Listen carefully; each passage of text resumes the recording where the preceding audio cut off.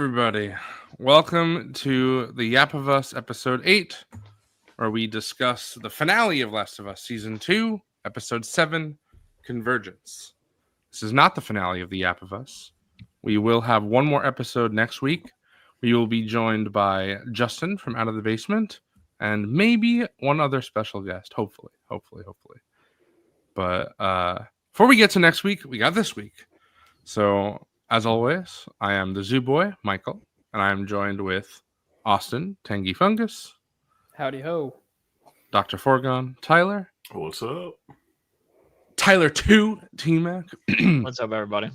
And Jacob, Star Wars Collective. Hello there. Good to be back for the finale of The Last of Us. Yeah. So, now we go through the part where maybe it'll break my heart. Maybe, I don't know. But we'll see. What did everyone think of the episode? Thumbs up, thumbs down, in the middle. Okay. Dr. Orgon's got like 2 thumbs down. Fuck it. Forgon froze on my screen for a second, so I saw like the chub, like the little chub thumb for like a second. I thought he was locked in on that. Fucking hell. Jeez Louise. This is my notes are all over the place, so this might not be as, well done as other episodes. Not like the other episodes are great, but you know what I'm saying. So I mean, I'm here. Right. It can't be that good. There's so much disjointed stuff that I wrote down. We're not going to spoil the game, but we will talk about some things in the game, and the show makes an assumption at the end of this that people should know where it's headed, so we will talk about that. In fact, I'll just say it right now. Next season is Abby's season. That's no longer a spoiler. Spoilers. That is something that, Seattle Day 1, that's what it says. Bro, I thought it was all a dream. Oh my god, it is I funny have though, things to say about that. That is the thing you have to dance around the whole time we've been talking about this. Yes. Well, Jacob didn't dance around it, but that's okay. Damn, I see how it is. Bro, we almost made it. We almost made it all the way. That was all good. That's all good. It was right before, so it was no big deal. But I think that, that Neil and Craig and Catherine O'Hara, before the episode aired, are talking about how next season is Abby's season. So, I don't know, Vic, maybe, but I feel like this is a nice clean cut for the game. So it's really not relevant for us to discuss Abby's point because it really doesn't impact this episode without a few sections, because I was pretty surprised at some hints towards what's going down, because they have not done that up till this episode. So I thought that was very strange. This is where we all kind of thought it would end, right? As well, or was anybody shocked about where they would? Well, technically, they didn't end where we all thought. I mean, then we wound up knowing that because roundabout where we all right. But once I told you guys, I don't think I said it on stream. I couldn't have. I told you that I thought it would end with Abby waking up. Well, yes, but that's what I'm saying. Like, that was recently. What I'm saying is, like, when the show started, I think, or maybe you thought differently and you were just better than all of us. But I think when the show first started, I figured it would end with, and you wasted it, cut to black. And that would be the end. And then when I had read by someone who had reviewed the whole show that the last scene is not in the theater, I was like, what could it be? And then I figured it would be Manny waking up Abby, and that's what it was. So I think that, that scene makes sense to put at the end, because how else would they have marketed next season? They would have, with Abby being such in the forefront of the season. So I don't know. Now it's said, it's out there. Everybody knows next season is Abby's season. So,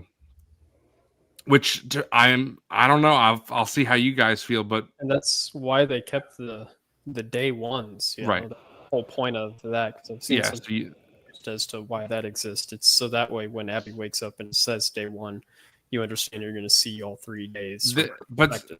see, this is my issue, and we'll talk about this a bit. And I understand that maybe you shouldn't play to the lowest denominator, right? However, Even I though have they seen, but you know what? Maybe not entirely, because this is the problem. I have seen some crazy shit. I've seen people say that that they meant to say Seattle Day 3 and it was an edit and they fucked up, and they're calling out on What? on HBO for not fixing the edit. Those people got to go to bed. I've seen touch some grass, man. I've seen people say that because Abby wakes up, that it shows that the whole thing was a dream from her perspective about what could happen, which people said last week about fucking Joel Austin's face. But it's just The dream is better than an edit. I just like caught up to like what you were saying because I was so confused and because that thought had never could never I know possibly I've never wormed its way into my brain. I know and I don't. it was I don't like understand. the lag caught up. Yeah, I don't. It's something that. What is it about part 2 that attracts just The worst. yeah. It's the worst of us. Yeah, there you go. All right, that was a good show, Literally. everyone. Good night. Oh. Yeah, I don't know, because I feel like in some respects I don't like. We'll get right into it because there's no cold open this time, so we can Which talk terrible told us how the episode. episode was going to be. Yeah. We could talk about how, in the opening scene, Dina says, so that's why they came, and that line is just completely unnecessary. I thought it was the worst line in the episode, but it's for people, I guess, who think this may be a dream, or people who think that it was an edit. And first of all, how can an edit like that get through HBO television? Where someone would be like, "Oh, fucking Seattle Day 3, Bro, they we left wrote the Seattle Day Starbucks 1." cup in Game of Thrones, bro. That's true, but I feel like. So, what do people think? Like that Abby shot Ellie in the face, and then she went back to the stadium, and she's just chilling. Then the whole show is just gonna follow Abby now. Like the Ellie storyline is done. That's it. You know what? I don't know. Maybe people do think that. I don't Humor me for 1 second. Like, what if they had just cut to black and it ended, and then like in 2 years or whenever this next season comes out to promote it, they just don't really show any trailers. People would like. You think people wouldn't watch it? I just think do like that what could have Marvel been a did, way, where but it's it's just just that's not realistic. Like HBO would never. I guess feel I like just think the about first like comments. I think about like over the years, just when Star Wars movies were coming out, just certain big movies like Endgame, like the Endgame trailer pretty much reveals nothing. Mhm. Like if people are excited enough about this show, I think, where it's like you could cut it there, and I think people would watch it. I don't know Well, that you had to do that extra scene. You know what, Todd? They probably could have done that if they made this. If they said that season 3 was the final season of the story, because then they could show Ellie stuff out of context, and it would be fine. Right?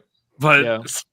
I don't know if we'll see Ellie next season based on what they're saying. Didn't Bella say that they expect a super small role in the next? Right. season? So I don't know. We will see. I don't We will know. see. I don't know if people are going to come back to this. I don't know if you guys have seen, I but think it's split, bro. 50-50. the reports are saying that this is one of like the biggest drop-offs in like viewership history. But have you seen? Wow. Have you seen HBO? And again, obviously, of course, they would say this, but they've said that it's streaming Memorial Day weekend that they expect that number to increase like heavily. That's the report Yeah. that I read. So I guess what do you think the number of game players who watched it and were disappointed overall versus show only people who watched it and were disappointed overall? I'm going to be honest. I feel the majority of people, and again, this is very anecdotally because just like Last of Us Part 2, there's a loud, what I believe to be a minority. So the show could actually be a loud minority too, and I'm taking it as a majority, so I don't know. But from what I've seen, a lot of people most people who are angry at the game or at the season are people who have played the game. And the people who have not played the game that are angry, they're angry in like the right way that they should be, So that's something that I was talking to Zach from Black Series Cantina today. He is very pissed, but I feel like it's like it's justifiably pissed. It's how he should be feeling at this point. It's not like how we're pissed because they did things wrong. They did things, not how we want. So that's a different thing entirely. But before we get into the episode, the first thing I want to say is that the episode was leaked. I don't know if anybody heard about that, but Wow, true Last of Us Part 2 fashion. yes, Germany carries Last of Us through Apple TV, and they posted it on like Friday by accident, and it was removed. But by that point, Done. yeah, people had already leaked. So what I saw before, and it wasn't an accident. I sought it out because I know the story, so I was okay with spoilers. What I saw is the final like 30 seconds of the show, so I knew exactly where it was going to go. After I saw it Saturday night, so right before the show. But Psycho, he did say that initially, but then he explained more in other comment if you saw. But I think that specifically what I saw, I'll tell you. In fact, I know is Abby said, "I let you live, and you wasted it." Shot, cut to black, then Manny and waking Abby up, and then that was what I saw. So I saw that whole. You forgot the no. Yeah. No. In the little part that I saw because it was clipped. Oh, okay. Talk edit that I watched on Twitter because I don't have TikTok. But I feel like that was that like gave me a little bit of a sigh of relief because I was like, okay, like we're gonna get to where I think we need to get to wrap up the season. Because like I've said before, when they said that it wasn't gonna end at the theater, I was confused because I was like, so where? And I was hoping that it wouldn't end at the aquarium. That would have been awful. Oh. Luckily, they went past that, and it did exactly what I thought, which was show that Manny and Abby scene.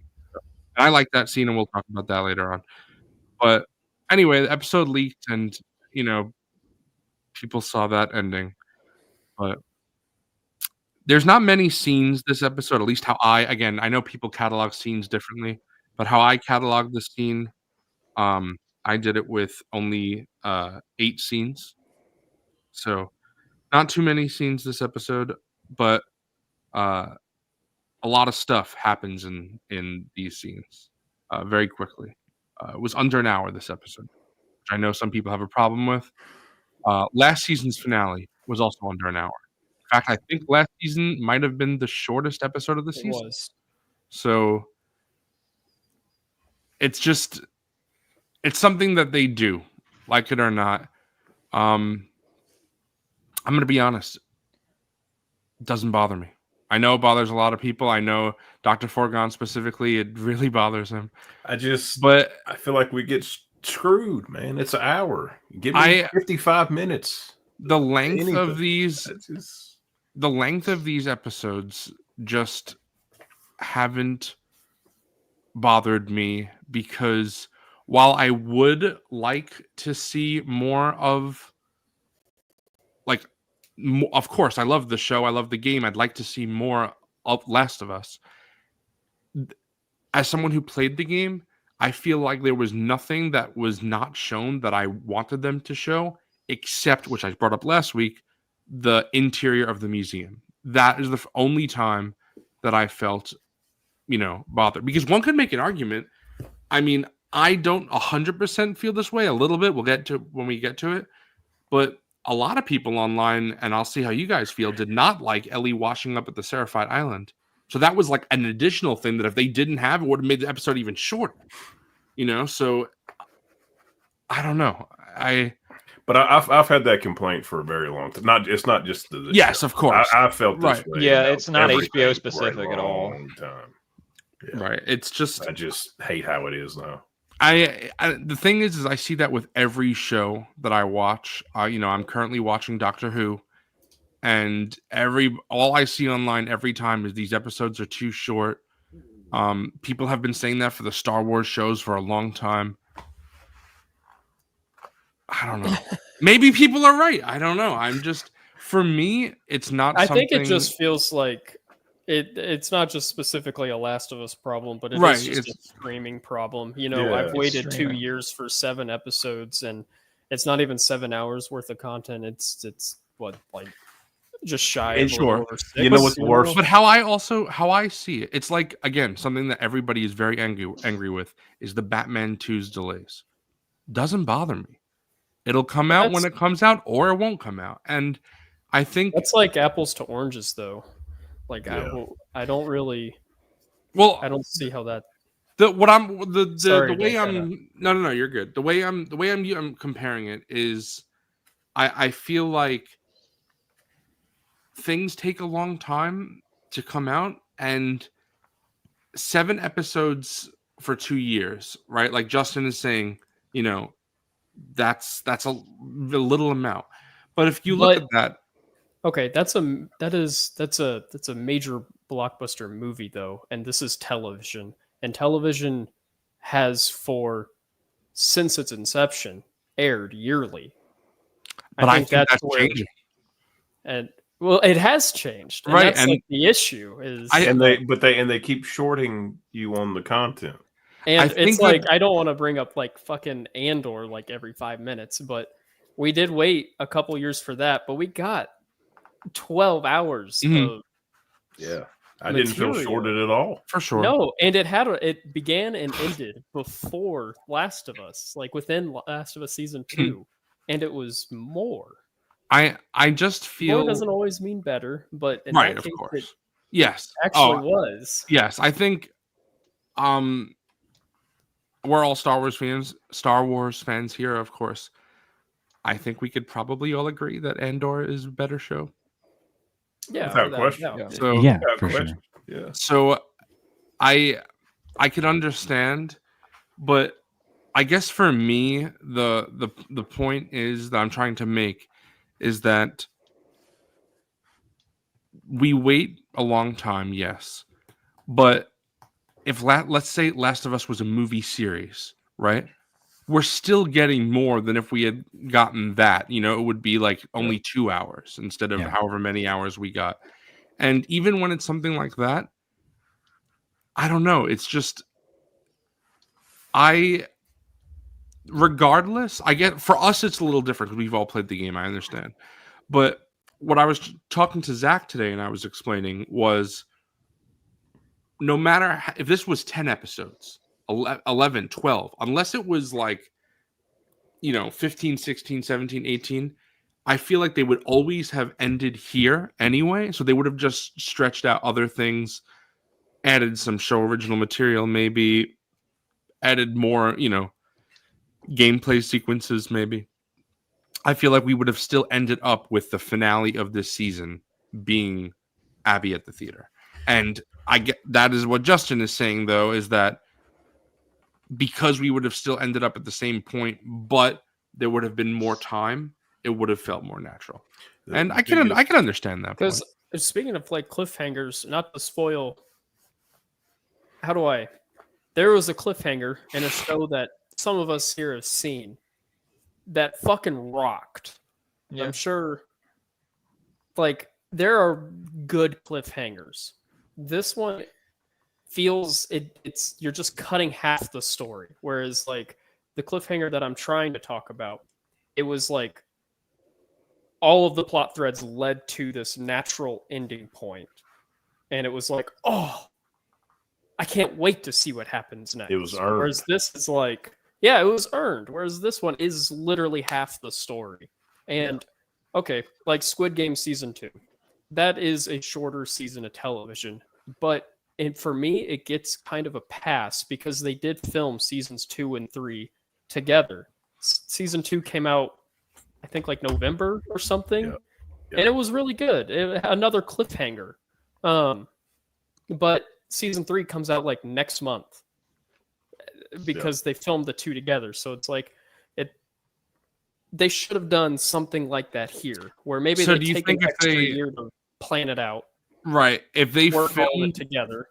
if they filmed it already and then this is where it ended, but they said, let's say season 3 starts in January or something, I'm fine with that. you would Yeah. have I been. think a lot of I'm fine with people that. would be I a keep lot because more. I keep hearing this argument about like it's so expensive to produce and make and all this stuff now, and it's like that to me But it's is HBO. that to me is I mean, nothing. This is $1 billion company. They chose to do this. They chose to make it this expensive. It is what it is. It's streaming. None of this shit fucking matters. Yeah, Episode links, run times, none of this matters. They can do whatever they want, and they chose to do 45-minute episode, 50-minute episode, 7 The- episodes total. I hate it. The argument that I make with that is I absolutely agree with everything you guys are saying. I wish they were longer episodes. I wish, most importantly, there wasn't a 2-year wait. Likely, That's the worst part. that is definitely the worst part. However, what I will say is, it's almost, I don't want to say not worth discussing because that's what we do here, but it feels like it's a problem that is not unique to Last of Us, that is just the way TV is now. So it's wanting something that is just, there's no scenario where it happens, because I just don't see how a prestige network would, like, again, they could, of course they have the money, right? Well, But it's like Game of arguing, Thrones aired yearly for like its first 5 years. Till they but got- that was a How long the- time ago. yeah. Sure. I feel like That's That's a long time I ago. feel like right now in 2025, this is the way TV is made. So it sucks, and I don't like it. I don't like it for many show, but it's just the way it is. So And I feel like I that's, understand you, Sue. This is my Of old course, man you yelling don't- at No, cloud no, it's not- I don't- I want to be mad. you got to give yourself more credit than that, because I think it's more than old man yelling at cloud, because it is a valid criticism. It's just that I think it's a valid criticism for TV in general right now. Yeah. And I don't want to get political, but you can probably follow the lines into wealth inequality and money going different ways, and how much people have and shouldn't have and stuff like that. But I think that just all major streaming services release television in this manner. So because of the fact that Last of Us is released in 2025, that there was never a scenario where this wouldn't be the case. And it's because of that, I feel like it's very hard for me to judge Last of Us specifically for that. When, if like Austin said, if Game of Thrones released now, it would be that, because I haven't, to be fair, I do not like judging things if I haven't seen it. I have not seen House of the Dragon. That's how So I House of don't- Dragon is. Yeah, I don't want to judge, but that's what Yeah. I've Yeah. heard, that season 2 of House of the Dragon is a lot of setup to nothing, and that Yeah. people were expecting that it was going to be the thing, and then it wasn't, and that There's a lot of setup there's so much time and waiting that people. I've seen some people. I'm pretty sure, Austin, we've talked about it. I know Justin as well, that are disappointed. And if I remember correctly, Austin, correct me, but I think you said that like you're kind of over it now. Yeah. Because like you were hyped for season 1, you were like, oh, this is sick. And then it's like it messed. And because of that, the way I see is it's kind of similar to this. And it's why it's hard for me to judge it for Last of Us when it's happening with other shows on the same network. I've read about 1,000 articles in the past week or two about Doctor Who, where people are saying that Doctor Who is ruined because it's, Doctor Who is worse than Last of Us, to where it was like sometimes 3 years for 4 episodes. Oh, geez. And It was it's- awful. I mean, I liked Sherlock, right? When I was, that's a like, great fucking- example. Yeah. But sure. also those episodes it was Very- 3 those are fucking feature- movies. Yeah, those are feature length. I think I like the talk of like runtime and episode number and like how long to wait between can be solved by one thing. It's just you make a really good show and no one really cares. That's I think my whole point. because I think about this a lot because like I'm okay with shows that are shorter, but they have to be like really, really good, and everything has to feel really, really earned. Like, and I'll give an example. Right back in the day, like I used to watch House of Cards, Netflix Daredevil. Those shows, you know what their biggest problems were? They were too fucking long. There was 13 hour long episodes, and you'd get to episode 10 and be like, wow, I've spent 9 hours watching this, and I have 4 more hours to go. And it's like, oh my God, like you would just feel so overwhelmed, especially back then when the seasons would come out all at once. And it was like, oh my God, like you're trying to rush to watch it because you don't want to be spoiled. And it's so much on your plate. But then it's like in this streaming era, it's so weird because you hear creators say like, because I think Neil has even said like, you know, the episode length, the episode number, it's what we felt was right. It's like we wrote it that way. But then there are all these theories of like, well, is it just like a streaming and budget thing? Because it's like, how much money do these networks and streaming services really make? Because it's like they have these huge budgets on these things. So it's like, what do you really believe? But I think moral of what I'm saying is just like, you make a really good show. I think people don't really care about the weight. I knew I liked Neil, this. That's basically my entire point. If you know you end on a cliffhanger, you gotta give us good shit. And give also, us it's longer the episodes that are good quality to make it be like, all right, cliffhanger. Like Andor doesn't feel like it's too much because it's 12 episodes that are 12 banger episodes, and we got 3 at a time. So it felt like that was a really interesting release. Like networks should do more shit like that of like multiple episodes because that made it like more of an event almost. See, like, it's very Amazon interesting. does that. Amazon did that for The Boys and that's right. They did 3 Invincible. up front and Invincible. They would do 3 up front and then it would go weekly. And I do kind of like that format because it's like I welcome back. Yeah. And now we'll kind of trickle it out. I feel like the problem with that is, though, again, maybe they shouldn't care, and I would probably argue that they shouldn't.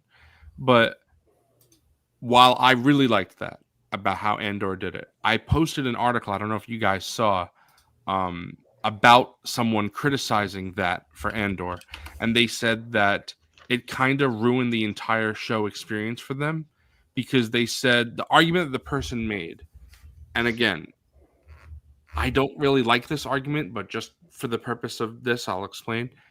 The person said that they work a 9-to-5 job, you know, as a journalist. And they said that being a journalist allows them to be more flexible than a typical 9-to-5 job, even though generally speaking it is 9-to-5. And they said still they felt like they had to actually make time for Andor and they would finish it like right before the next week. So they felt like their entire week was like stressing out about having to find the time for blocks of 3 hours. Yeah, I want in relation to that. I don't know if you follow Hello Greedo on Twitter, but he tweeted like a week ago. He was like, I don't know how everybody's like watch this show weekly. Like I have to put all this time aside to try and watch 3 episodes, and I just can't do it. Yeah, I would stay up till like 1 o'clock in the morning to like start them. Just my to, counter argument is have it removed. It's like when you're cooking dinner or like doing laundry, you can't fucking multitask in that hour. Yeah, but I don't want to watch Andor while I'm. No, I'm not saying you should. I'm not saying you should, but also like you have a whole week to watch 3 fucking episodes. Like, if you can't budget that, I don't know what the fuck. Like, I don't know what the fuck you're doing. I often have that attitude too because I know when the MCU like was in that period of putting out a lot of TV shows and people were like, I can't keep up. And I'm like, dude, like a 30-40 minute episode, like once a week, you can't keep up, but some people can't. I mean, you have multiple kids, maybe you have multiple jobs, other shit going on, taking care of family members. Yeah, something like that. That's I don't understandable. know. But like if it's like in that instance that you were talking about, Zoo, or just one person working a 9-to-5. Come on, bro. What do you do when you're eating? You stare at your phone? How long does it take you to eat? Turn the fucking I mean, we do live in an era of like we don't use our time probably as wisely as we should. I mean, that is true. Yeah. I mean, how much time? The TikToks I would miss out on if how much time do you spend doom scrolling? When TikTok puts out statistics and they say how many millions of hours is spent per day scrolling on TikTok, that's why I don't have it because I just refuse. I refuse to have another fucking thing to distract me. Like I just don't want. I already find myself scrolling on YouTube too much. Yeah. I was doing it yesterday, and then literally I was like, what the fuck am I doing? I've been doing this for You ever have the 45 moment minutes. where you open up Instagram, you look at it for a second, you close it, and then you open it again, and you're like, what is wrong with me? Yep. Like, what am and I then I doing? go straight Right. to Reels, and I'm there for an hour. I'm like, what the fuck? Yeah, because it's most of the time it's nonsense, and that's the thing. It's all That's nonsense. why, again, this is something that I spoke about on Monday Night Figure Ball, and I don't want to go into it here in too much depth, but this is why media has changed so much, because no longer is Fortnite is not competing with just Call of Duty anymore, right? Fucking the MCU is not just competing with the Dark Knight, you know? The MCU is competing with Fortnite, which is competing with, fucking Markiplier, which is competing with TikTok. All these forms of media are now competing with each other, and it's really not about how much money you spend at the time, because a lot of these things are free. It's about how much time you spend, and time is the most valuable resource that you have. And the more time that you spend, the more likely you can spend money, you will spend money. That's why, games like Fortnite want you to spend time in the item shop. Sony has openly talked about how their goal is to get people to spend time in their store, so then they'll buy something, and it's a digital marketplace. That's why companies like Target and Walmart. That's why PlayStation's trying to do all these live service games that aren't working out, because they just want to hit one. Like And they don't care. That's the thing. They don't care if they have failing. like 3 games that are flops, as long as they eventually hit on one that can make Exactly. billions a year, like Fortnite. That's what they want. Right. Everybody always talks because it funds about, everything else. Like yes, everybody always talks about how Suicide Squad: The Justice League is a failure, and yet it kept like being pushed. Why? What Tyler says is exactly why. It's because if they hit with one, it doesn't matter with all the failures, because they see the rips. Money. They see the little rips that they get off Fortnite, and they're like, holy shit, we could have the whole cow. We could have the whole thing. Like that's what they want. So it's very different, because even myself, right? Even the only 5 viewers that we have right now, love you 5. This is our most interesting conversation too, which is what's fucking crazy. This is funny because we had 10 and we just went down when I started talking about media. So media literacy is dead, bro. But even maybe we should chop this show up into 60-second increments. Yeah, there we go. People, I mean, Zoo, real talk. You may have just answered the reason as to why some of these episodes are shorter, why things are shorter, just because it's like they probably feel like maybe if it's a little too drawn out, we'll lose people, Like, right? Maybe you just answered Nina's it. lines of keeping people engaged. Yes, so they know exactly. what's happening on screen. Can you recap it for me? I wasn't paying attention. Like I There you don't want to believe that things are that compromised, but maybe subconsciously they are. Maybe Neil and Craig, when they're writing the episode and looking at it, they're like, maybe we don't need it to be this long, and maybe that in the back of their head, that's what they're thinking. It's like, who knows?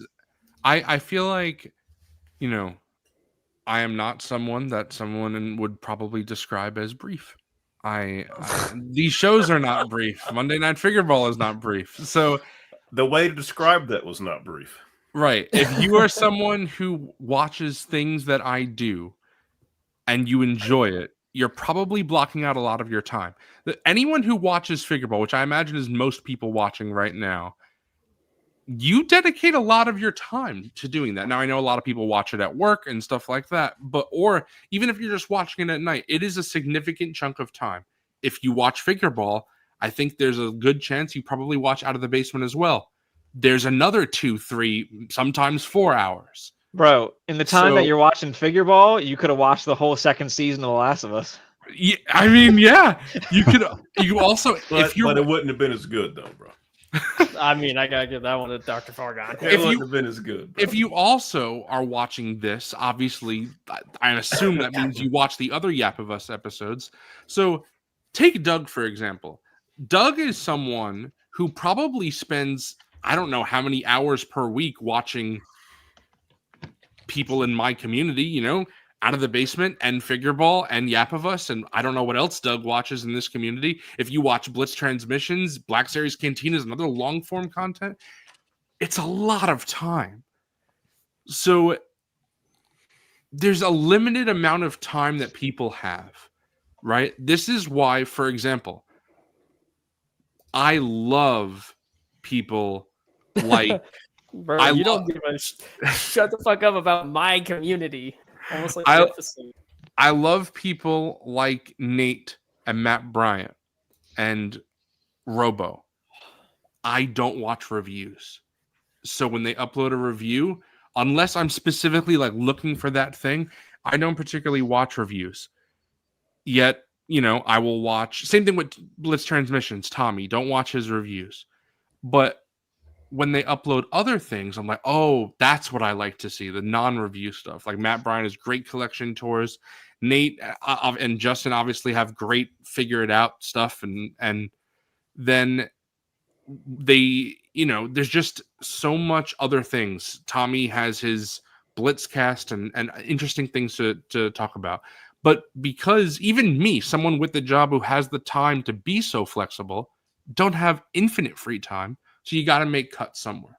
So I think that this is a problem with media as a whole right now, because I don't know, Dr. Forkon, if you've seen, I know you watch Doctor Who, but a big thing that I've seen a lot of people talk about with Doctor Who is that it is acting like a show from 5-10 years ago when it needs to act like a streaming show, and people don't like that. That is 100% true. I haven't seen the last episode or the newest episode, but yeah, it feels very dated still somehow, and it's like I don't. But then the problem is, then you look at a show like Last of Us that is, doing the current way of doing things where it's shorter, and then people don't like that either. So it's But like they also filmed the two newest Doctor Who seasons like together, like back to back, and then it still took.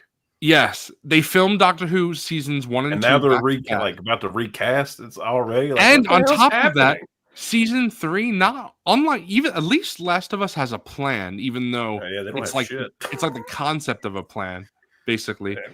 Doctor Who has nothing. They Yeah, said they're just we'll probably shit. have another season in, I don't Couple know. years. There's Russell T Davies, the showrunner of Doctor Who, has said it's possible we don't get season 3 of this era until like 2029, Yeah, there's which also is a lot of kind of talk insane. that they're not even going to be on Disney anymore. Like Right? that. They have to. So it's like this What are is they why, doing? as someone who does watch a lot of TV, I'm like, this is just the way it is now, and But I it's feel- kind of like how like Justin, he said what he said about like championing like change for like die swivel, on Black Series figures. Sure. If we keep championing like the change, the industry will have to change, right? Like if we Eventually. keep making it heard that like if people jump off Last of Us season 2 because they don't come back for season 3 because they don't want to fucking keep having to wait for 2 years, they're going to have to listen at some point. And I think I wanted to bring this up earlier. One of the issues with this longer time in between seasons is because, unlike in like the older age of television, where season 1 comes out, you're renewed for season 2, you start working on season 2 before season 1 stops finishing. They haven't even fucking started writing season 3 of Right. Last of Us. That's another like issue. There used to be like a process and like a system in place. And like, I keep this remember- stuff coming out. exactly like you're saying. I like that you brought that up, because I remember that Craig and Neil were talking about how it was really nice to see Last of Us season 3 get renewed as a season 3. I mean, before season 2 aired, it was like right Before it even before, came out. because they said, okay, now we know, and now we can start like the planning. Doctor Who right now, Russell has talked about how it's, they are doing like beginnings of a plan, but it's not, it's not confirmed. They are not renewed yet, and the finale is Saturday, and they have not been renewed. So There's also a whole other like part Of that, course. too. Like it's just not it's just not quality anymore. Like it's so up and down and hit and miss. And well, I would make the argument that Doctor Who has always been like that. I don't think Doctor Who has ever been prestige. That's also TV. As true. someone who loves it, It's That's never true. been prestige TV, I think. But Yeah, that's very true. that's a separate thing entirely. Seems but worse though now. Does it seem worse to you in that regard, or is it just me? no, I feel like it's always been the way it is. But I think it's subjective for how much you like the era, though. So I can understand. Like I think a it's lot of awesome. people hated Jody's era, for example. That's but I that's like her you know, too. But yeah. But anyway, we've talked for 40 minutes Yeah. about not the episode. But again, I feel like this stuff is important to talk about because it's especially when they come out and say that they're gonna stretch this yes. story. And also, I almost I'm very confused because Craig has essentially said, in fact, he has word for word said, there's no way we could tell this story in 3 seasons. Right. First of all, I don't understand how that's possible because I could see a way easily. So I don't know what. I could see part 2 of this game being cut down to like a 13, 14 episode season. I could see it cut down for even shorter than that, honestly. Honestly, that's I could that's see it like cut my down- max of like where it could be. Yeah, I you could know? see it. I could see it be like a 9 episode. Although oh, brother, don't think- promise me season 3 is going to be longer and then it be 1 episode longer. I will lose my fucking mind. That's the wildest part is I feel like season 3 is going to end up being like 4 or 5 episodes, and then season 4 is going to be like 4 Oh, episodes. They're going See, to Game of there's- Thrones. there's like no 5 way. this It's is like the problem. weird, right? Like they Yeah. have condensed the first half into 7 episodes, but they're gonna stretch the back half and the epilogue into. I was going off this one 14.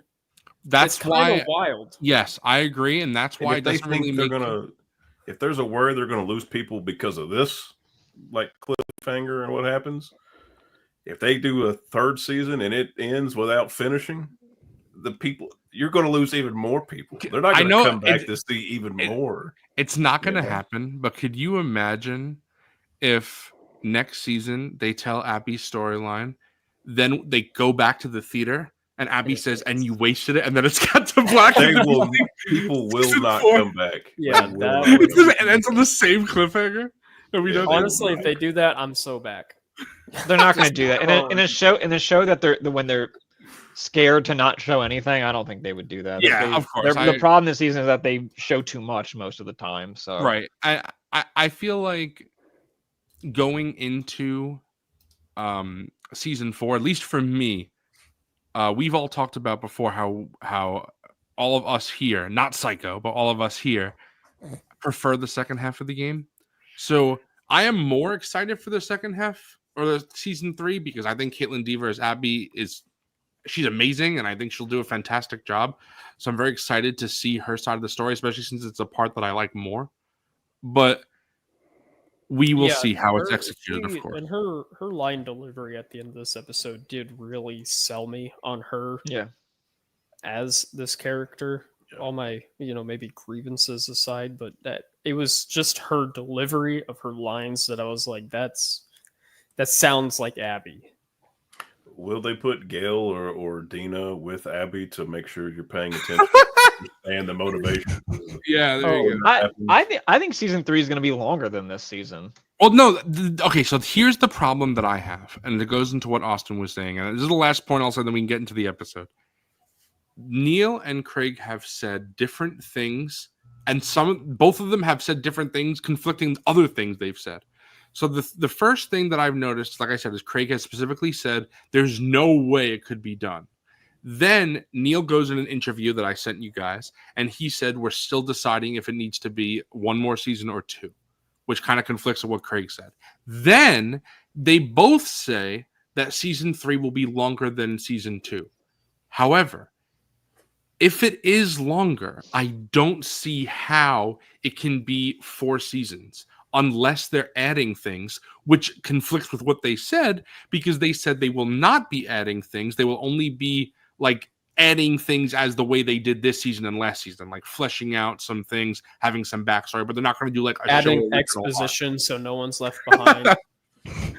Bro, if they stretch Long-winded the 4th explanations season, of character motives, like none of it. themes are. this is something that I've thought for a while, and I've talked about it. I'm pretty sure on stream, but definitely off stream. They're going to do stuff with the Prophet. I'm sure of it. And in the interview, Neil essentially says There was a line in this episode that my heart like sank when I heard it because I was like, It oh was my like, dude, God, it was like the Phantom Menace. There are two of them. It was like that. yeah, it was that one. I was like, oh my God. That was probably my Fucking biggest eye roll. Well, that's what you well, call that's- him, Dr. Forgon? Zoo. Zoostradamus. Yeah, fucking called it. We're going to get like a fucking Prophet episode because I gotta say, we're gonna real fill quick, time, I guess. any askers for that shit? Or I don't hate that idea. I don't hate. I'm not I don't gonna hate lie. That idea. I've been very intrigued by the Prophet since the game, so I've always been really intrigued by the Prophet and Isaac, and obviously we've already gotten more of Isaac. So especially I I don't mind like more the idea of if it's more of not a Isaac. I full fucking episode. 100% flesh out Isaac, the conflict between the WLF and the Seraphites. It's just with the Prophet, I really enjoy the mystery. That's where the intrigue comes from. It's kind of like Yeah. Ellie's immunity. Like, why is she immune? But now we know, and it's like, oh, okay, well, true.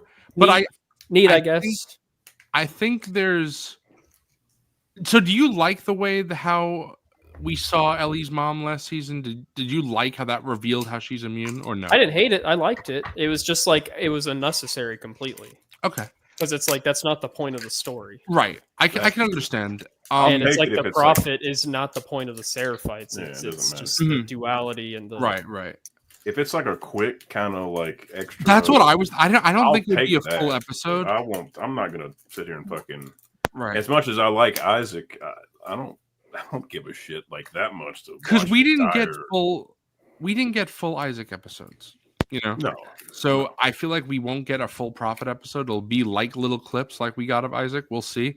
But what intrigues me, and again, maybe this is just me giving too much credit to Neil, but I have listened to Neil talk about a mythical idea that he has for the Prophet since 2020. He's done it in interviews before the show was even out, where he's talked about how he has ideas of what happened with the Prophet and he wants to talk about it, but he doesn't know how that would be done because it doesn't really fit the medium of the game, is what he said. I feel like this is his opportunity to tell his idea. And he's done that before because he said the They're whole gonna idea put it in of a Ellie's cold mom is- open, and I'm gonna love it. there you Yeah, go. I'll take that. I'll take that. Oh, how about he That's writes a book? I mean, Yeah. that would be cool. Yeah, I'd that would be read great. Last of Us I book. like Neil, but I'm really starting to feel like he might be too protective over his art, where he's not really willing to let it go and allow the audience to interpret it because of like I read an article that the- was exactly like he just said. the explaining and telling us that the cure wouldn't work. Yep, that's exactly Why- what it is talking about. Why would you say that? I don't need to know that that is a definitive like it's not going to work. In Well, fact, I think it's a matter of being defensive over people not understanding your intent. That's what I was going which is I get. I can empathize with that for sure. But at a certain point you do just have to let it go. And if he's wanting to like explain what the Prophet is as well, it's kind of echoing that same sort of that's not the most interesting part of the story for me. It's the interactions between Ellie and Abby and Joel and the relationship all these characters share, the timeline that they share, how Abby and Ellie kind of reflect one another. It's the themes of violence. That's what's really engaging. And all of this other world building is just dressing to allow this story to happen. And I'm afraid that through things that have happened within this season and now this Prophet promise in the second season or the third season, it's worrisome. It's just my whole point. I can understand. I think that I am very nervous when they show things that are unnecessary or things that could possibly, really subscribe to this, but like I could understand how people would, where they show something and then it damages what came before. We've talked about this on here before and plenty of times on Figure Ball and stuff, but a lot of people feel like the sequels have done damage to the OT, which however you feel about the sequels. Oh yeah, but midi-chlorians didn't. Well, yeah, I disagree that a future art can affect the past art. That's just, I don't, Yoda, I don't like Yoda in the PT. I've talked about that a lot. Wait, hey, Zoo, wait. Him in the OT for me. I still Zoo, love him in the OT. Real quick. You remember when Chewbacca and Yoda knew each other? You remember that? You remember that? And I'm not saying that I think that the show is. No. I know you're not saying that. I'm just saying. If anything, it's done, what it should have done, and just makes me want to play the fucking game again because I want to see the best version of this story. And this is something that I wanted to address, and I had it in I have notes for next week. But since you just brought it up, I'll just say it now. Neil Druckmann talked about in an interview, I don't know if it was the one that I sent you or it was a different one, but he talked about how in like listening to reactions to the season so far, he said that he's seen a lot of game people saying that it's not as good. And he has said that whether you agree with that or not, how interesting is it that in 2025, a video game can stand toe-to-toe or to some people surpass an HBO show? And he said that to him, that warms his heart because when he started making games, they would never be looked at. TV wasn't even looked at as prestige, at the time. Like Sopranos really changed that a lot. Yeah. But games, even during my lifetime, they were not held as art.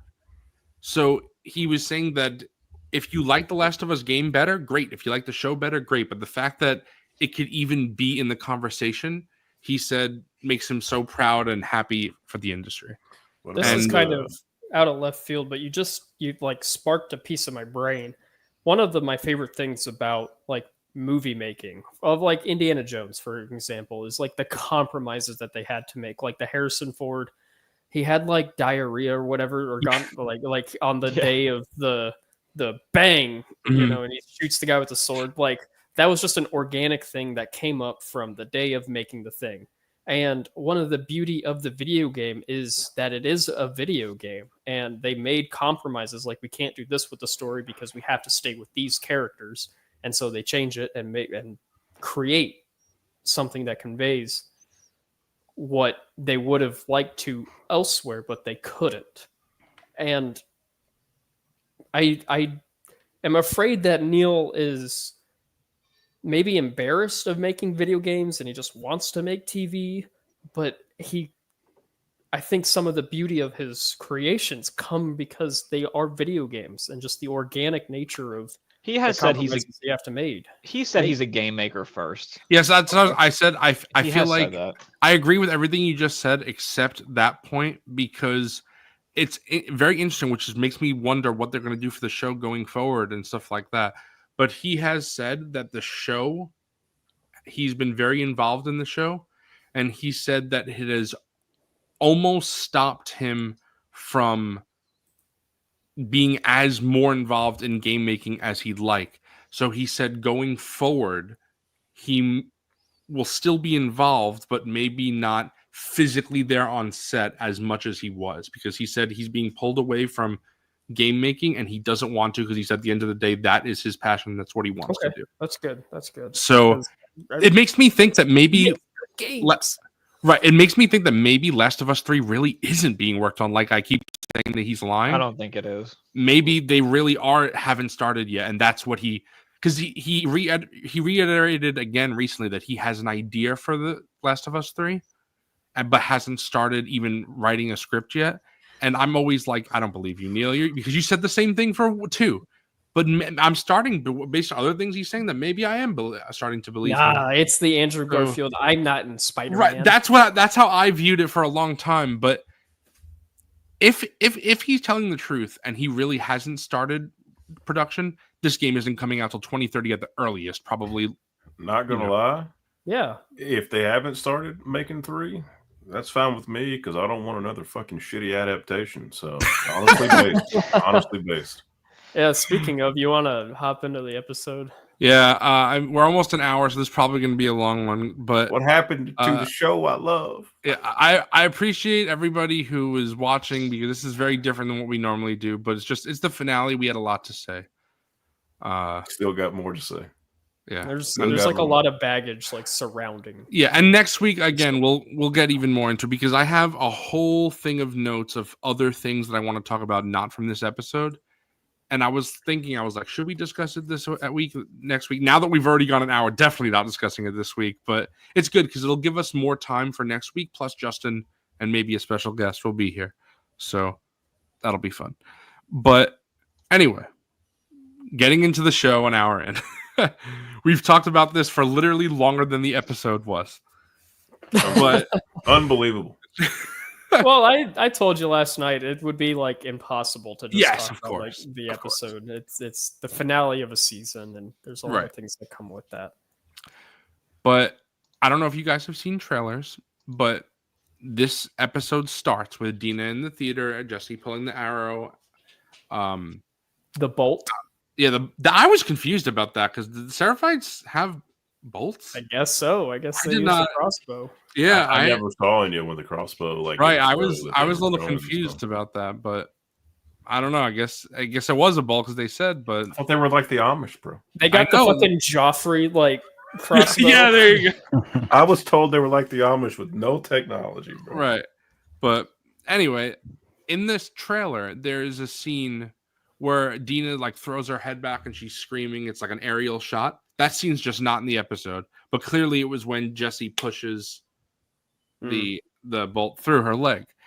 So, and there were a few shots like that. My brother and I were talking about there's a scene in the trailer where Ellie is gunning down people with a rifle. That's just not in the show. Oh, that's fucked up. So I don't know where. I don't know Damn, what. I'm glad I didn't see that. I would have been pissed. Yeah, I don't know what Like, scene. finally. Yeah, I don't know what scene that was supposed to be, but there's a whole scene, and apparently there was a fight scene in this episode between Ellie and Burton. Is that his name? And they just cut that Bart? entirely. So Bethard? yeah, there was Ellie. Wait a minute. Brutal Ellie? We got to get rid of that. Got to get rid of that. Ellie was Oh, apparently yeah, supposed to yeah. fight Burton, and Can't have her do anything like morally like compromising. You know? yeah. So I don't know why they cut what they have. Maybe we'll find answers to that. I don't know. Maybe But that's season 3, bro. Oh, that's season 4. I'm sorry. fucking hell. But anyway, like I said, Jesse tries to, or he does pull the bolt out, but Dina says that she can't die, and she refuses the alcohol. Obviously, not being very subtle to Jesse. Jesse obviously can easily figure out what's going on. And then, I feel like I predicted this, but not entirely, because when I first saw it happen, I was like, okay, this is exactly what I wanted. Thank you. But then it went a different way, because I've been telling you guys for the last 2 weeks that they have to have the scene with Ellie, Dina, like taking off her shirt and cleaning her wounds. And that's a very important scene. But the show kind of went a different direction. It wasn't like 100% 1-to-1 from the show. And I don't really like the changes that they made. However, there is one change which I feel like, Austin, this will call back to something that I told you earlier, like, I don't know, episode 2 of The App of Us or something, 3. But Ellie says in this conversation that torturing Nora was easy. Don't buy it. I don't buy what Ellie's saying. I think that it's not true. And the interesting part is in the podcast, Craig says in his belief, Ellie is telling the truth. And Neil says in his belief, she is not telling the truth, that it was hard for her. So they said that they left it up to the viewer how you take it. But the first time I watched it, I read it as it was hard on you, Ellie. You could see it. So yeah, that's where I'm sitting on it too. Like I really don't. This, at least the way that Bella's playing Ellie, they have a lot of remorse for what they're doing, which is fine, but not at this point. I think the remorse needs to come later. or the regret, the doubt that she feels about these atrocious things, that can't come until like the climax of day 3, in my opinion, because that's kind of where it hits in the game, and it's so effective in the game. Sure. So, since this is an important thing, I want to ask what all of you guys think. Do you believe Ellie when she says that it wasn't hard to torture Nora, or do you think no, it was hard? Because I don't believe her, like I said. I don't know. I don't. I lean not believing her, but I guess that's just how they've been the whole fucking time. So it just kind of makes it easier for me to believe that. So I think it was hard. Yeah.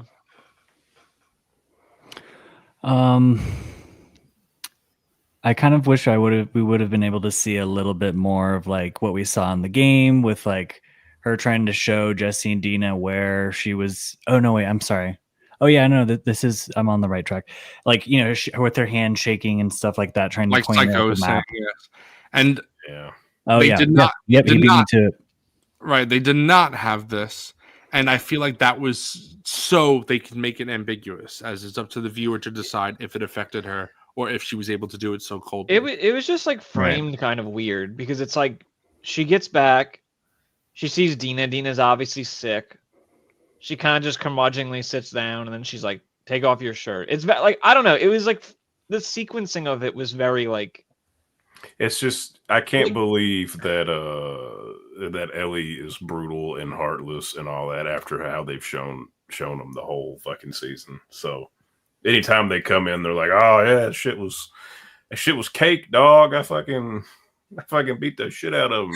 Nah, I don't believe that. I don't believe that. My thing I don't believe is, where did Ellie get all of these cuts and scrapes? You know, I'm not trying to be like super nitpicky or anything, but when she does remove the shirt and we see the back, I looked at Audrey and we both were like, where did that come from? Because she didn't tackle Nora down the shit like she did in the game, right? Mm-mm. It came No. from the scenes that they cut. That the they food cut, right? Because like Probably. this Maybe. hasn't been like the most physically taxing adventure. There's been, I think, in the radio station she fell or something, so maybe there's something there. But at this point, I'm gonna be that person probably this entire episode. But in the game, you know, that shit's earned. You're throwing Ellie around like a fucking rag doll. You're running and then you'll jump into prone, and obviously you can't have all these action scenes in a show, but even one or two more would have helped sell this physical toll. Mhm. Yeah, maybe it's just implied that it's like the cuts and scrapes from the entire journey, from the very beginning, and Dina's just kind of being sweet in that moment. I mean, I don't know. Even my I'm dad off was on like, it. "Hell, where'd the hell that come from?" And I was like, "I don't know." Yeah. This It is is a very tender scene. I'll agree. There's like it. this was just the first scene in the game, or not the first, but one of the first scenes in the show where I really felt like the game was like heads and shoulders better. You know, there have been other scenes, of course, that I liked in the game more, but this was like significantly where I feel like this was a scene that I have been talking about for 2 weeks that they had to have in the show, and they did, but it didn't land for me. So this was, it's just, to me, the point of this scene is to see how shaken she is and Dina consoling her. Instead, they went a different route, which is talking about how Joel shot Abby's father in the head. Where at? Oh, there you go. Yeah, in the head. Before we go there, one last little thing. In the I made her talk, I thought it'd be harder to do. I just kept hurting her line. I didn't, not to sound malicious, but she didn't hurt Nora on screen enough for me to truly buy that she's, and I know that we just talked about that, you know, maybe we're not supposed to believe her, but That's what I that's would what have was talking liked a about little last bit week. more malice in that scene with Yes. Nora. So that way, See- maybe this line could have had that more ambiguity that they were trying to go for. So when you said this, what was it, 2 weeks ago, whenever it was, I'm curious as to why you feel that way specifically, because I think it might be, correct me if I'm wrong, but something with how Ellie is portrayed, or something that they didn't show, or something like that. Because the way I see it is that in the game, Ellie hits Nora 3 times, and you see it all from Nora's perspective. Essentially, you see Ellie's face, and then in the show, rather, she also hits Nora 3 times, but you actually see Ellie doing it. So I'm curious as to why, because that's like very similar to the game, why it lands for you in the game, I assume, but doesn't land for you in the show. I think honestly, it just has to do with the fact of it's the medium, it's the game. I pressed the button. I see. That makes sense. The issue for me is I want to see the fucking corpse. Fucking I hell. want to see the hits. It was the same, like, it was a little better with Joel. You got to see a little more, but like, don't cut away, man. It's supposed to be brutal. So this is where the interactive medium, like you've said, yes, If it and is- being able to do it makes you a part of it. Whereas Mhm. if I'm just watching it, I just see not Bella as brutal. swing 3 times. We get nothing. It cuts away. You don't even see blood splatter. Like, you don't even. What are we doing? I've been a big What are we Mr. Where's the blood? Yes. Does it? I mean, Zoo, kind of with what you were just saying, with like Neil and Craig having different interpretations of what Ellie's saying in that moment. It feels like the longer this show goes on, like with season 2 and on, it feels like they have conflicting views almost of how they both view the character, and they're sort of like not settling on this version, but the product of their kind of confliction and conversations is like this version of the character that seems to just not really be hitting for most people. Well, if you remember, At the beginning, where it was like Craig was like, she's, Ellie's a bloodthirsty killer or whatever, and Neil was like, nah, or whatever, or the opposite, something like that. We talked about. that's how I was saying. I find it very interesting, because the beef when this show first started, Yap of Us, I mean, that was something where you guys were all, there, and I wasn't there yet, and I felt like, okay, so maybe it's just not how I missed something, because where Craig said that, and Neil did say, you're talking about a different thing, Dr. Forgon. Yeah, probably. Neil and Craig both said that they view Ellie as someone who, enjoys the violence, unlike Joel, who was violent but did it for necessity. And I never viewed Ellie like that in the game, and I know Psycho and I have talked about it, and Psycho didn't view Ellie like that as well. But then I remember when we talked about it, and then you guys were like, "Oh no, I see that like Ellie has this bloodthirsty thing," and then obviously that's why it makes sense. You guys are disappointed that it's not. They don't show that much in the show, but I don't know. I feel like it kind of what they said and what they show almost conflicts, because I feel like the Ellie that we portray them that way. Right, the Ellie that we see is more similar to the Ellie how I view her, not how Craig and Neil said that she is. So I'm kind of confused. It's also not really cut and dry. Like a sort of bloodlust isn't really the same thing of like, oh, I love killing. Like, it's so like nuanced and like, sure. Like even with Joel, like there are a lot of people that would argue that Joel loves killing, but it's like I don't know that he necessarily does. He kills for selfish reasons a lot of the time, or to survive. He makes a choice, He doesn't really think, he makes a choice in most of his actions, and it's very not like random. Yeah. Right. I don't think Ellie's like, yeah, I'm so down to go kill these people, but she's like ready to do it, because she thinks it's right. It's Right, all that's about how morality and like what you view as right and wrong, not really like whether you like kill it. It's like, I don't know. The more we go on, again, it's like much as like I love Neo, I'm like, I don't know, maybe we're talking a little bit too much. Like maybe I don't know.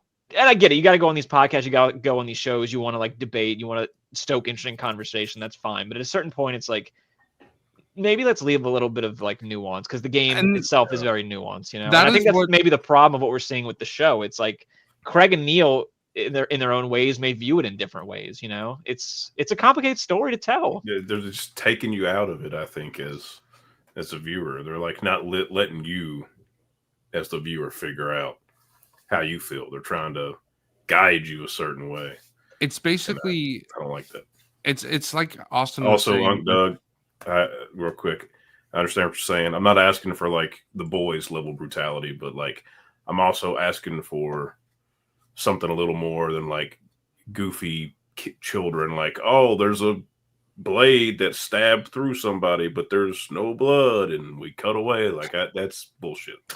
Sorry. Like, I do- We'll, Has House of the I Dragon have examples to back you up a little bit later, Dr. Forgon, with like Mel's death specifically. Like Yeah. I have a lot of things to say there that'll probably help kind of back up what you're trying to say.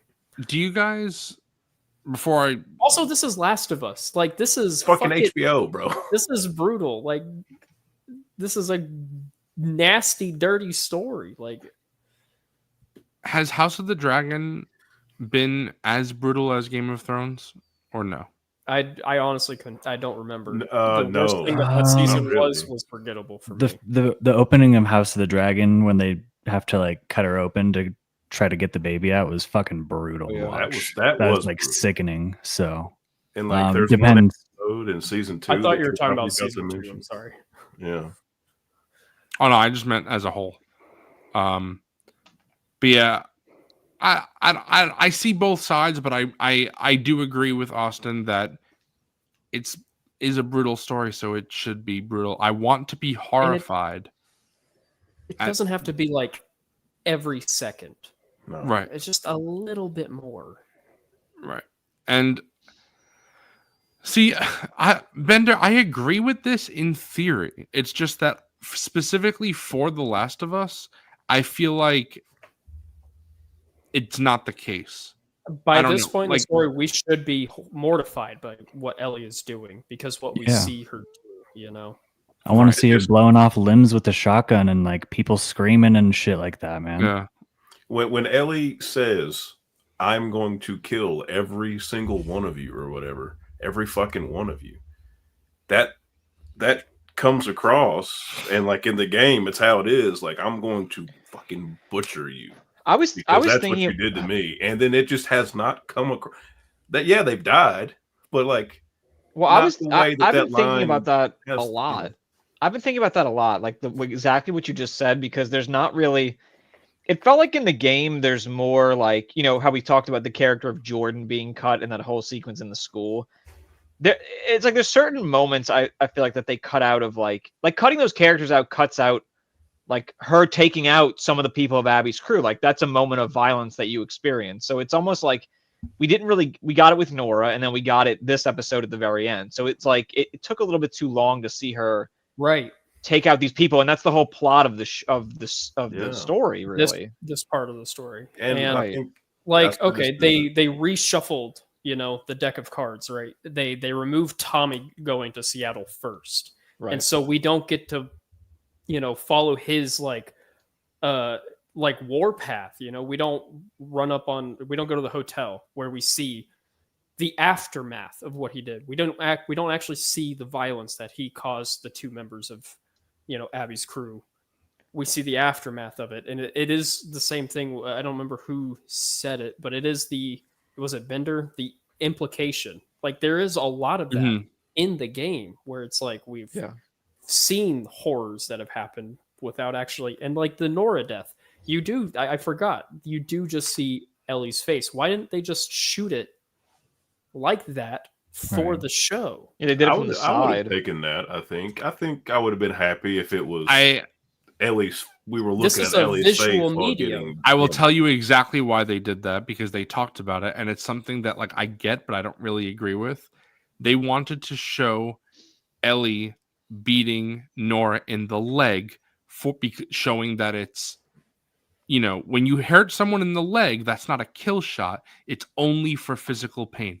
Very similar to how Abby hit Joel in the leg with the golf club to show that Do you she's think at a certain torturing point her. that's just remixing thing, like overthinking too much to just remix things that Yes. don't really need to be remixed. Like, and that's what I mean when I say like Neil and Craig are saying too much. I don't really mean it literally. They're saying too much. I mean it like it feels like in moments they're overthinking a lot of this shit. Austin has talked about this many episodes of The App of Us, but it seems The like overcorrecting. they are trying to put Ellie and Abby on a parallel, showing so many times that they're so similar. But the game already does a good job of that, so they don't need to get it. Like, yes, like, yeah, We can understand. right. And it's like you could have like an establishing shot of her bashing the leg if you really don't have that much confidence, like that people aren't going to think. But that then Ellie go is to the smart. game Yeah. cinematography. You could Yeah, do that it would probably both be ways, that could be a way of having your cake and eating it too. Yeah. but Or they could have just like, zoomed it out and showed the whole thing. They could have showed the leg shot and then give me like 2 shots to the head and then Just do both. like, I'm all because right. it's I like get it. it's like we're asking for violence, but then we're asking for them to like frame it in a way where we don't even see it. So it's like we are asking for the not showing it because we want the implication. It's just it hits so much harder in the game, just seeing the visceral like hate like overtake this character. And just- I also think it's different though. The game, I mean, not even talking about the show. It's very interesting to me how different people get different experiences out of that scene. Because even on this show, I've talked about how I was like horrified and didn't want to press square. And you, Austin, have talked about how you were like fucking pressing square. That's You were like, exactly what I was doing. I was ready to beat the shit out. yeah, like I was like, Ellie, like, what are you doing? This is Right. not. This is And not. here's You, it's another- not what Joel would want you to do. Like, Here's another Yeah. point I'll make. You were talking about, the implication of what Tommy does, and we've seen like in the show they've even shown like the after effects and body strung up and blood and guts. Right. That's fine. They could have shot it how they shot it. That would have been fine. What they could have done, which would have made me happy, is show the corpse afterwards. That just a mangled corpse, kind of like out of focus, but you understand what had happened to kind of So someone- drive the point home. someone Instead commented, of just like, yeah, they beat them. They're dead. someone commented this, and Bullshit. I don't think it will happen because I think it seems so stupid. And if it does happen, I'm going to roll my eyes. But what someone pointed out is now that we know that next season is Abby's season, and Ellie specifically brings up that she did not kill Nora, that Abby will run into infected Nora. I'm out. No. I'm out. And I will stop. I really hope not. I really hope I'm not. out. But no, she won't be infected yet. Like she'll still be like grasping to life, and she'll have to be like, it was the girl, the girl whose dad shot your dad in the head. Oh, she went She's that back way. in Seattle for revenge. I The did cycle have a violence. moment. I did have a moment to myself where I was like, "Hello, operator. Did you know he shot him in the head?" It's like I laughed many out loud. Like, Okay, dude, I could not I know fucking I've believe pointed it out. I've pointed it out every episode. We can look back at my notes and you can see every time I point it out because it's just I don't know why. It's just the way it's said. If they just said that Abby killed right. If they that keep saying Joel- the same line, right, if they just said that like Joel killed Abby's father, like okay, but they keep mentioning, and then Eugene as well. Joel, that's his favorite activity. He just like goes around shooting people in the head. Like We need a super don't- cut of somebody saying he shot him in the head. yes, He I don't shot him in the understand head. why the show is very Just in case you obsessed. missed it.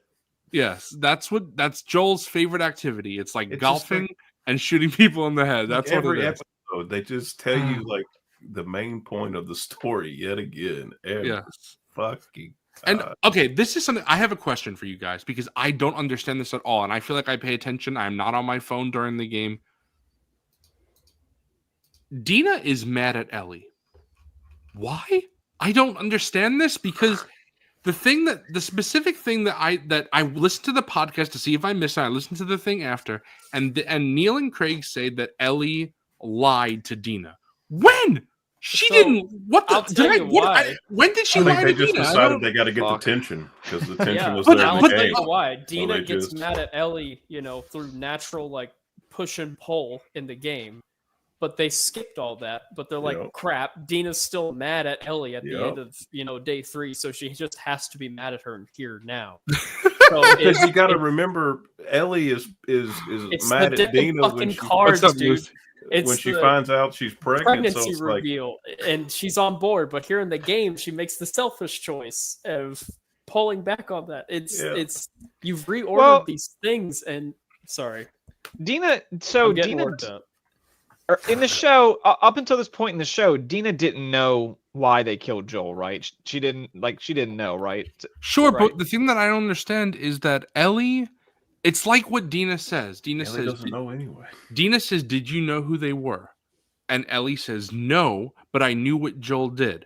Until Ellie met Nora, how would she have ever connected what the Joel did to why he died? Like, there would be no reason for her to make that connection until Nora. So as soon as she finds out, she tells Dina, and yet Craig and Neil and Ellie in the show are making it seem like Ellie lied to Dina, and I just don't. I feel like I missed something because Did it the cut? way Craig and Neil said it is it's the same thing Joel did. It's lie by omission, and then obviously Joel But did she actual just direct found lies. out.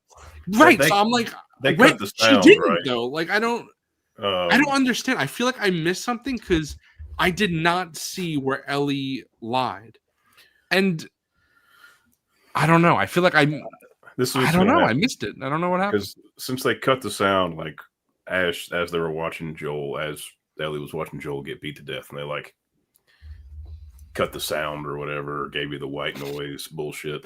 It's gonna be something like whereas Abby and them were leaving out of the house, Abby's gonna be like, "That's for killing my father" or some stupid shit. That's for shooting my dad in the head. In the head. So then Yeah, Ellie will know. I'm Ellie getting will all, know.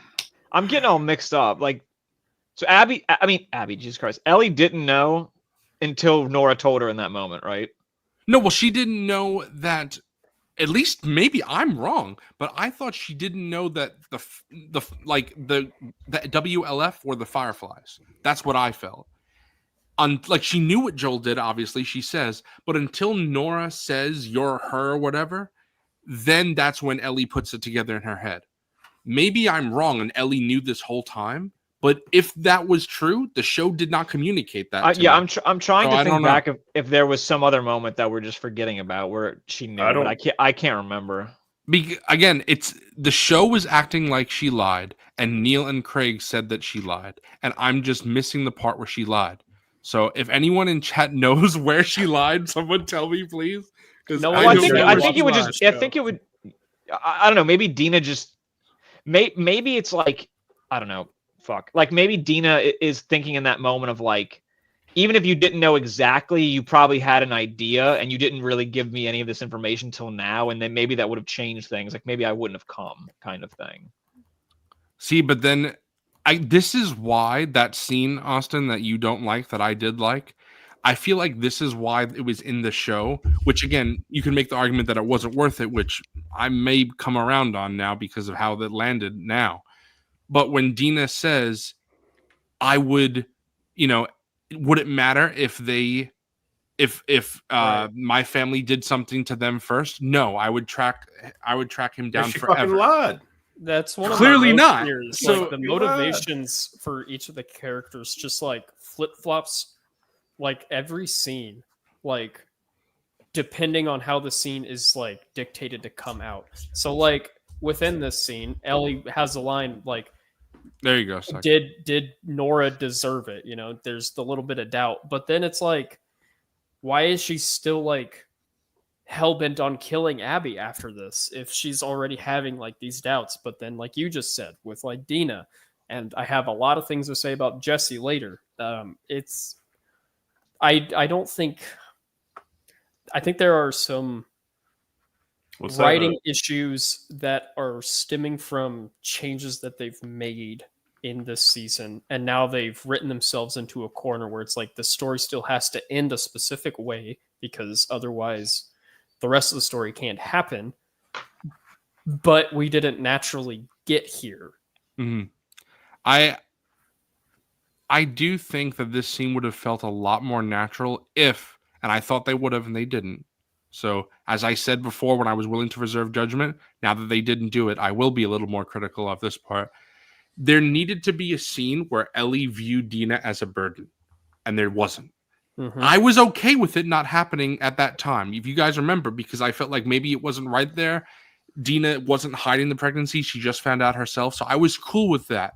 But there should have been a scene where maybe Ellie is like, I need you on this. And now you got shot in the leg and you're pregnant. So Right. now Like you're a that, burden. That they should have had that scene. Then this scene would have It's- made more sense. that is such a wonderful character moment in the game is when she reveals that she's pregnant and she's like, I didn't want to be a burden, and but you are. Well, now you are. Yeah, like Yeah. that That's just powerful. it twists this relationship. And I mentioned it in the episode where Jesse like saves the day, right? I was like, it's really refreshing to have a character in conflict with our main character. There has been no conflict between these two characters until now. They have to have it because we need to remove Dina from the story and we need people to be against Ellie, but it's all coming all at once. And we haven't like naturally planted these seeds to build up to it. Right.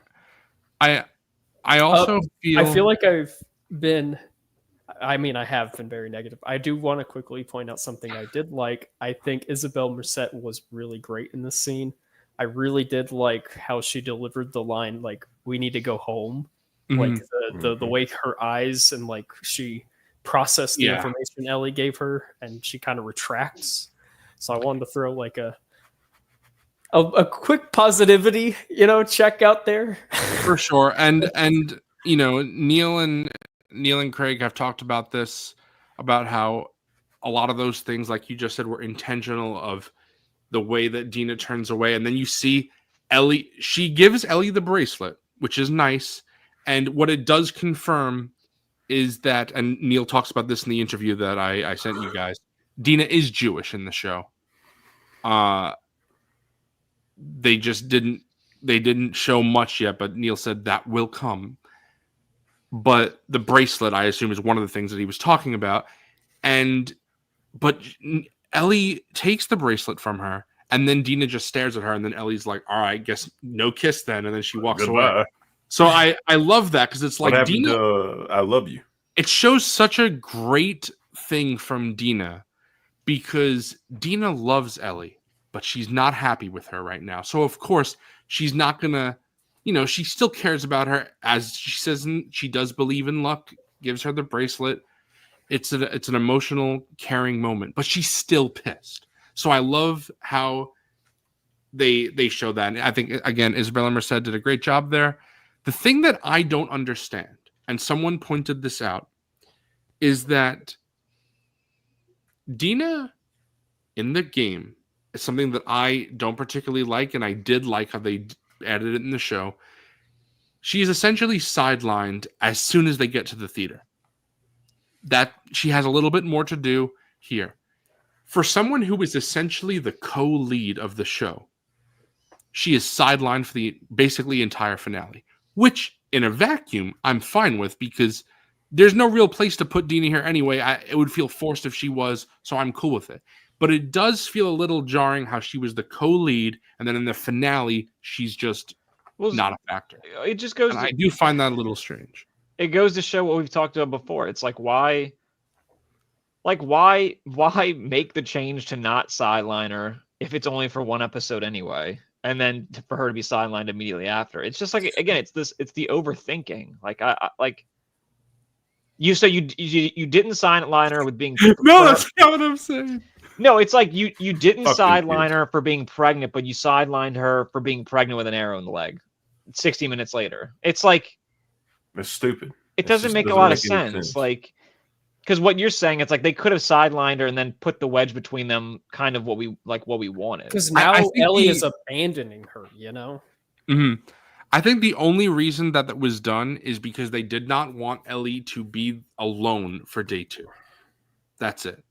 And then for the first half of day 2, anyway. I just don't think it made that much of a difference. Trust your instincts. Like, trust what you did.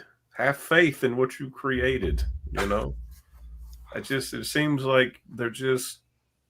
I've said it before, and I'll say it again. And it just seems like they don't have faith in what they made anymore. Well, Ellie was alone for the latter half of this episode, and it was good. Like, it was fine. Like, I don't. Again, it's like the overthinking. I don't think they needed to change that. It's It's interesting because of course, again, I like Dina. I'm glad that it happened. It's just that I feel like they still skipped a step, and they needed to put a scene or two in there to make it feel more natural. Because, like Austin said, they changed things, which is fine.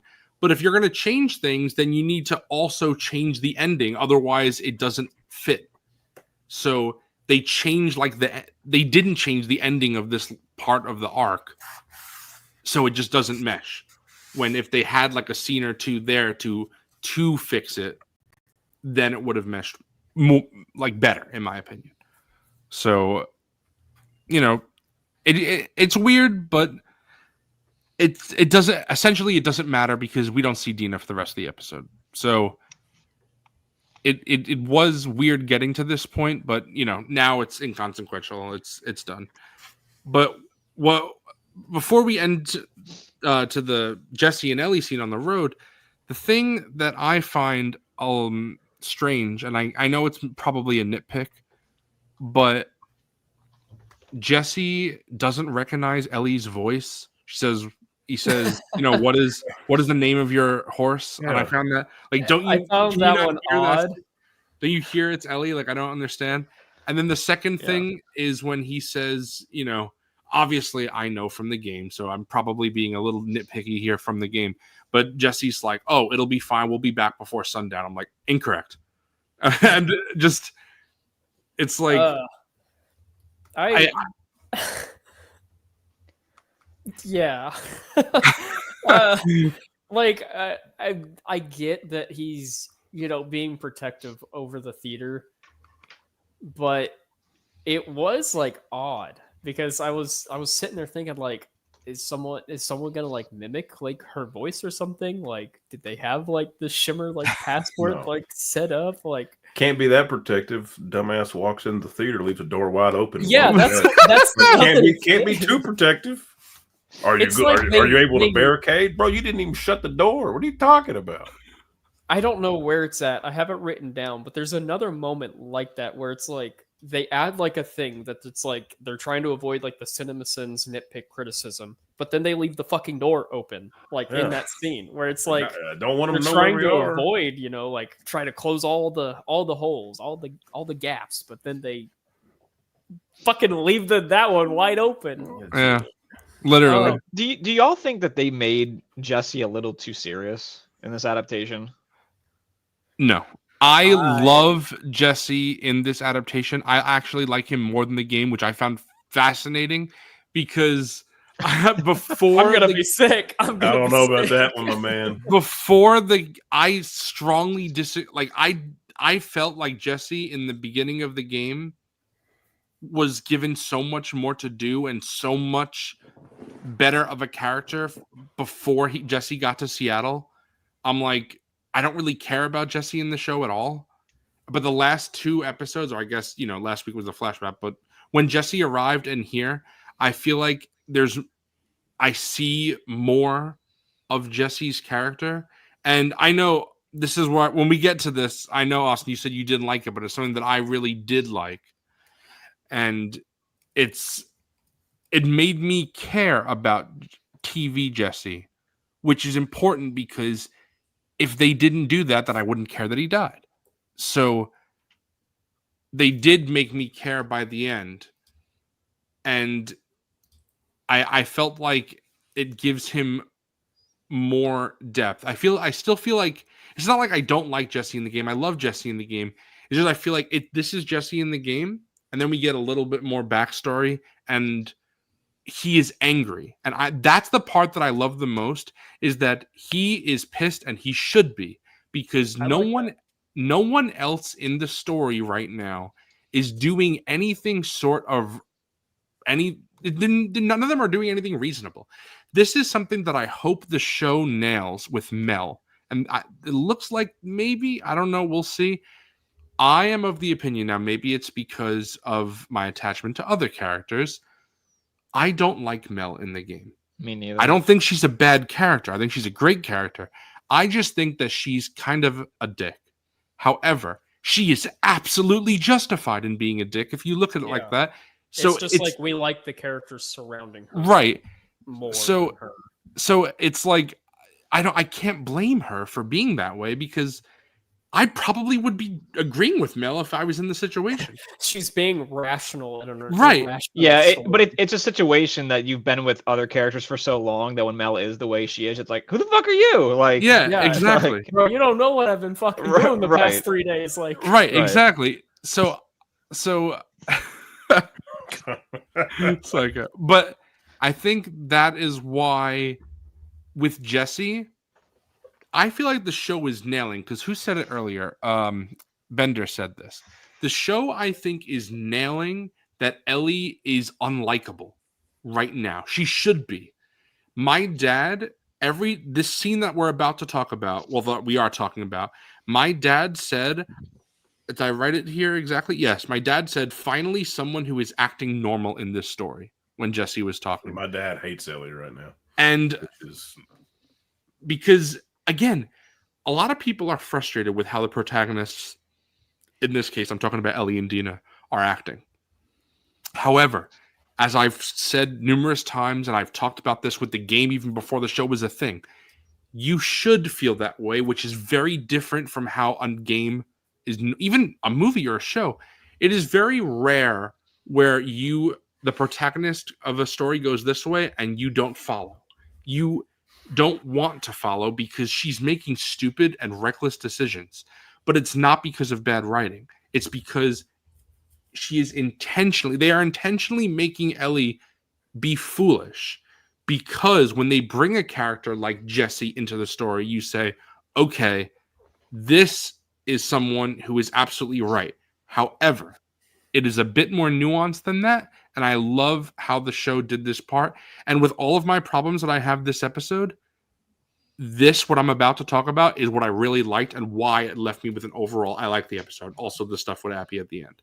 But so we'll get into this now. I know, Austin, you don't like it, but for me, first thing I like is Jesse says, Shimmer's in the store, not like you asked. I love that this is something that, again, showing that from Jesse's perspective, Ellie, again, seems to not care about things, about other people at least. And then you see how, of course, they're telegraphing Jesse's death because he says, God. now Don't I even get me can't die started. out here. Don't even get me started. But I love how he says the quote that I wrote down that I really, really liked is he says, because of you, we're stuck in a war zone. And I really like that because he's right. They should not be here. Everything they're doing is putting everyone in danger. Jesse dies because of Ellie. His death is on her. And in the game, it's that way as well. And everything that happens, which obviously leads to, as the lyrics say, if I ever were to lose you, I'd surely lose myself. Ellie is losing herself, but almost worse, depending on how you look at it, she's losing others, and other people are losing their humanity. Other people are literally losing their lives, and the cost is way too high as to what the reward, if you want to say that, what that is. And I feel like I've always liked this about The Last of Us Part 2. It's probably my favorite thing about The Last of Us Part 2. And I felt like this episode showed that aspect very well. So I really liked the overall conversation with Jesse. I know, Austin, I'm sure I'll give you the floor so you could talk about there are specific things about the conversation, how you don't like it. But I love that Jesse is not, there's fun moments in the game, which I kind of wish that we got out in the show, but I like that Jesse isn't that way. So there's a line in the game where Jesse says, I don't remember exactly actually what he says, but Jesse's like, what? I'm not your type. Yeah. And then Ellie says, no, not exactly. And he's like, Asians. And she's like, yeah. I wanted to say that. And- Yeah, the moment, it's when they're in the bookstore and she Yes. says like, yeah, when we were younger, Joel thought I had a thing for you. And he's like, oh, really? And she's like, yeah, I told him you weren't my type. And he goes, what, Asians? Yes, and So obviously funny. it's a great scene. I love the Yeah. banter that they have, but I like angry Jesse more because, as he says in the next scene, he has a lot to be angry about. And like he points out, which again, Austin, which again, I will give you the floor, and I'm sure you could argue this. It's a little heavy-handed because we don't need to be told, because it's shown that Jesse is putting Bingo. his life on the line. But I do like that Jesse says, if I went to Mexico, who's saving your ass? Because it's true. Okay, you're talking about the bookstore now. I like Yes. the bookstore scene. Yeah, I'm sorry. I'm going too far ahead because it's a lot of Jesse. So, yeah. Go ahead. Talk about this No, scene. Honestly, I kind of want to hear what other people have to say about like the alleyway first, because Okay. I feel like I'm gonna steal the show for just a second. I just I did not give a fuck. I was checked out by this point. Fucking hell. I won't fucking lie. This point of the show happened, and I was like, you know what? This shit sucks. I didn't like this episode at all. Not a single fucking thing. So, Fucking hell. I hated every moment of it. So I'll be positive. I like everything with Jesse. I'm with Yuzu, where it's like I like the kind of like silly funny moments that you're talking about bringing up before. Like I do miss those, but they probably wouldn't have fit in the context of this episode Of Jesse being so pissed. Why yeah, can't it because be even at both, the bro? end point in the game when they go their separate ways, the whole like I hope you make it, like that's a line right from the game. I mean, they Mhm. do have like a disagreement and split off, so you probably couldn't really have like the silly scene right before that, you know. But Why can't he be upset and serious like he is, and then still just Well, I feel in the game he's not as more- upset as he should be? he's more disappointed than Yeah, angry. I agree with wouldn't that. describe his scene as silly. yeah, it was a bad word. I didn't really literally mean that. Okay. Yeah. Because I know that they do have like a playful kind of relationship. but Playful. it's not like he's definitely like upset, but I'm getting ahead of myself. I want to hear what Jacob has to say like about the scene too before I Last thing I'll say is you don't have to be like such a fucking asshole about like not asshole, but like you don't have to be so fucking angry and then like still lose the essence of what their relationship is. I guess it's my thing. So. Yeah, that makes sense. But I just feel like at this point, like all jokes should be kind of off. Like we're here to fucking get shit done. She's like, hey, do you have any extra 9mm? And he just fucking throws just it at her. fucking Doesn't even tosses it. looks at it. Doesn't even look at her. Yeah. And so, he should be pissed, especially because when he finds out that Dina's pregnant with his child, he's like, I'm not fucking dying out here. Like Ellie has just absolutely screwed over everyone that she holds close to, which she was originally saying in the first game. Biggest fear is like ending up alone. I know that's not exactly what she said, but I'm just paraphrasing here. So, I mean, at this point, like I would be absolutely livid. I would still be there for my best friend and like, go to the ends of the earth for them. But yeah, we got a lot to talk about on the way home. So I've always kind of been of the mind, and I think I said this when we first started doing this show, but I get the point of The Last of Us Part 2 is obviously like, the cycle of violence and kind of no one can really be left unscathed. But I always kind of wish Jesse didn't die. right. And I know that's interesting. and I know that's the shock of it, how abruptly it fucking happens, and then it cuts to black and everything, and it's like that's the point, and you're supposed to be very shocked. But it's something about it where I was like, damn, dude, like I really love that character, and I kind of wish he had a little more. Exactly what you're saying, though, is exactly why I like that he dies, because Right. he is someone that he shouldn't have been here. It's like it makes me fucking feel bad. I'm like, Yeah, dude, exactly. like- That's why I love it so much, because Jesse did, out of everyone in the story, I think, who dies, Jesse did not deserve it more than anyone. And with the exception to maybe Owen but like he did we'll talk about that, but like he did in the game, Owen kind of did it himself. Why do you try to start conflict? But we could talk about that. But I think that Jesse, it's such a tragic character because you really see that he should not have been here. And in the show, there's an extra level because in the game, Tommy goes first. In the show, Tommy's here essentially only to bring Ellie home. So Ellie is putting everybody in danger. When before you can say Tommy went first, you can make an argument, even though obviously Ellie knows deep down that's not the reason. But you can make an argument that Ellie and Dina go there so Tommy doesn't get himself killed, like Maria said. So... But honestly, you could also say Tommy only goes because Ellie told him that she's sure. going. Sure, that's a good point too. They have that conversation, and he just was like, "Well, fuck, I can't let her go." Like, yes, I got to do it myself. That's a great point. Yeah.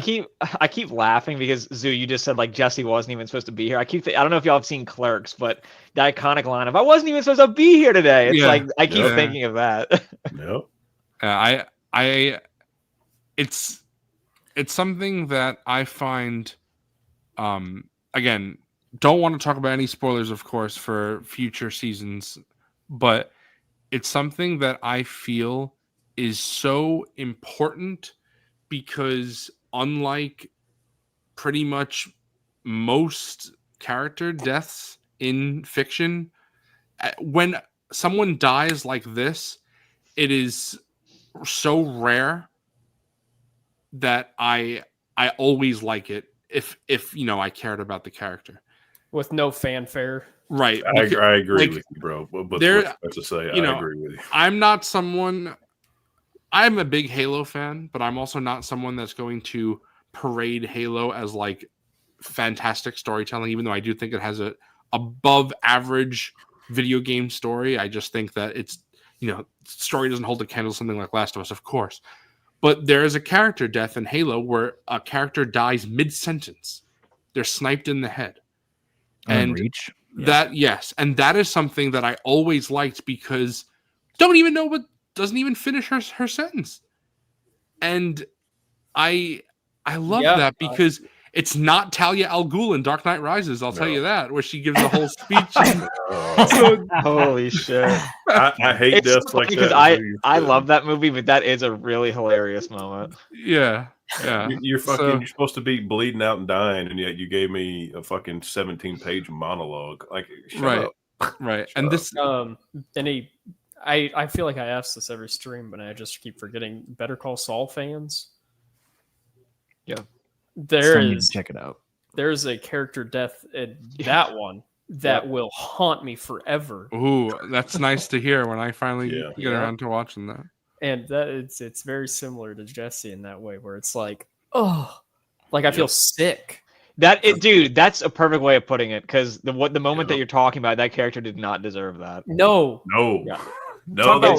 It's so crazy how parallel it is. I'm so glad you brought that up. I'm so glad you brought that up. The thing is Jesse. Jesse just happens to be someone else, he's just someone in someone else's story, and that character and he's an NPC to Abby. Exactly. 100%. Like Abby doesn't give a shit or know. It makes you rethink things of like, man, this person just shouldn't have gotten fucking involved with these people. You know what I mean? Mm-hmm. It's like that's what he says. This is a war zone. Later in the scene, late in the episode, he says something like, actually, I don't think I wrote it down, but he says something like, "These people are fucking. This is someone else's war or something like that. Cutting each other up, lynching each other. Like, what? This is not for us, bro. We gotta go home." And obviously, rip Jesse. But we've talked a lot about Jesse's death, and we haven't got to that point yet. But before I want, obviously, Austin, you've let us all talk, so now I want to hear what you have to say. But before you say that, I just want to say real quick, something that I did like at the very end of this scene. We saw the crane, and I flipped out. The Easter egg. I flipped out at that, and my family was like, "What the fuck are you flipping out at?" And I was just like, "There's something that is important later on because." Yep, I was Leo. I said, I was nervous. It was really cool. I was nervous that they wouldn't do that because it seems Yeah. like it'd be very expensive. And Yeah. like I very, don't like, put it past them, video bro. game. We might not. They're gonna walk past it actually. Yeah, there you go. Like, there oh, you look, there's a big ass crane up there. go. Yeah, but I think like the camera hovered on it, so it's like Yeah, I will say most things like they do like that in the show, conscious choices of little like Easter eggs, is like it usually means that they'll bring it up. They've never really not committed to something like that. Like that's clearly blatant of what they're telling the audience of the game Right. players. I think. right. I hope so. Just like we don't know what's on basement level 3. Like, Oh, God, It's the man. same. That's what I mean. It's the same exact kind of thing. It's like they're gonna do it. right. This episode really soured me. Anyway, All right, go ahead, Austin. Okay. Yeah, the fabled, long-winded Jesse Alley dialogue scene. Austin take. In the game, I'll start here. The scene is in the theater, and it's only a couple lines of dialogue. There's like no tongue-in-cheek cat and mouse game. Jesse just says, "Is she pregnant?" And Ellie just goes, "Yeah." And there's like a beat. They kind of process it. And then Jesse finally speaks and he says, I get why you came out here, but we got to take her back. And that's the scene. In this show, there is 1, 2, 3, 4 fucking like mini monologues that Jesse gives to Ellie in this alleyway scene. I wrote them down because the first time I watched it, I was like, this feels weird. And the second time I watched it, I was like, what is happening here? Like, why do I not like this? And has anyone watched Birdman, the Michael Keaton, the scene where Edward Norton and Michael Keaton's character are like going through it, and he like calls him out on like, you're saying the same thing like over and over and over again. It was this with Jesse, where I know you said you loved the like we're in a war zone line, but that was like they turned to the audience, looked at us, and were like, because Ellie asked, the first thing, she's like, "Are you gonna tell me like how you found the theater?" And then he gives an excruciating like Yes, detailed, that was it. Adina wasn't in this episode. So Jesse filled like all of the issues I've been having with Dina this season. It's like the secondary character to Ellie doesn't exist. Dina doesn't exist. Jesse doesn't exist. It's just an exposition machine for Ellie to bounce off of. does anybody else want to hold my hand through this? It literally was a little bit like that. And I brought up Birdman because there's a way that this would have worked if they had just kind of cut it down, because I thought it was going to end with him like when she asked that, he replies with, "You going to tell me what happened to you last night?" And I figured, oh, Ellie doesn't want to tell him that, so he's not going to tell her that, and that's just going to be kind of their back and forth. That feels natural. But then he doesn't even wait for her to like respond. He just gives this detailed how we got here. Next card.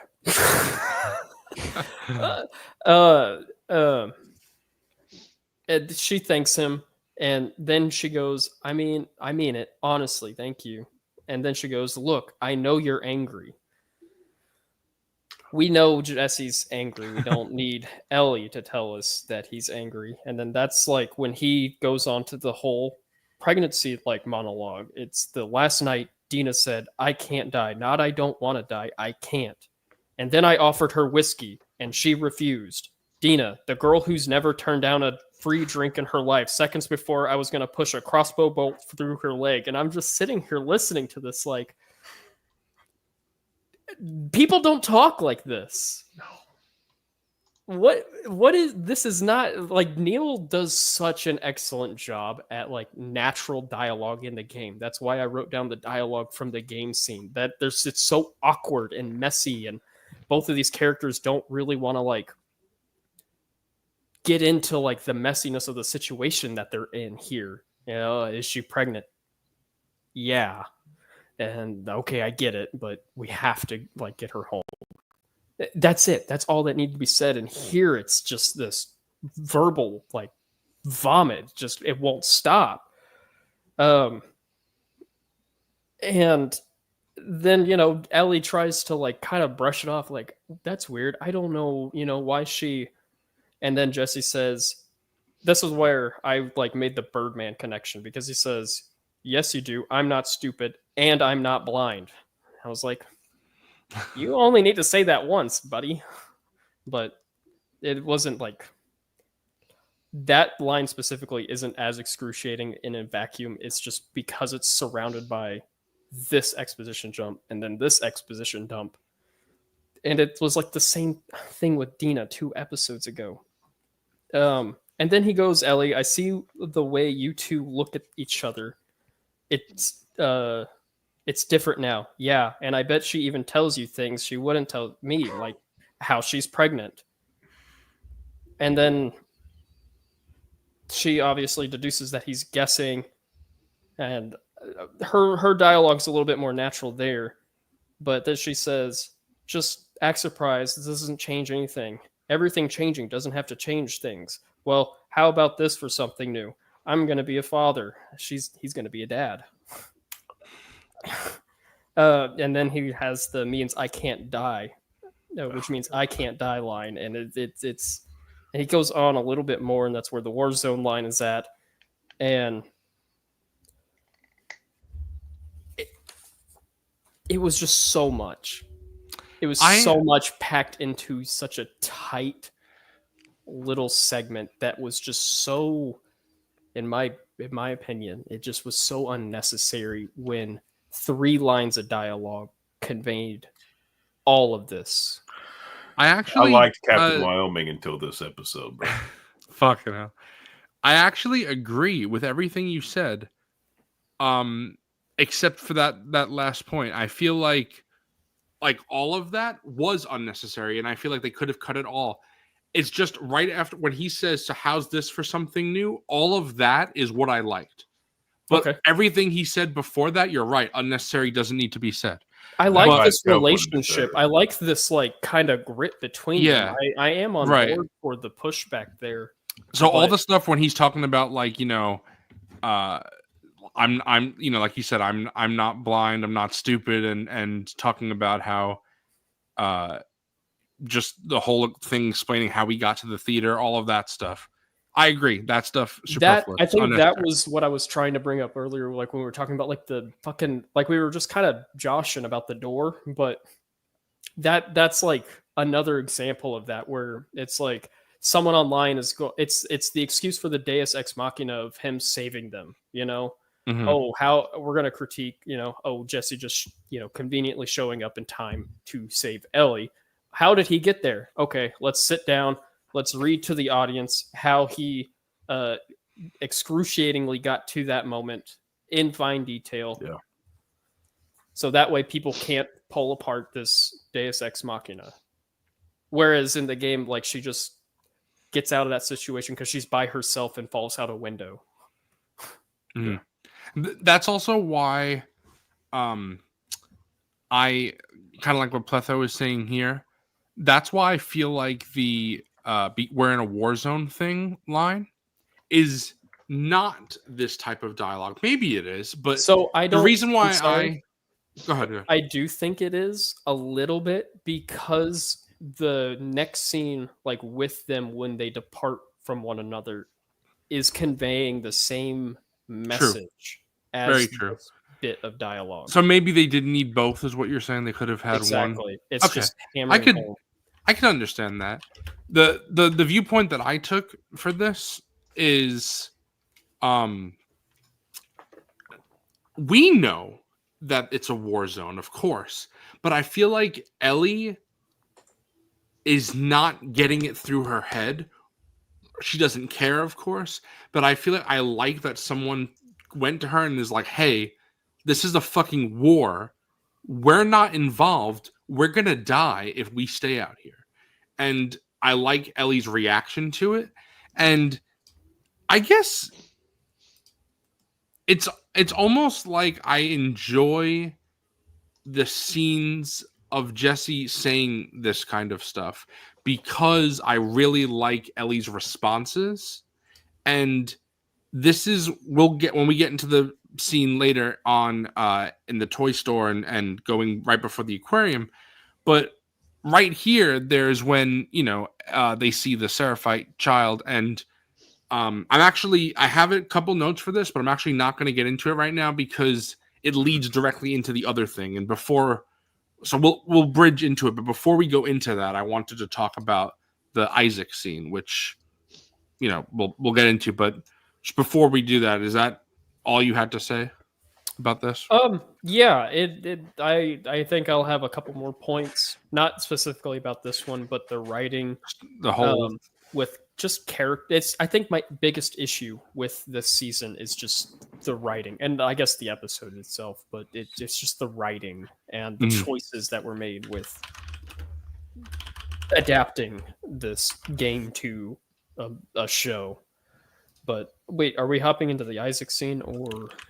Yes, because okay. I mean, actually, correct me if I didn't write this down, but we already talked about it. But I don't know if anyone else had anything else to say.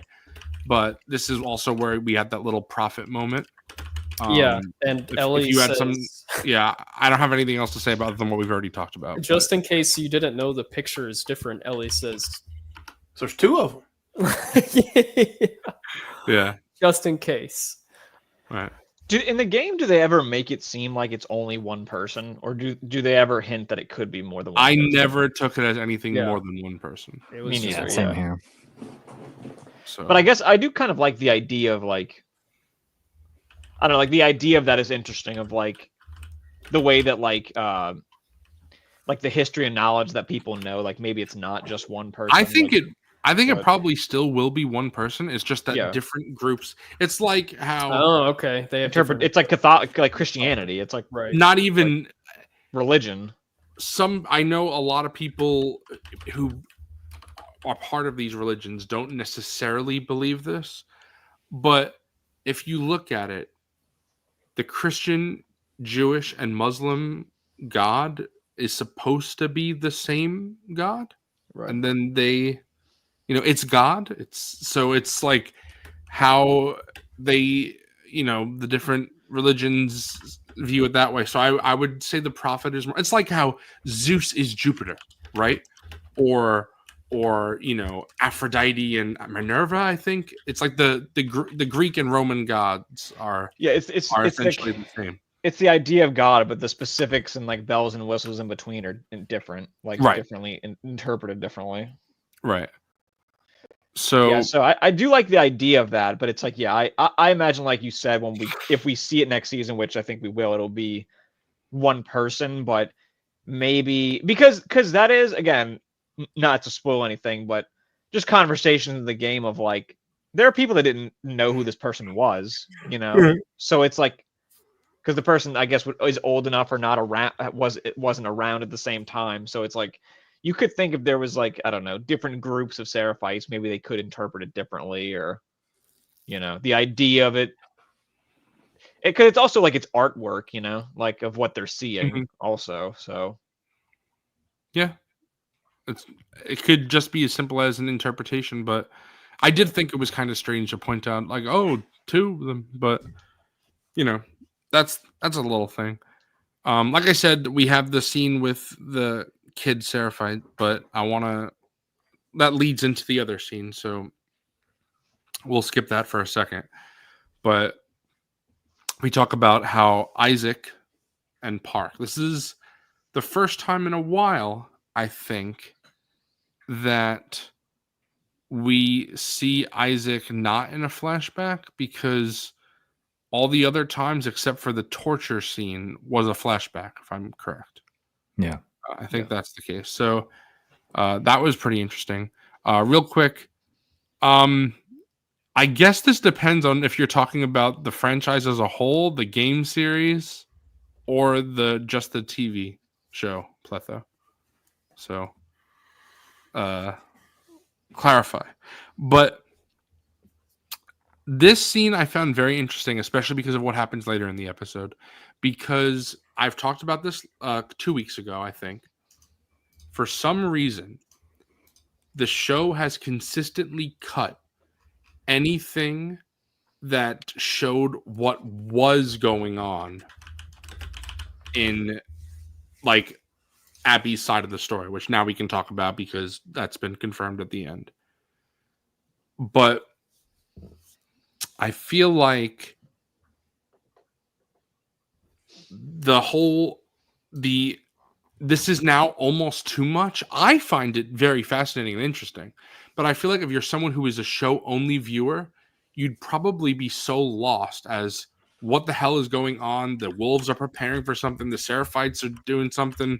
Now Abby's MIA. Isaac's doing like, what's going on? And I feel like the whole Seattle day 1, 2, 3 is teasing little things here and there in the game as to what's going on. You know they're prepping for something, but they don't do it in the show until they do it 1,000 times this episode. So I found that kind of strange. Again, I enjoyed it here. I just wish they did that for the whole show. So what we learned from this scene is that Abby is MIA. We learn that there's something that makes Abby very different. That, you know, as Isaac says to Park, that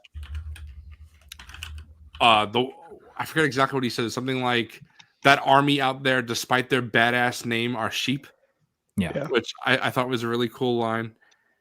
And that Abby was supposed to secure the WLF's future. Because unlike Ellie, which again, people in our chat have said this, and it's very true, Ellie is out of her element. She is completely fried, for lack of a better word. She has no idea what she's doing. She's very reckless. Abby is not that. And they show you again later in the episode, Abby is at the theater. You know, she immediately takes down Jesse as Tommy at gunpoint. Abby is very not Ellie in this aspect, as similar as they are on others.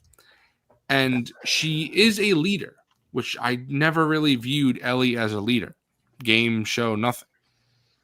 So I think that how this makes Abby so different. I gotta give this one to Vic Vinegar. I do too, bro. There you go, brother. Yeah. And then I definitely agree with this, Akbar, as well. Yes. That's what I was kind of talking about with the Jesse dialogue. Right. Like, it was just the characters, just what was not said, that was so heavy. Yes. And before I continue this, Austin, I wanted to see, what do you think about what Pletho is saying here?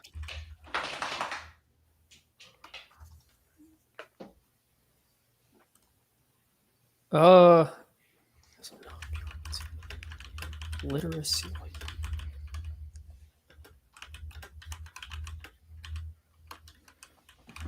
Like, can you break that down for me a little bit clearer, Michael? I don't think I'm following the question. Maybe I missed, what the conversation was when he asked that. Well, wait. Now that you're saying that, now I'm Pletho. Yeah, I don't know what he's Pletho, I was asking. taking as you were talking about media literacy. Is that not what you're talking about? Yeah, like it's either one of literacy, two things. It's Are you either talking about literal literacy? It's either like media literacy, the way people like interpret things, Right, or that's it's how or it's literacy in the show of like, I don't know, the way people speak and read and understand things. I don't know. Because if we're talking Maybe about I'm like within dumb. the game, I think it's honestly very clever. I love a lot of the storytelling within the game, even like I want to say like side quests of like the notes and stuff that you can find of like the history of the people in Seattle. Like I love all that stuff. Mhm. Seattle feels like a very fully realized apocalyptic city with like how the WLF started, where the Seraphites came from, even just people like I love the bank robbers. That's one of my favorite little like things that I found within Right the out of game. heat. Yeah, like they got stuck in a bank when fucking the apocalypse hell's that? started happening. Okay, so literal literacy. Okay, so that's not the way I was taking it, but There's schools and things, yeah. Yeah. yes, I would say it's very different for different people. Like, I get Like even in the first like game and show, like they take refuge within like this like sewer place where there's clearly like children like drawings Yes. like all over the and we walls, see the little like, they're- books in the toy store this time, kid books, Mhm. of course. Mhm. In the game, I talked about this a couple episodes ago.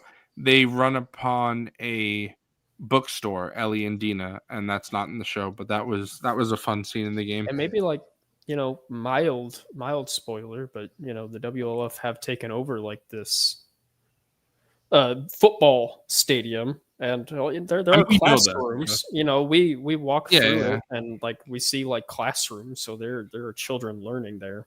And And I'm sure even in, Jackson has schools.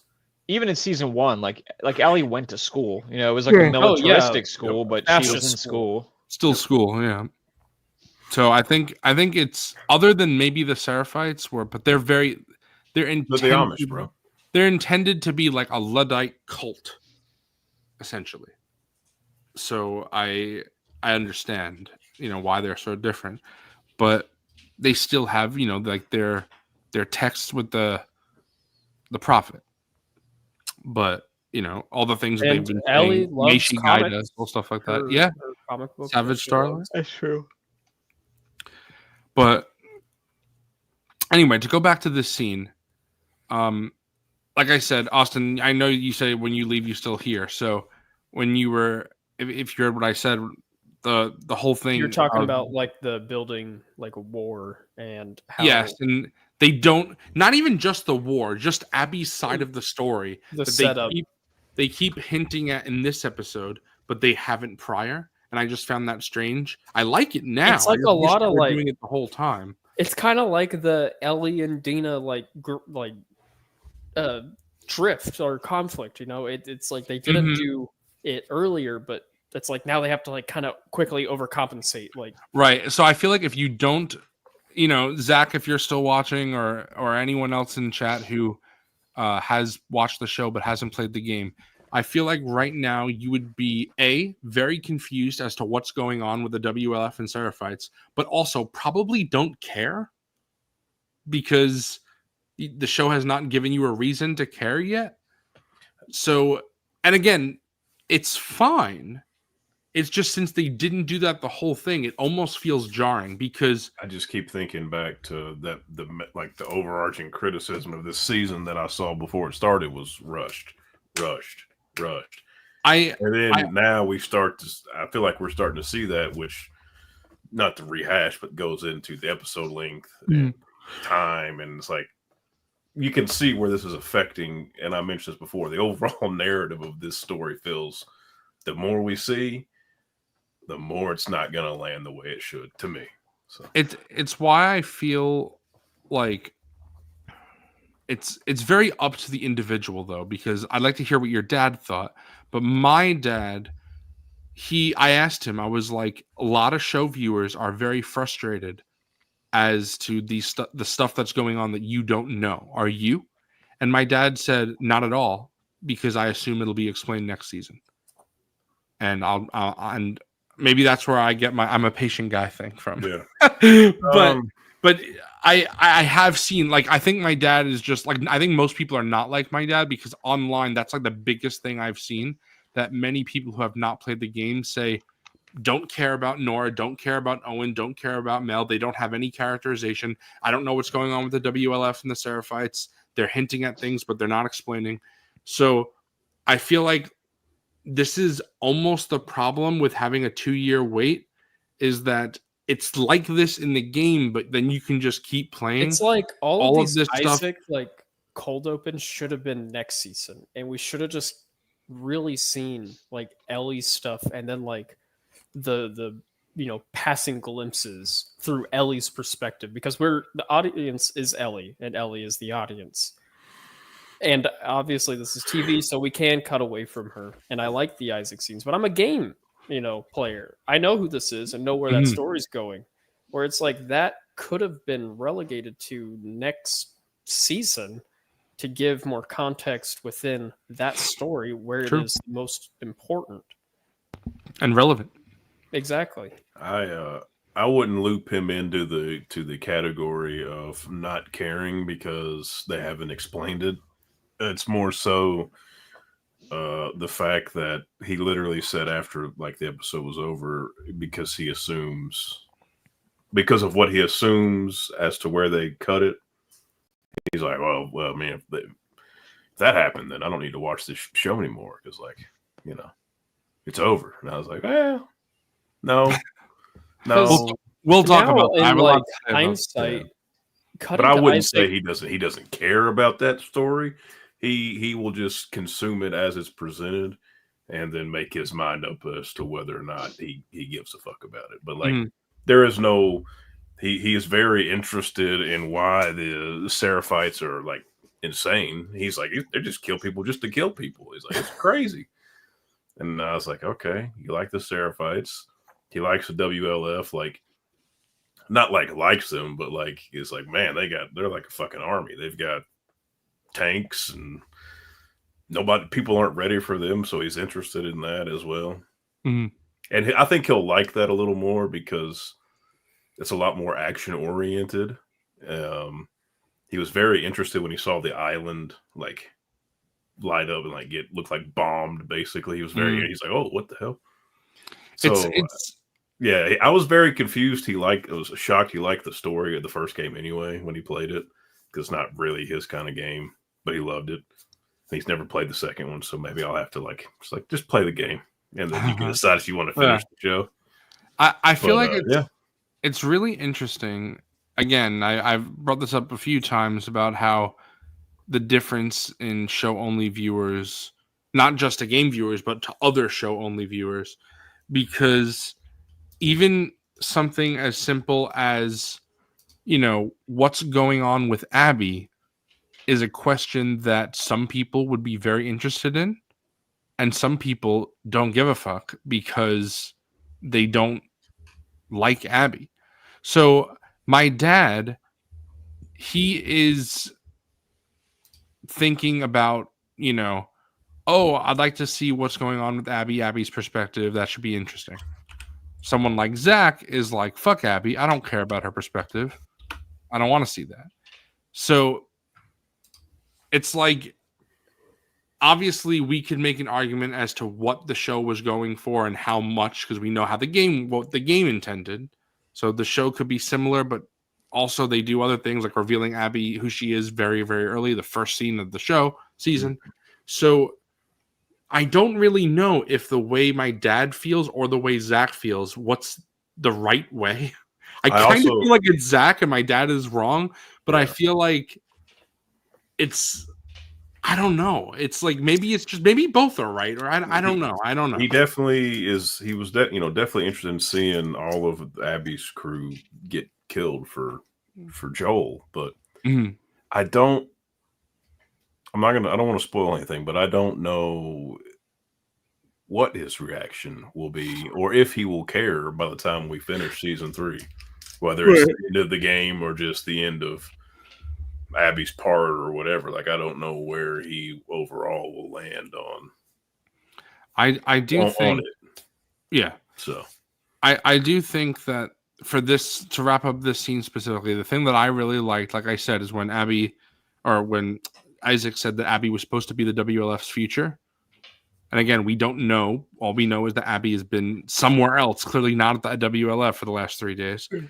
And I love that Park says, well, she's fucked off, Isaac, so maybe it wasn't. And I really like that line because as far as we know, Abby is a member of the WLF and is a soldier, and the WLF is what they are, and puts at odds with the Seraphites and Ellie and all of that. But then now we're getting little teases of, that's not the full story. And I find that very interesting. I found it very interesting in the game. So we will see, how the show adapts this part of the story. It's just that because it's so long, I almost feel like what Austin's saying makes even more sense to have it in the next season, because it's like, will viewers even remember all these cold opens with Isaac or all these other scenes with Isaac? It's like, don't think so. It almost feels like that. I think the benefit is that it's Jeffrey Wright, and he does have like a presence, so at least they'll remember that presence. Sure. I am curious, Jacob and Tyler, do you guys have like people in your life that like don't haven't played the game? Because I can't remember. I know obviously Michael's and Foregone do, but I don't. Yeah, remember. my You my said there were a couple episodes. I'm sorry. my family, like my dad and my sister, are watching it. They haven't played the game, and then I have like a couple friends that haven't. But I don't think everyone's caught up yet. They're like a little behind, so they still got a little bit more to watch. So I haven't been able to fully talk to them about it yet.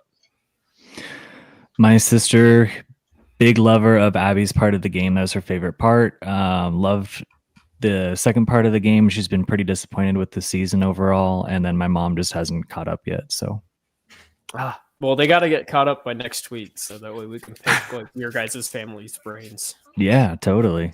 Absolutely. Jacob, overall, I feel like, unless I'm wrong, I feel like the way I've been reading what things you've been saying the past, 8 episodes or 7, is that you have enjoyed the show overall.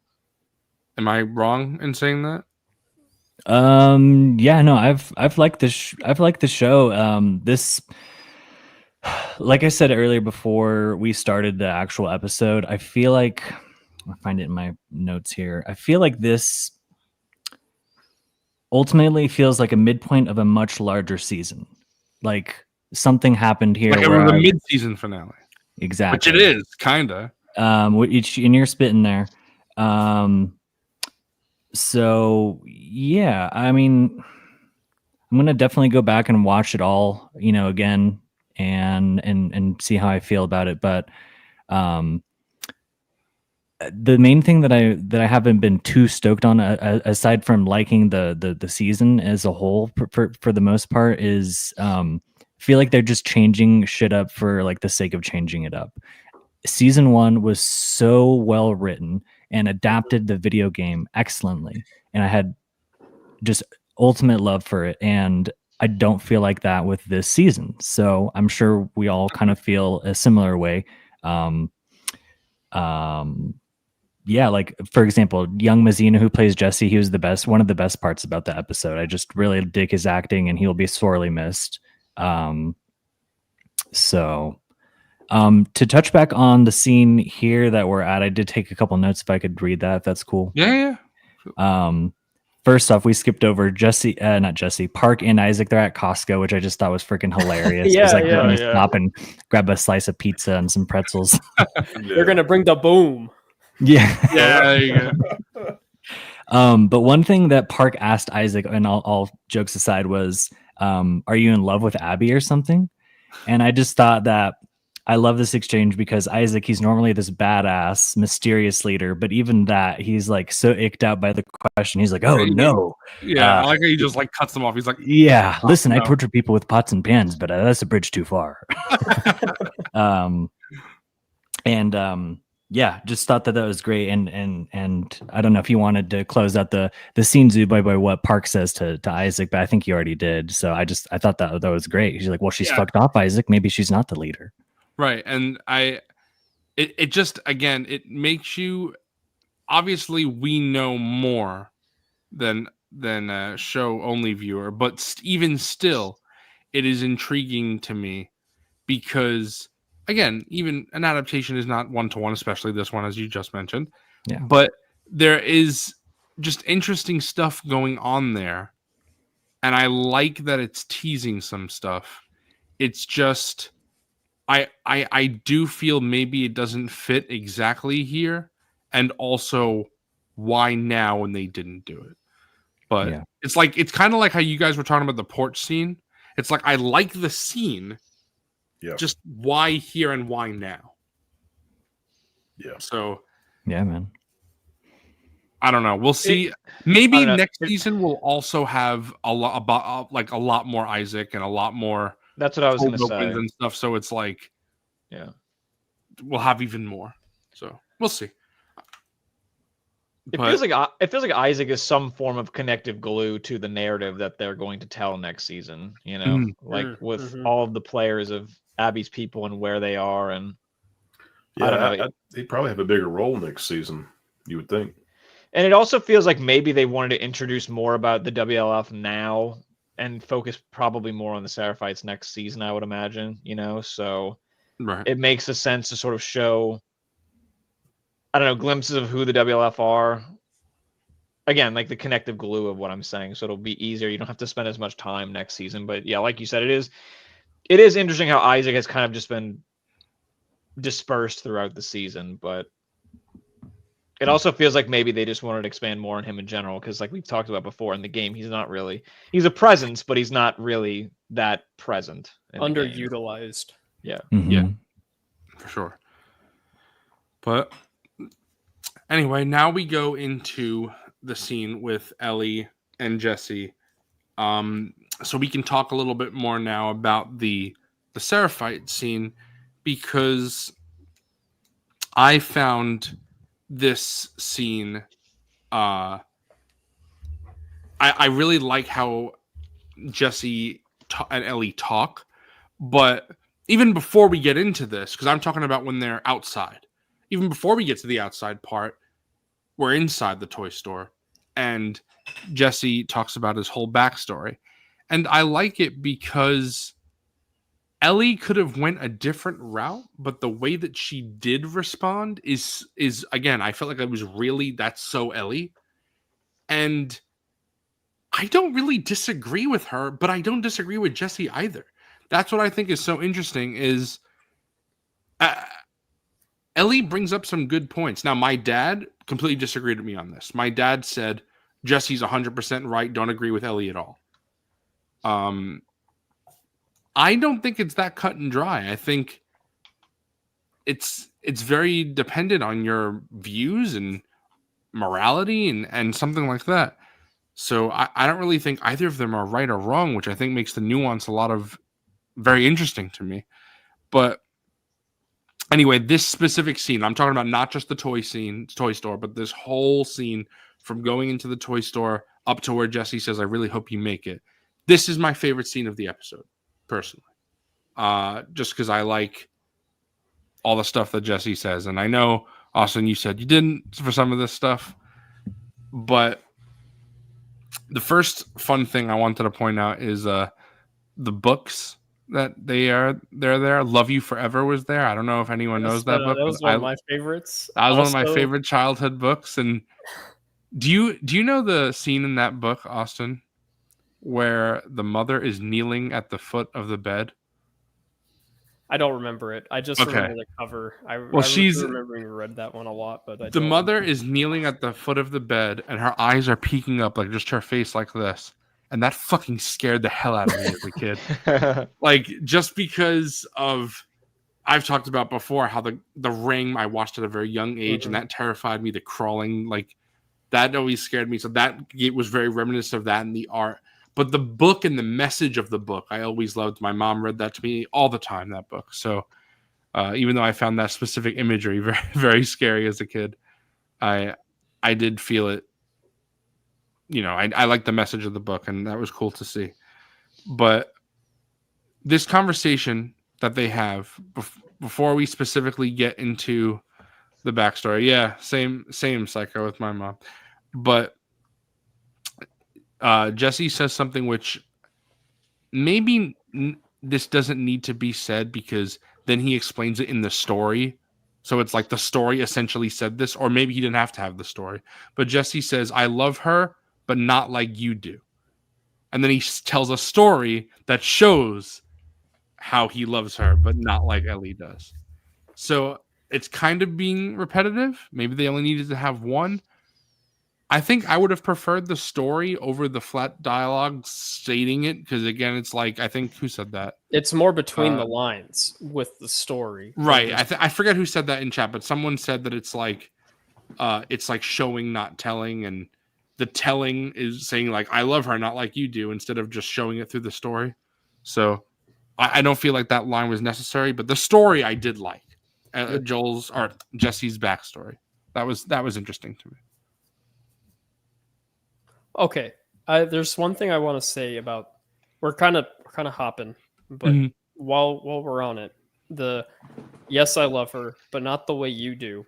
I want to bring up, and I'm not trying to put you in a box, but you did say that you thought that Ellie has been putting on a mask for Dina like these last like day 1, day 2 of Seattle. Mhm. This like because I think most of us criticized the Ellie and Dina Yes. like romance a little bit more than you, and you're like, oh, I think it's a mask.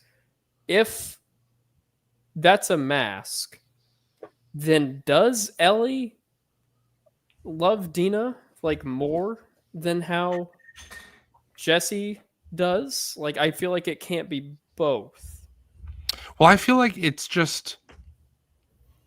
I think it can be both because I think it's just early in their relationship, and especially because someone who Ellie did love and trust was taken from her in such a brutal way that I feel like she's just not ready to be that open around someone else despite loving her.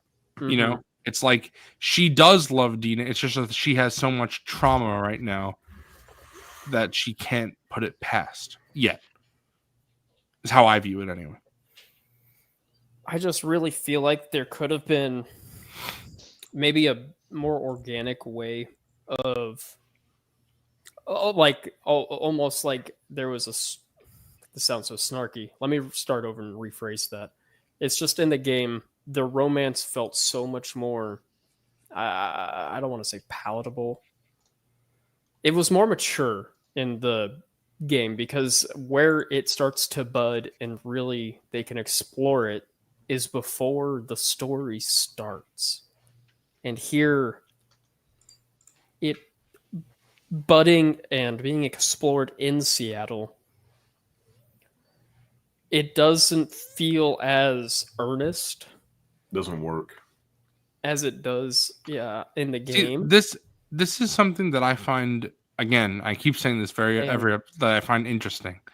Just because, like, I don't necessarily think you're wrong, but I think that the way Neil and Hallie talk about it in the other, I know I sent you guys so many things, but the second interview where Hallie and Neil are talking about, Hallie talks about how essentially she was brought on board initially to write Ellie and Dina's relationship. Yeah. And they brought her on again here to do that again because they wanted her to do it. And she talks about, and Neil says that he, he agrees with her that the problem with the game is because of it being a game that they had to rush Ellie and Dina's relationship to get to a point where they were already like in serious, like, But see, that they kind were of goes long- back to what I was saying, where it's like the compromises that they had yeah, to make exactly. So that, kind of retroactively made it work more. yes, that's what I was Because- like. It makes sense. Yeah. Like, because it's the beginning and there's a 4-year time jump in the game, like, you could imply that this is the end of a story we just did not see. Mhm. Where it's here, we've seen the beats of this story. We've seen their first kiss, and now we've seen all of this, and it feels really oddly placed now. Yeah, that's why, like, what you said makes perfect sense. Where it's like a happy accident of it being in that medium, because what Hallie goes into is that because now it's a show that she's able to flesh out the relationship in the way that it's just not possible for a game. But it seems like for you, the what Hallie would call fleshing out to you didn't land. It just 100%. feels like it's detracting from what the story's actually about. Whereas that was just, unfortunately, that character relationship is just to set up the stakes, like the emotional stakes for these characters when they get into these more intense moments. That is a criticism that people have had of Dina, though, is that she is Yeah, just It's like a story piece. So, and I think that's something that Hallie specifically wanted to avoid for the show. And it's And like, I mean, maybe she overcorrected. overcorrected. Yes, where now she's like co-lead. So I just don't know if I believe Jesse when he says, yes, I love her, but not the way you do. Because I haven't bought this version of the romance. Have you To me, it guys, seems like neither of them like truly love her. It's have like you guys ever, this might go way off topic into a personal thing, but I've talked about on stream before, so it's okay for me. But I have a very, maybe very good is a little stretching it, but I have a good relationship with one of my ex-girlfriends.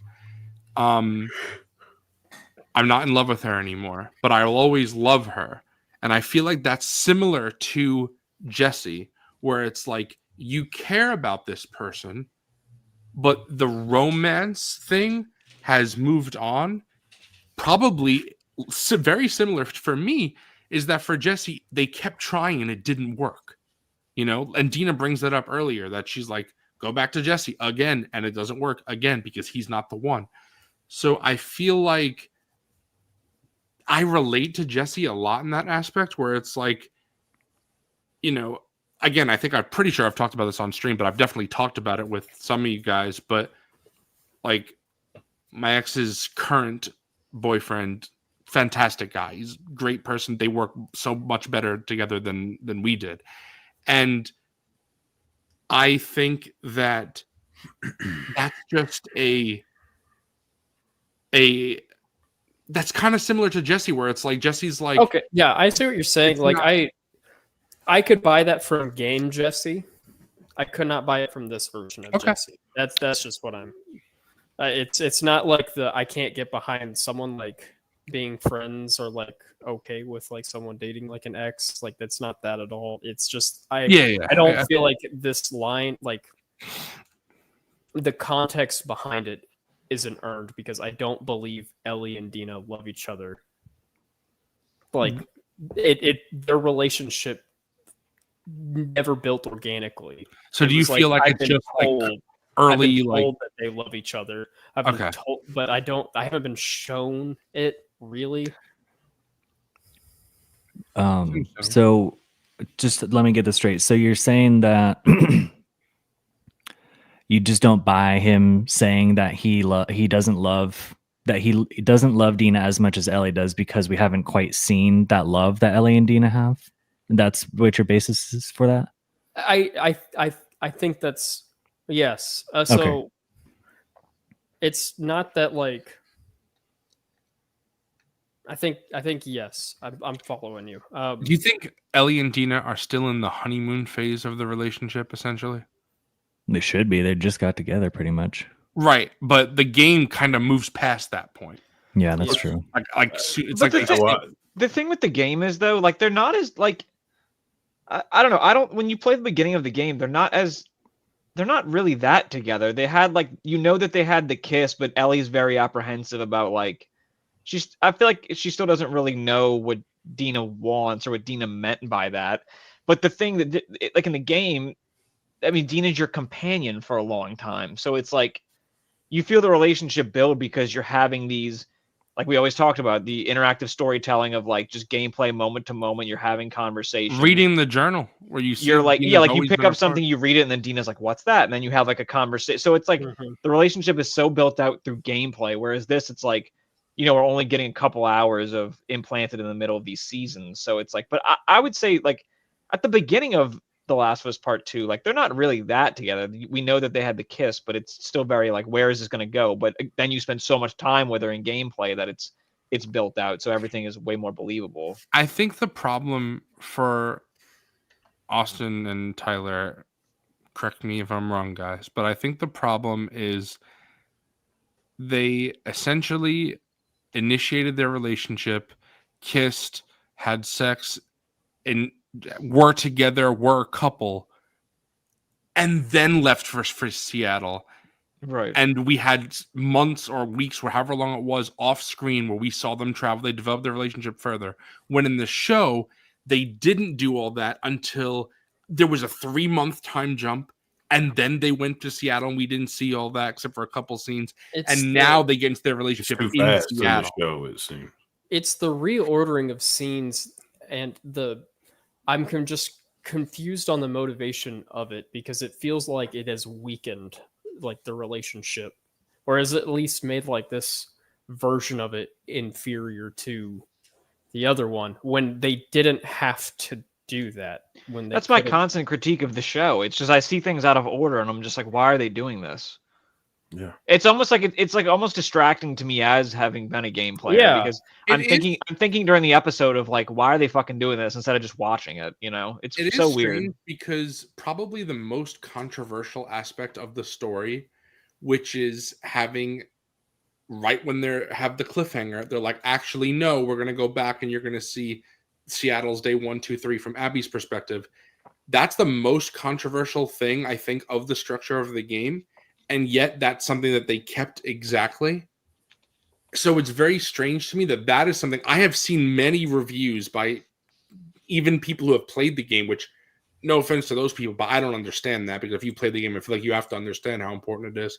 But I've seen reviews from people who review TV, like journalists and stuff, where they say that type of thing does not work for TV and it should have been like going back and forth telling Ellie and Abby's days You parallel. can't tell the story any other No. way. I agree, of course. People gotta chill out with that. Like this is the way the story is told. You have to keep it that way. Right, but it's just interesting to me that they keep that in what I believe is integral, sacred to the story. They could not have told the story at Ellie and Abby parallel. I think that would have ruined the entire story. So they did keep that, which I'm fucking thankful to all hell that they did. And yet then they revealed the porch scene out of order. They revealed Abby who she is out of order. They revealed all these little things. Abby's motivations. Also, Ellie knows, which is Yeah, come on. it really. We'll get into it, but for me, her knowing why Abby did what she did does rob some of the like tension of the final scene in the theater between the two characters for me. Okay. And it's just like a little line change, but side by side, it's just the context. In the game, Ellie obviously doesn't know that fucking Joel killed or shot Abby's dad in the head. And so Ellie has a line where she says, I'm the reason there isn't a cure. I'm the one you want. In Ellie's mind, a part of like she knows a bit because Jesse confronts her a little bit about the group and she's like, "Oh, Joel was a smuggler and he had a falling out with the Fireflies." Like she lies to him and explains why they're there. But I think in her brain there's some kind of misconception that Abby did this because there's no cure now.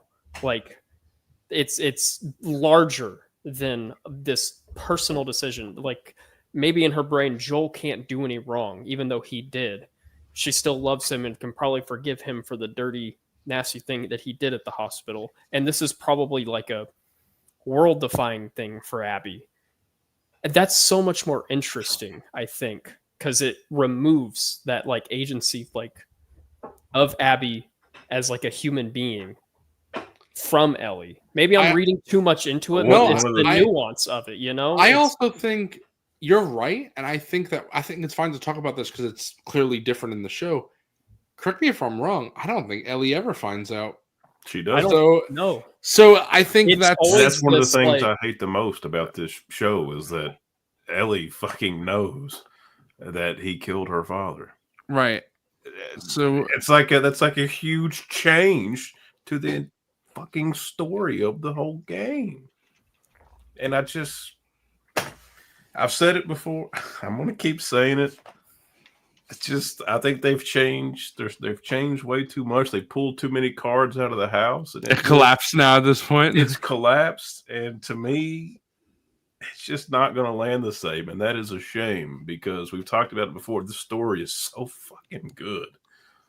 And it's just people who are watching the show only are getting an inferior product. And a watered down version. It's just not, it's not good. I think, Austin, now, it's the finale. We saw it all. I think we have to ask, did the House of Cards collapse for you fully? Bro, it's been well, we've only seen half the story. That's true. That is true. I'm disappointed with. To me, it feels like.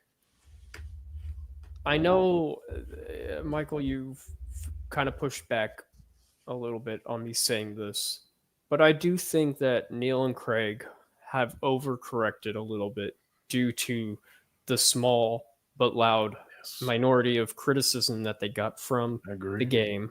Yeah. But at the same time, I feel like they're trying to write this in a way that's like trying to it's trying to please those people, but it's also trying to please like the people like us who love and defend the game. But it's also trying to please like casual audience. Show And only it's- viewers. Yeah, and it's So they're trying to that- please everybody and It's- essentially yes, please yeah, no I- one. I don't even really think that they're giving in to people that didn't like the game. I think like exactly what you did. I think they're writing it in a way where they think it's the smartest way to approach the story for television. I just don't agree with it. You know, I think it in their heads they think they're writing it in a way that's the best for TV, but in my head it's like you're kind of not trusting the viewer to be mature. Like, Mhm. Yeah, what was it? when that the we talked game about? does trust you Right. to like be mature. Yeah, we Yeah. mentioned it last week specifically about the porch scene, but it was that quote that is either Craig and Neil or just Craig. But like, they just didn't think it would land because they didn't know if they left it where it was because they didn't know if the audience would be patient enough and Mhm. remember. And it's like bullshit. It's a horseshit excuse. Like, I'm glad they believe that, but like, it's just weird. I just it's don't believe that. I don't think that's true. I don't think any non-game player would have seen that scene at the end and been like, "Ah, fuck that was useless." It's I just- would it's have str- wish I would it's have saw strange. Well, that you know, years you never know ago. because remember, you know that article that I sent you, bro. And those people, I'll just say this: those people are just fucking stupid. Holy shit! I How can said- you just say the porch scene shouldn't be in the show at all? Yeah, I What sent the fuck is Dr. wrong with Forgon. you? I sent Dr. Forgon an article where someone said that people are complaining about the porch scene's placement, and the person said that they argue the porch scene is a bad scene and it should not be in the Dude, story at all. I don't. That Okay. pissed me Because- off so much that when I read that at work, I got up from my desk and walked around the building. I was like, "This is so infuriating." He said, that's "I so- need to touch grass." That's so stupid. I walked. I will go outside, touch grass bro. for I this was like, person. I can't believe the most integral scene in this entire story. This person It is argued the should emotional not. catharsis. of the the story. the argument the person made is that kind of similar to Jesse's death about how he dies and there's no resolution, that it would have been more heartbreaking if Ellie and Joel never had a final conversation, and that the final conversation is not realistic I because disagree. That's not what would happen in real life between The humans. reason she's going on the journey is because they had that fucking conversation. Right. Like Oh that's my that's the God. driving force of it. Like Abby That's how you robbed know you do Right. not Ellie understand. of a relationship that story. was about to mend itself. Like, yeah. Yeah, no Uh, media literacy. That's what no that emotional intelligence. is. See, No, This is no why, nothing. though, again, I don't think the show should play to those people because literally, as Neil and Craig themselves said in the podcast, and you guys have said, a show like Severance doesn't do that. So it is strange to me that Neil and Craig have propped up Severance for not doing that, but then seemingly do it. And I Just think, Sorry, I didn't mean to cut you off. no, you're good. Go ahead. Just to follow the same trail as what you guys are saying. They said at the beginning, I don't know where it was, if it was in like the first episode of the HBO podcast with Troy Baker, but they're like, yeah, we're changing stuff up because we don't want it to be beat for beat from the video game. Whereas season 1, that's practically what they did, and it was a masterpiece. So And yeah, all of and the changes that they made in season 1 were like, oh, okay. I can see why they did that. right. Like Bill and Frank. Oh yeah. It's incredible. What that I was a just- smart decision. That I think really they think worked. that people Yeah. want an adaptation that is like shot for shot, word for word. That's fine. I'm sure some people do. I don't need it to be shot for shot, word for word. I just Right. need the most important moments right. not to be fucked with. Because they were that good Yeah. to begin with. It's So you e- can maybe change some of the context and some it's things more than around them, that, but too, don't like, change the understand fucking them. thing. It's more than that too. It's like it's like okay, Abby stabbing Joel with the golf club. Why? You know, it's like things like that, Yeah. or it's like a death that we're about to talk about shortly. Why? Like, why is it changed? It's like, again, Yeah. it's For no overthinking, reason. and it doesn't feel like Neil decisions. Adding a It horde feels- attack. Why? right. That I can Well, kind of like look past, because it's like, okay, it's like you're trying to make tension in the episode. Like you have to make Jackson busy while you're also and you have Joel like what's the word, like singled off in this other Yeah. scene, and it's like you have to kind of make a scenario as to why people aren't with him. It's like, Or that's kind what of we're whatever. about to but talk it's like, about. Why Ellie to the Sapphire Island? Why? Oh God. Yeah. Why? that I don't like that at all. That But scene the felt thing is, like the like- most Game of Thrones of moving around places too quick. Well, I there's I'll say it when we get there, but I'll just time, bro. You gotta have to shut the fuck up. Like I'm not gonna try to leap down your throat, T-Mac. I swear. I played the game, but I never wondered during Joel's death scene where Jackson was. You know, right, yeah. like For sure. that's kind of my little like pushback on that. I think it's because they're up in a mountain, and this Right. that scene takes like 15 minutes real time. You know, if that 20 minutes. It They're not honestly, reaching. the horde in the show has more to do with the idea of like, we want Dina and Joel together and Tommy to be busy. right. That's what I That's was gonna really say. what it is. And then And- it's like, why? Oh, because Right. they just made the decision to have Dina on the patrol. Right. I feel like it's Why? a little. It's these little choices that then have effects. That they change things. And they change things. It's a butterfly. It's a ripple effect. effect. Right, Yes. ripple effect. But the thing that I feel specifically for that, which goes into this now, is that by changing that Tommy wasn't there, they need to say, okay, well, Tommy would go. So unless there's things happening where he can't go, so they have to do that. And then that changes where Tommy is now and him showing up. And it changes everything. All because, as we've talked about before, they did all of this to strengthen Dina's relationship with Ellie and Dina's relationship with Joel, which, very interesting, didn't land for someone like us. So it's like they did Yeah, this for did that anybody reason. ask for that?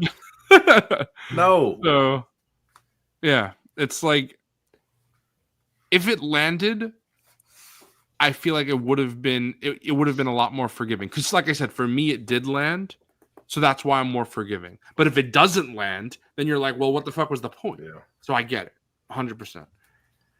And But- like, if you like it, that's fine. Like, I'm not, like Mhm. what you like, bro. Right. And that's why, like, it's like I was saying early on before this episode, but I felt like, I'm someone, like I said, who doesn't really like constant negativity. But even though, we're being very critical here, it's not from Okay, here's a bit of positivity. it's not from a bad place though. So it's like it's fun. Like I get it. I understand. I thought the bookstore looked incredible. Look, I thought it looked We always talk about straight the out set of the game. design. I mean, yeah. the funny thing is, I probably really haven't gotten this crowd, but I actually liked this episode in the sense Yeah, that like I said, me. I liked this episode in the sense that not that everything was perfect and that there wasn't like some dumb shit in it, but like I like the fact that for the most part this stayed pretty close to the game, or at least like the idea of all the scenes. Like nothing was really like, again, scenarios, dialogue, things like that were changed, but the like A to B to C of like finishing this part of the story was pretty much the same, and which I was very thankful for, because I've just been so critical of the things that they have changed and put out of order that have kind of just bothered me. So at least with this episode, I was like, yeah, this is for the most part how things kind of wrap up in this side of the story. I'll give you two pieces of positivity. One, people died, which needed to happen. So thank you for that. Second, which is the more significant one to me, although my hopes are not high for the following season, it is the part of the game I like the most. I think they have more material to work with in that Yes. season. Like we've talked about this before a lot too, but in like this part of the game, I mean, a lot of it is Ellie by herself and you doing very gamey things, and there's not a lot of objective besides we're going to get these people, and then shit happens. Whereas like in Abby's side, like there is a lot more to cook with, I think. That is something that I feel 100%, and maybe I'll be wrong, but I feel like that, even myself, who overall has a positive feeling on the season, there are things that I struggle with. I think we'll all have a more positive feeling for next season because even from Neil's own words, he said at the end of this, I don't know if it was the podcast or if it was the thing at the end, but he said he is looking forward to adapting season, like what happens in season 3, the second half of this game, because in his own words, exactly what Tyler just said, he struggled with how to adapt certain parts of the first half of this because it was very gamey. You can see And the it. second half is not that, is what he That's said. what I was about So to say. I feel like maybe we'll see a return to the season 1 style with Abby's journey. It just sucks that like your main protagonist from the first season kind of got short-sighted, you know, a little bit because it is hard to adapt.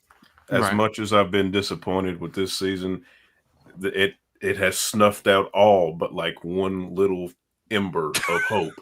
And because Please, Abby, save us. Abby, save us. It's exactly, it's that meme, because they ended it the way they ended it with like the black, and then there is just a tiny bit of hope that spark might come back up, and I enjoy the second part because I like that part the most, and they could. My enjoyment of this adaptation is going to rest heavily and solely on season 3. This season to me has been mostly a wash of like almost all the goodwill that I had coming into it. So now I need season 3 to really. I need Abby to do what if Abby it does, if it lands for you, do you feel like you would look back on season 2 and be like, oh, you know, this is why they did these things? Or you would be like, what the fuck? They did it for season 3. Why couldn't they do it for season 2? Yeah, that's exactly how I feel. I mean, and it may make me like the adaptation of the second game more, but you'd be like, what the fuck? Away the disappointment, because at the end of the day, I still didn't get brutal Ellie, which I was looking forward to. And I think the viewers are robbed of seeing Ellie go to the dark place that she's supposed to go to, and we just didn't get it now. So it's when we get to the Mel stuff, I'll have more things to say about that. But yeah, that's enough of me being negative Nancy here. No, you're all good. We're both like passionate Twin Peak fans, right? Yes. I don't know, Tyler or Jacob, if you guys are Twin Peak fans. I haven't watched it yet. Like season 1, incredible. The movie, masterpiece. Season 3 is one of the greatest things I've ever seen. The middle chunk of season 2, what happened? It does not matter how good the movie or the third season is. I will always call that middle chunk dog shit. Yeah, I don't know what it does not matter if the thing that comes before it or after is really good. Like, I'm not saying that this is that bad because it's just not. It's not that bad, no.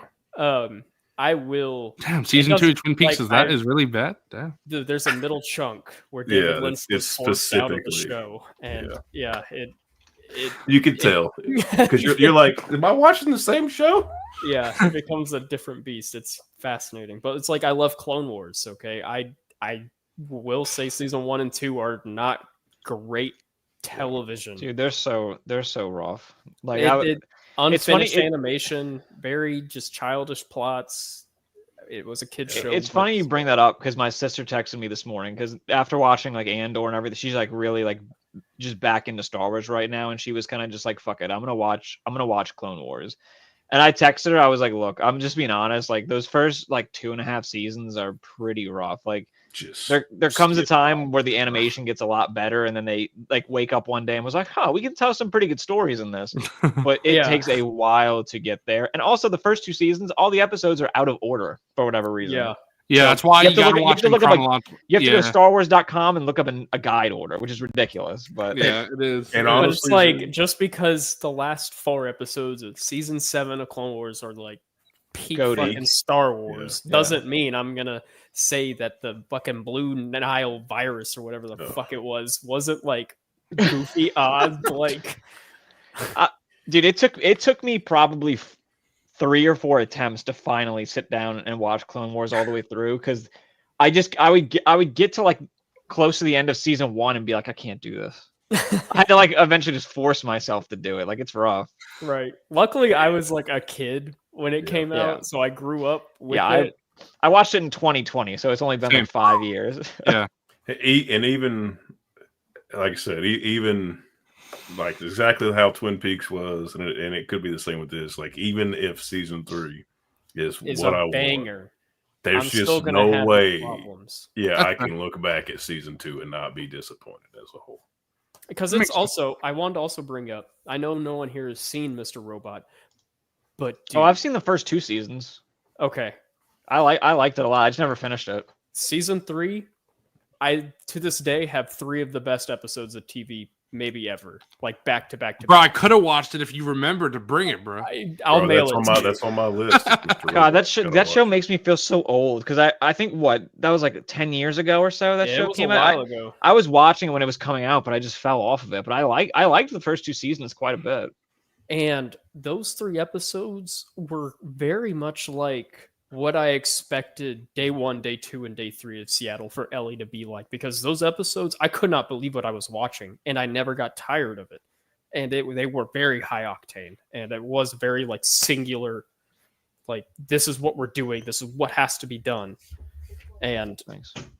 it happened? really, really worked. Why couldn't we get like day 1, day 2, day 3, get a run like we got with Andor, Fucking 8, okay, 9, John 10, Wick- 11, 12, you know? John Wick season or episode 4 or oh my god, the fucking Ep- 4th movie is like Chapter 4. 3 hours long, and that movie is nothing but fucking like headshots, and I don't like get exhausted by like the action of that. Yeah, and But it's I- that literally movie's I a work gotta. of art. It is a I masterpiece. do want to say though, Austin, that I'm sorry. specifically for John Wick, the violence to me is cool to watch, but I never feel horrified, which is I feel like for Last of Us, if it were to become an action thing, I know that's not what And you're that's- saying. You don't want it to okay, become an okay. action. I know that. That's- I know that's not what you're saying. But I'm just saying, I'm just If- saying that the momentum should Yes, have been there, yes, and yes. it wasn't. right? I know, of Using course, you're these things not. as, like, an I don't know example. about you, but Yes, when Tommy was fighting the bloater, it should have gone top down like that scene in Tommy 4 with the dragon's breath shotgun rounds. That's Oh what could yeah. happen. Ah! Like day one is a little bit slower. Okay, we build it, but Yeah. By day 2, We should be in it. that is I would love to see what the reasoning and why they've cut so many things. Because again, we see in this episode there was supposed to be a scene where Ellie is gunning down people with an AR. God. Where is it? And why did they cut it? I'd like to I know. guess maybe So- we might see it later. Maybe in like season 3. Like I feel like- no. I feel like they probably would. Maybe, honestly, maybe it's they don't want to be solely Abby, so they're going to put some Ellie scenes in there. But I feel like it just wouldn't flow. I don't know. No, And that would have to detract from be- Abby's story, I feel. Yeah, and I just I don't damn know. it. Why'd you have to admit? I didn't even know about that because I don't watch the. yeah. I don't either. I didn't even know. Why'd you have to tell me? Now I'm just My looking heart like sank But see, when that's you what- said it. That's what John makes me, McClane over here. that's what makes me so puzzled, because the fact that they filmed it shows that Right. at They some said these at- are Last of Us fans. They don't like action. at some point in the journey they felt Well, like it's this gonna was the be. right thing to do, and then they said no, we're not going to do that. So that's why it's not like it was too expensive, because they Yeah. filmed it. So I'm very curious as to what the It's reasoning. going to be a obviously- deleted scene on the 4K. Oh, I'm sure it'll be. I just want to know the story reasoning as to why they cut a shootout. Again, Ellie was supposed to have like a hand-to-hand fight with Burton or whatever, and they just cut them both. And I'd like to know why, because they Well, didn't. he likes to yap, so maybe they'll tell us, bro. Yeah, we'll see. Anyway, we are yeah. we are We have a 3 lot hours. of episode to talk Yeah, about. we are 3 hours in and which is when we usually end it, and we are only halfway through the episode. This is going to be a long one, boys. I But- keep getting derailed. 'cause I'm No, like, this- again, like you said, it's the finale. Like, I didn't expect it to be this long, but yeah, I got some it was more really- energy. I had a Reese's Take 5. I'm ready to spew more Ooh, negativity. those things are bussin'. Yeah, I'm ready to spew some more negative bullshit. Yeah. So let's go. Yeah, we cut out like halfway through the Jesse scene. Yeah, it's good. I don't know if you want to move on from that one, but I do have like. No, I still want to talk because Okay, cool. because I when Jesse tells his whole story about the person that he that he felt that connection instantly, and again I am someone who I had like crushes on people, and then even like girlfriend that like I thought that I was in love with until then I actually was in love with someone. Then I was like, no, there's the difference. That's how you feel it. So when Jesse was describing that, I was like, yeah, I feel you, Jesse. And I think that was, again, Jesse is framing it maybe not so, but the show is framing that Jesse is essentially just so, as Ellie says, Saint Jesse of Wyoming, but not 100%. And this is the thing that I find so interesting and why I like this part is it's Saint Jesse of Wyoming in one way, and Jesse makes a good point. Like I said, he says, let me ask you, Ellie, if I went to Mexico, who saved your ass in Seattle? And great point. Ellie doesn't even answer. However, then we get to this is that same scene. It's just later on. So if you have to say something about this specific part, like I won't skip over it because like I said, I just have this as like this full scene. But when we see, calling back to the earlier thing with the Seraphite kid, is that Jesse says, Ellie, these people are shooting each other, lynching each other, ripping each other's guts out, even the kids. I am not dying out here, not for any of them. This is not our war. Then we see Ellie bring it up again. And of course, we hear Tommy sniping, and just like the game, Ellie tries to rationalize it. Obviously, Ellie doesn't believe the word she's saying. She's just, trying to push herself, like, oh, Tommy's got this, even if it is Tommy. But I love the thing where she says, Jesus, if 3 people voted, then you would have been here with a group. And as soon as she said that, I was like, nope, because Jesse did not vote that way. And I was surprised that they confirmed that, because then Jesse says that, yeah, he did not. And this is the part of the scene where I keep saying I love the scene. This exchange is what makes me love the scene so much, and why I really like Jesse in this episode, because she says, like, she's like, can't believe it. She's taken aback, Ellie. And she says, like, oh my God, like, why? And Jesse says, everything you do for you. But again, that's a very one-sided way of looking at it. He's not wrong. It's just not entirely the truth. So Ellie's whole monologue, which I know we've been very critical of monologues this season, like Abby's and such, but I actually really liked this dialogue. And I wrote down the whole thing. Ellie says, because first Jesse says, Ellie, it wasn't in the best interest of the community. And Ellie says, fuck the community. All you do is talk about the fucking community, you hypocrite. You think you're good and I'm bad? You let a kid die today, Jesse. Because why? He wasn't in your community? Let me tell you about my community. My community was beaten to death in front of me while I was forced to fucking watch. So don't look at me like you're better than me, or like you do anything differently if you were in my shoes, because you're not, and you wouldn't. And the reason why I like this is because it shows how different Ellie and Jesse are, because they both mean well. Because when they see that kid there, Ellie's first instinct is, it's a fucking kid. He doesn't deserve this. I have to try to save him. She almost has that savior complex that Joel has. But also, if she was truly bad, she wouldn't give a shit. Because she's not. It's just that her viewpoint is different than Jesse's.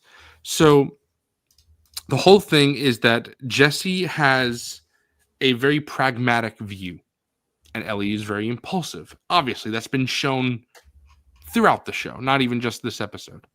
But it's specifically that Jesse cares about family and this specific community, and kind of like what Gail and Tommy talk about in a few episodes ago. But we see how during that whole scene with Gail and Tommy that maybe Joel would not have done this because there's no reason to. No one's in danger anymore. So, Tim, everyone's leaving. I have to laugh because Forgon just had a clear shelf dive. I don't know if you heard that. In the Yeah. background. I just No, shelf dive, I know Austin's listening. Bro, I could tell by the way he looked over at his shelf, looked back at the camera, and just went. I gotta pick this up. Hang on. No, you're all good. You're all good. But I like this whole dialogue. This whole I liked this scene a lot. Yes, because it felt very real. Right, exactly. That, and that's like my dad was saying before, how Jesse is saying essentially the only real thing. Everyone else is being very reckless and not, the way that they're supposed to be. But the thing is that when Jesse sacrifices his happiness for duty, right? You could make that the argument as that's the noble thing to do. Right. But then you look at the opposite way, and it's Jesse only cares about the community. Ellie is willing to help people outside the community. That's very, true to real life, where, again, don't really want to get political, but that's very thing where people, not even just in America, but in other countries, it's like, worry about our country first, then we can worry about the other countries, and that's a valid viewpoint. There's also the other viewpoint, which is we're all on the same earth. Right. Let's all worry about the earth first, then we can worry about each other, like our own personal stuff. That's also a valid viewpoint. I don't really think either of them are necessarily wrong. It's just a way to look at it as what's more important to you. And that, to me, that larger symptom of a larger conflict shows this dichotomy between Jesse and Ellie of community versus the impulsive need of, oh, this person's in danger, I'll help them, just because of that. And like I said, I don't think either one is wrong. You just have to decide personally your opinion on who you support. It's I think Neil said this in the episode, in the behind the scenes thing. He said, does life trump justice? Because Ellie is willing to sacrifice life, others, right, herself, if it means she can get justice for Joel's death. he is annoying, bro. But clearly Jesse is not willing to sacrifice lives for justice because he voted no. And there's no reason to do this. It's only for what Ellie calls justice. Is it justice? Is it revenge? I don't know. That's up to your interpretation. But Ellie is essentially doing worse than what Joel would have wanted and what Joel did, which calls back to last episode where Joel says, I hope you do a bit better than me. Ellie's not. Right. And that's a shame because it's exactly what Joel didn't want. And especially what we'll see in the next scene at the aquarium, Ellie is doing things so far away from what Joel would have wanted for her. So I think all of this bleeds right into what this conversation amounts to, and is why I liked it so much. There was a lot of words of me just saying. Here's some more positivity. I liked Ellie's response here. I liked her being like snapping back and like reminding Jesse that he would do the same. It's also like Ellie's. I think we all like. I think most people would like you fuck with like my family, or we're gonna. So I like that. It's just a too little, too late character like development for me. It's the idea, even Goddamn though Doc Ock. it's like, even though Jesse cares most about the community, it's like, well, Ellie is a part of that community, you know? It's like there's this weird gray area of like the idea of protecting the community is just not doing anything, but it's like, what if something else were to happen, and what if those people came back, Right. It's like you Seth never was really spitting, like, bro. Seth was spitting. Good old Seth. I know we have the little island, like the Seraphite scene, but I'm most excited to get to the aquarium scene. Like, Yes. all right. Like I said, I had a lot to say about this Jesse stuff. We've been talking about it for, I think, over an hour because of all the stuff in between. But I know, Austin, you said you wanted to say something specifically. Obviously, Tyler, as you guys have talked about it, and if Jacob, if you have anything to say specifically about this Jesse stuff, because, like I said, to me, this is where I was like, oh, I'm really liking the episode, and why I left it in a good place, because I was worried, knowing obviously that Jesse would die, that I wouldn't care. And in the span of the beginning of the episode to the end, it made me like Jesse's character enough as to where it did land. So the character development for me was necessary. Okay. I just because I did go leave for a second. I'm sorry. We're still on right before they split up, right? Yes. Okay. I just love how this shows how much, and I think Tyler Forgon was touching on this a little bit earlier. I love how Ellie is so consumed at this point. She's like trying to reassure Jesse, like, Tommy's going to be fine. He can handle himself. Like, a great rationalizer. Yeah. The wheel, the whale. That's all I know. That's what Ellie's thinking. And oh man. I do wish we would have seen this side of Ellie a little bit sooner. One thing, and I think that we've all touched on it tonight, is Ellie doesn't seem. Let's see, what did I say in my notes? Ellie, compared to the game, show Ellie isn't as violent. I mean, obviously, but the show does depict very well the danger that she's putting her friends in. So yeah. That's kind of all I wanted to add on to that is I just like how she's like so consumed at this point. It does feel like the Ellie from the video game that we've kind of all been hoping for and wanting. And yeah, so it's nice just with like 20 minutes left in the season. Yeah, spin. That's the issue, Like, yeah, this is the Ellie this is my little monster that I feel like episode 2 or 3 I was talking about, like, oh, this is a quiet before the storm, blah blah blah. Before we get to see like here it is in the last 20 minutes. Right. But I'll try to keep it brief. I do think, Michael, that you have softened me a little bit on specifically the Seraphite kid scene. I did not like that scene, but I think you've helped me kind of soften on that, because it did what you were saying about Ellie not being like pure evil or anything, because I think my criticism of it really was like, I think the roles should be reversed. I feel like if, Jesse is Mr. Captain Wyoming and the hero and wants to save people and blah, blah, blah, wouldn't it be more interesting and complicated if he was the one that wanted to go save her, or him or whatever, and Ellie like pulls him back because she's laser focused. She wants nothing can get in the way of the mission. But I think that just kind of comes from this being like an added thing to the show. And that's what it's funny. My brother, as someone who hasn't played the game, my brother said, did they add that scene with the Seraphite kid? And I was like, yeah. And he's like, it seems out of place. Yeah. So my brother was like able, like not even playing the game. He figured. I think that I don't know. I don't know what to think about it, because I like what you had to say, but I still feel this way about it, Mm-hmm.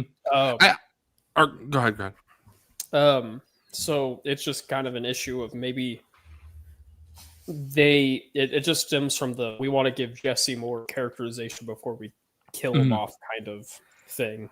Yeah, and this is just like the best scene that they kind of could come up with for that. So I didn't think Thomas Psycho, brother Thomas, but I didn't mean to click. But I love me some Dr. Pepper. Yeah, Who don't, bro?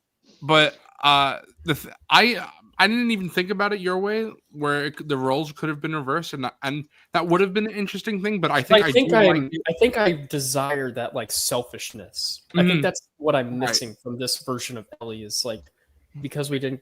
I don't want to bring it all up again, but because we didn't. I understand what you're saying. I'm like hoping that one of these scenes is going to give me this moment of like, oh, and they almost did it with their final scene, but I can get into that after you say what you were going to say. I was just going to say that I think that the way that it's done, the way that you are saying it, if you do it that way, it's almost like saying Jesse is right, Ellie is wrong. And while that is a valid way to put it, I think the way that the show did it makes it a little bit more interesting because you see maybe Jesse's not always right and Ellie's not always right.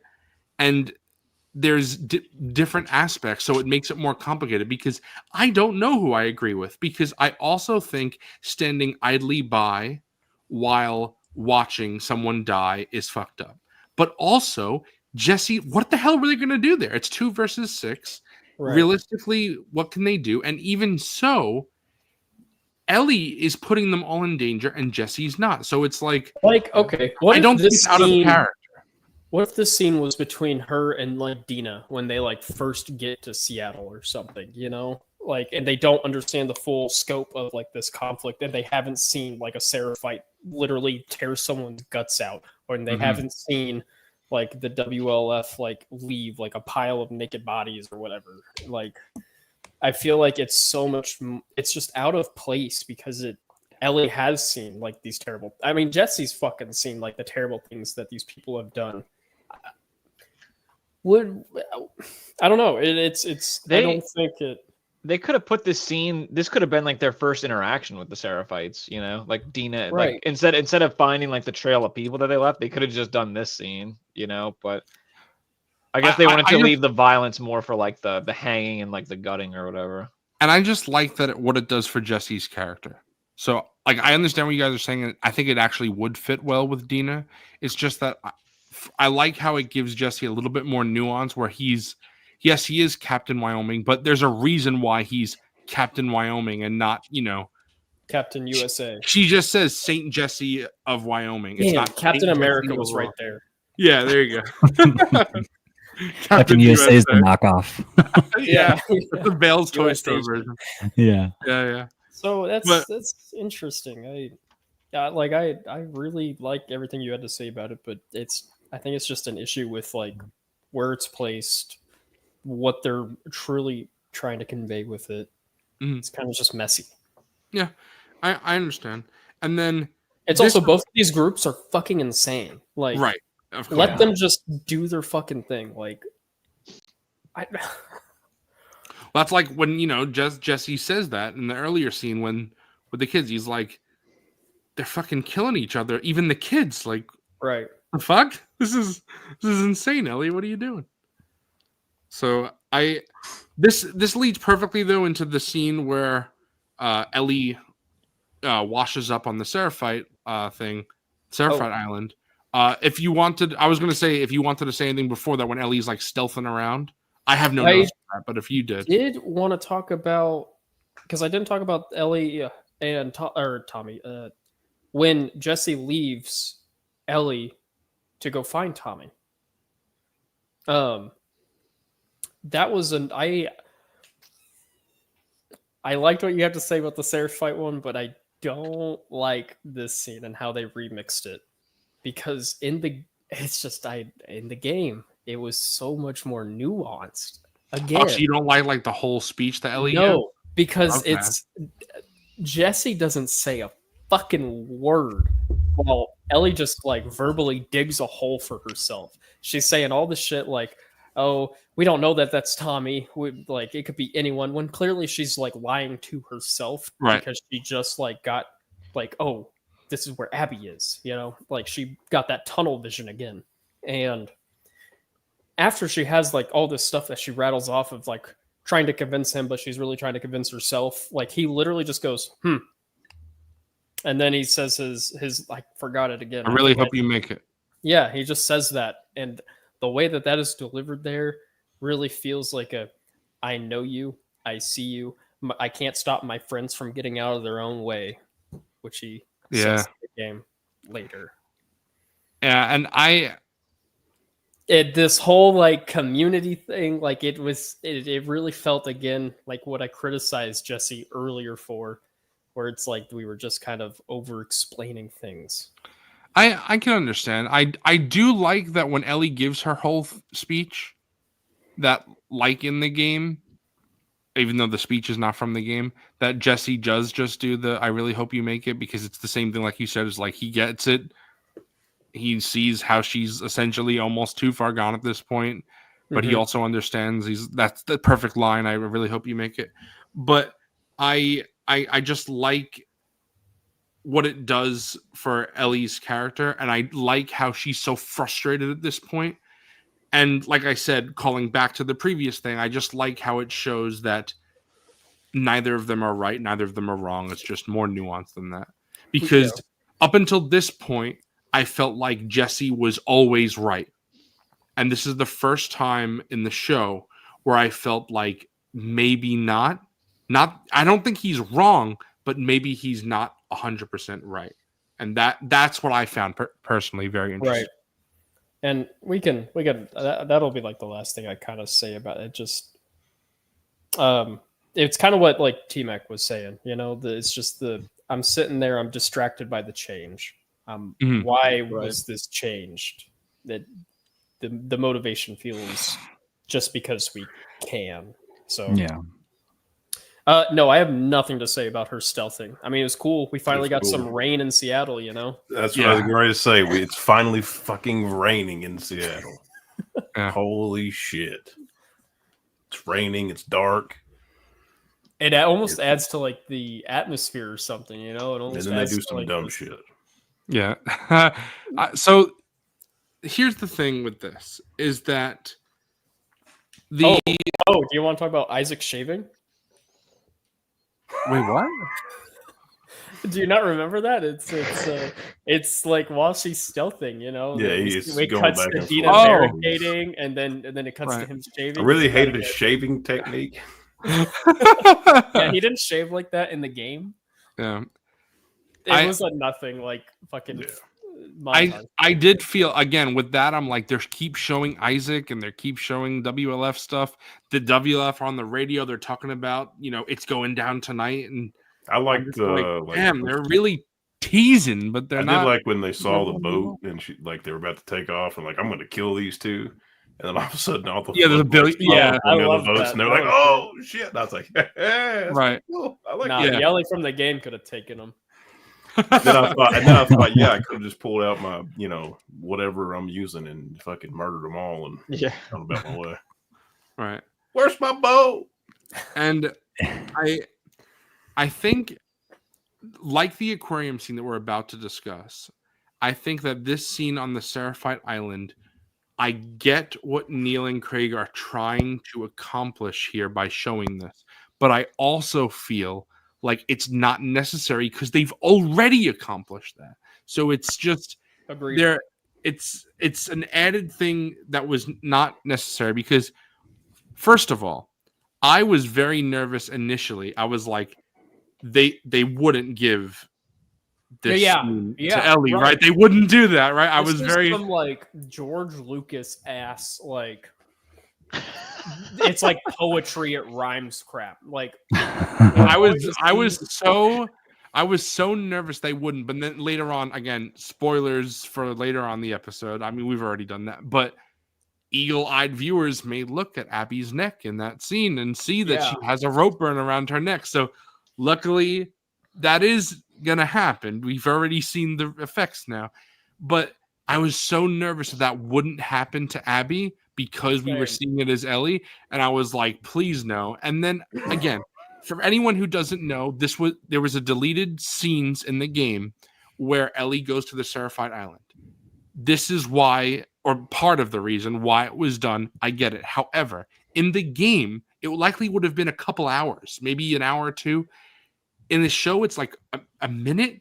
And then Ellie's like, oh, thank God the boat's here too. I'll just, great the boat washed up here. And then she's on the Seraphite Island for like 5 seconds. It just felt like we've already seen like Ellie and Dina and Jesse see the Seraphites commit these acts of violence.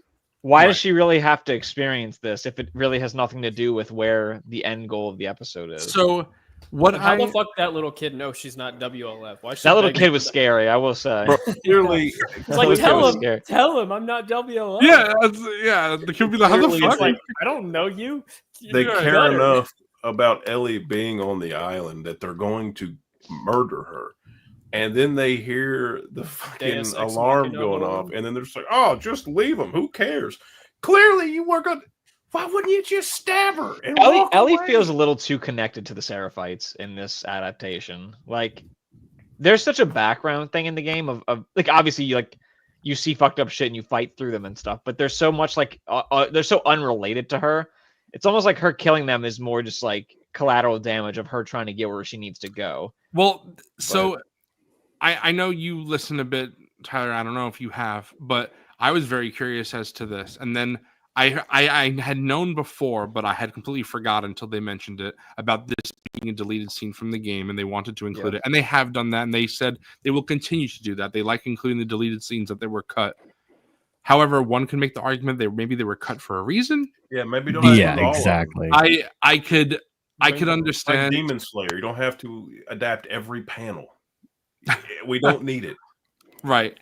And I can understand, but what Neil or Craig, I'm sorry, I didn't write down who said time for a deleted scene, but not like actual scenes from the game. Yeah. It's kind of wild. I don't remember who exactly said this. So I'm sorry, I can't say who it was, but someone said that it shows Ellie's obsession, that she almost died, and then literally seconds after almost dying, she still goes straight to the aquarium.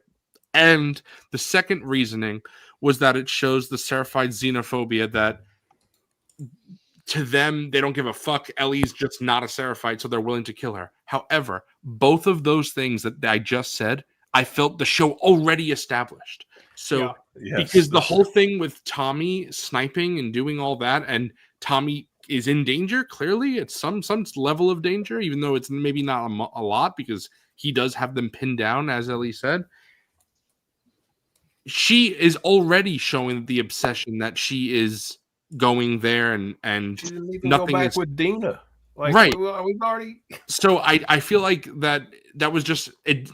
We were already beat over the head with that, so this doesn't really need to have another thing about that. And then on top of that, the whole thing about the Seraphites being xenophobic and killing anybody that's not them, we've seen that like 3 times. So and we're gonna get more of them later. Yeah. Like, right. So this is when my dad was like, "Damn, they just kill anybody," and I was like, "Yeah, right. We know, we've seen." Yes, exactly. You want to talk about closing plot holes or loopholes or whatever? This is what this was to me. This was, we have to delay Ellie from getting to the aquarium so quick, so it's more believable that Tommy and Jesse can show up without it just being an instantaneous thing. Which, to me, that's what it felt like, which makes me hate it even fucking more. Because that is, again, that's like Austin and Tyler have said about how it's something that like these little criticisms that people have, and now they feel like they have to fix. People have said, "Oh, how did Jesse and Tommy get there so fast?" Who gives now it gives Ellie a little.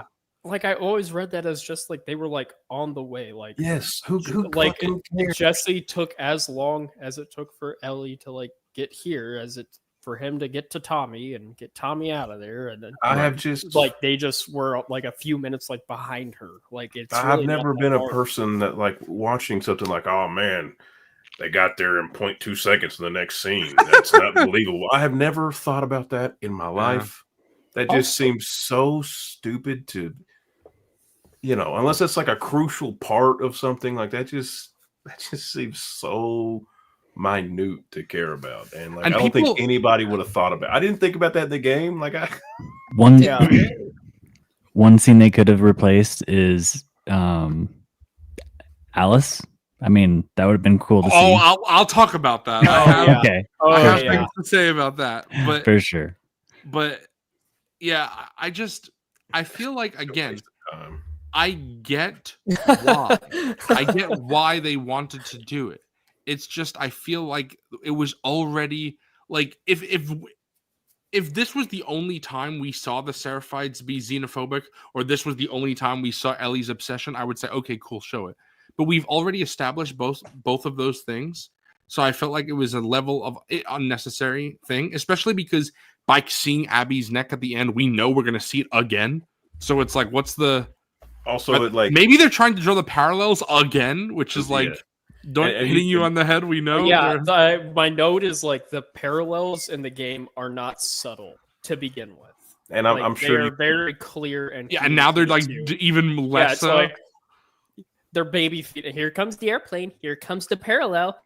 Abby or Ellie got hung by the Seraphites. Abby might have too. Here you go. Eat it up. I'm This sure not- you've seen the Maybe they're not so comments where different.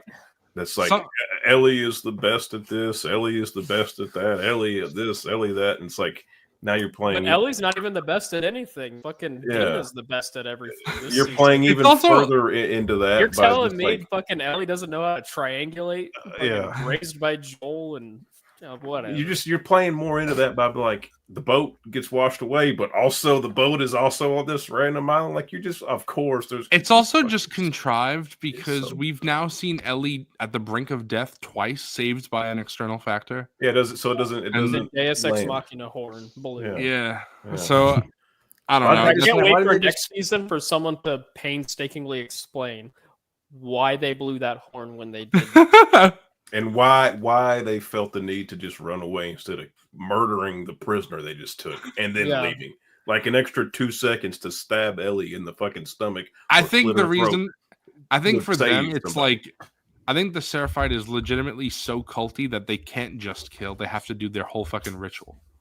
So I will say that I'm a little I'm fine. Just with. leave her Right? hang. No, let I her hang. can buy that, Fuck. but it's just like I mean, you're probably this right. is a nothing burger of a scene. Yes. Mhm. Like I hate to say it, like What- it's just it breaks like. I feel like there are more organic ways for them to have built up Yes. the stakes, like before she had left, like land to the aquarium, Right. Because there are like you leave Jesse, there are combat encounters, on the way to the aquarium that they could have done like condensed versions of. Instead of Yeah, washing like up. on I the would island. have taken her like shooting a person or two on her way there. And they filmed it! And, What the or- fuck? I mean, that's probably what it was.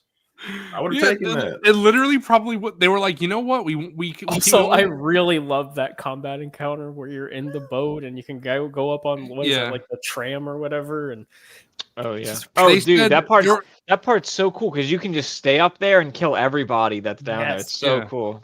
They were probably love just like, you teasing know it. what? We can only have one sequence of action. Do you want it? So we'll have to cut out the Ellie using the AR, cutting all these people down to do the Seraphite hanging scene, and then Right, the that's all rage. right. They gave us like what three or four like huge horde infected scenes. It's like okay, I appreciate you, bro. Something that Hallie Gross said is that it's the sunk cost fallacy. That Ellie is entering her villain era. The universe is telling her to turn back, and she's not. She's on the brink Dude, of death, and she's dude, still. you know what would have been perfect? I'm so sorry to interrupt, but she could have like encountered like a couple infected and like maybe killed some people on the way, and then she could have had her like in the midst of like all this chaos, she could have been like, "Fuck Seattle." Where was the "fuck Seattle" line, bro? Yeah, Yeah. never happening. That's where it's at. That's Never like the happened. fan service like I would want. Like, bro, when she says that, I'm like, I feel that. Fuck this. Yeah. place. I felt like they weren't going to include that once Dina said, "What the fuck is wrong with Seattle?" Yeah. in that episode because That's true. It would have been redundant and be But if they really don't You're like right. Seattle. You're right. but I do like again because I'm like you, Austin. I'm 100% on board with Ellie. I'm like, yeah, fucking fuck this place. Like Yeah. when you're playing that in the game. It's fucking But- dark. It's rainy. It's shit everywhere. Again, I understand the whole thing of the universe telling her to turn back and she's not, and she's just so too far gone at this point. But at the same time, it's like we got that before she got on the boat, so it was.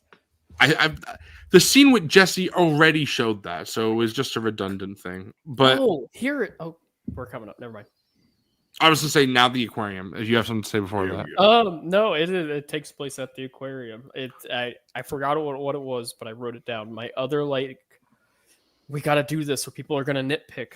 Her drying off the bullets was such a let's show this so people don't get the mad at gun us. wouldn't fire because it's Yeah. wet. Shut the fuck up. Neil. I will say, going through the window, that was sick. That Also, looked I love again all these little hints of things that have happened that we haven't seen. I thought the window's show broken. did something better here, where she looks at the bloody rags, doesn't say anything. Whereas in the game, she directly addresses it. That's like the one time I was like, "Whoa, Yeah. some nuance, some subtlety." We see these bloody rags, fucking lot of blood. Something happened. We see the window broken into. Clearly, things happened at the aquarium. You know, won't be the last time we'll see the aquarium. So, I thought that stuff was very interesting. However, there is no Alice, and this is to me. I don't want to speak for the creators, but I almost feel like they're afraid to kill animals because Yes, Shimmer didn't die. Shimmer didn't die like Shimmer does in the game. And now, Shimmer doesn't just die; she gets blown the fuck up. You can't. They made a point too in this episode twice to bring up Shimmer is okay. Yes, bro. You could blow up a fucking fake horse, and then at the end of the episode, no animals were harmed. Fucking kill the animal, bro. What are we doing? Because it's made up. one of the It's more fake. emotionally interesting things in the game. Because when you're playing as Ellie and you fucking kill this dog, it's because you're gonna fucking die if you don't kill this fucking dog. Like it's me or the dog, and I'm sorry. It's in this context, it's gonna be me. It's gonna be Ellie. It's very. Then when we see the inverse, right? It's very interesting to me because I don't understand. I guess I do understand because it's a little bit more, for lack of a better word, humanizing. When people see an animal like that, because I remember Neil talking about in the Last of Us documentary that he found it very interesting, as do I, that Ellie would kill so many people in brutal ways. They call their names. You see their fucking guts popping out and everything. But then when you have to kill a dog, the people are like, bro, I'm not going to lie. Every combat encounter, I'm killing the dog first. Me too. Bro, same. Me too. You have to. Fuck that dog, boy. Yes, 100%. I do Fuck that. them dogs. They are menaces. But the thing is, you don't have to kill any dog in the You're right. entire game except for Alice. Alice is the only dog you have to kill. And the fact that she's I'm wiping not out there, every one of them dogs. Alice, it's fine that she's not there as like a whole thing. It's not a huge deal. I don't think it doesn't really change the story. To me, though, it just shows why were they not killing animals? I don't know. Maybe it's because, obviously no offense intended. Maybe it's because of people like Bender's girlfriend that won't watch if there's animal violence. I know people said that's very sensitive to them. But at the same time, it's like the framing. Ellie's not going up to a sleeping dog and killing it. The dog attacks her. Alice is chomping at your face that. Bro, I think people would be able to handle yes, this horrifying thing that is happening and the self-defense nature of that encounter. It's if you get attacked by a dog, are you just gonna let it attack you? Right. No, You're not gonna defend yourself in real life It's if a all dog about- just starts biting you in the face. Like, context. I feel like in this Okay. situation it would be very different. Ellie in the context of that scene is not Ellie in the combat when I'm laying like mines for like the dogs to lead them into, you know? exactly. Right. I'm not thinking of sadistic ways. I'm sorry. What? I feel like it's obviously very Like different. not saving my shotgun shells for the dogs, you know? Fuck, Like, you know. Oh, I It's got a very flamethrower. different. It's very different, Dr. Forgon, of course, being in the moment. But I know someone who we've talked about this, and they were like, if they were ever attacked, like about to be fatally killed by a dog or fatally attacked by a dog, rather, that they would just let themselves die because they can't harm an animal. And I'm like, I feel I like, just don't All right, believe I'm it. out. yes, I feel like you would not. I feel like that's not You're what not. you would do You in are this consciously situation. That is not going easy to to think that say. thought. Right. It's easy to say, but not easy to do. But no, Bender, I understand that is a very sensitive I thing know to a people lot of that people. that are like that too. But I'm pretty sure there's a website. It's like, does the dog die or something? yeah, and Where you they can talk choose. about. I'm not saying like I want to see it, but it's just it's Thank you. It's- Yeah, that's it's just the like first- it's a part of the Tyler and I are story. sounding crazy. Bro, in Red Dead 2, when your horse dies Yeah, at that that point of the sucks. game, it just adds another layer of like Bro, emotional torture. You In know? Red Dead 2, when you pick up a snake and skin it, and you're just like, holy shit.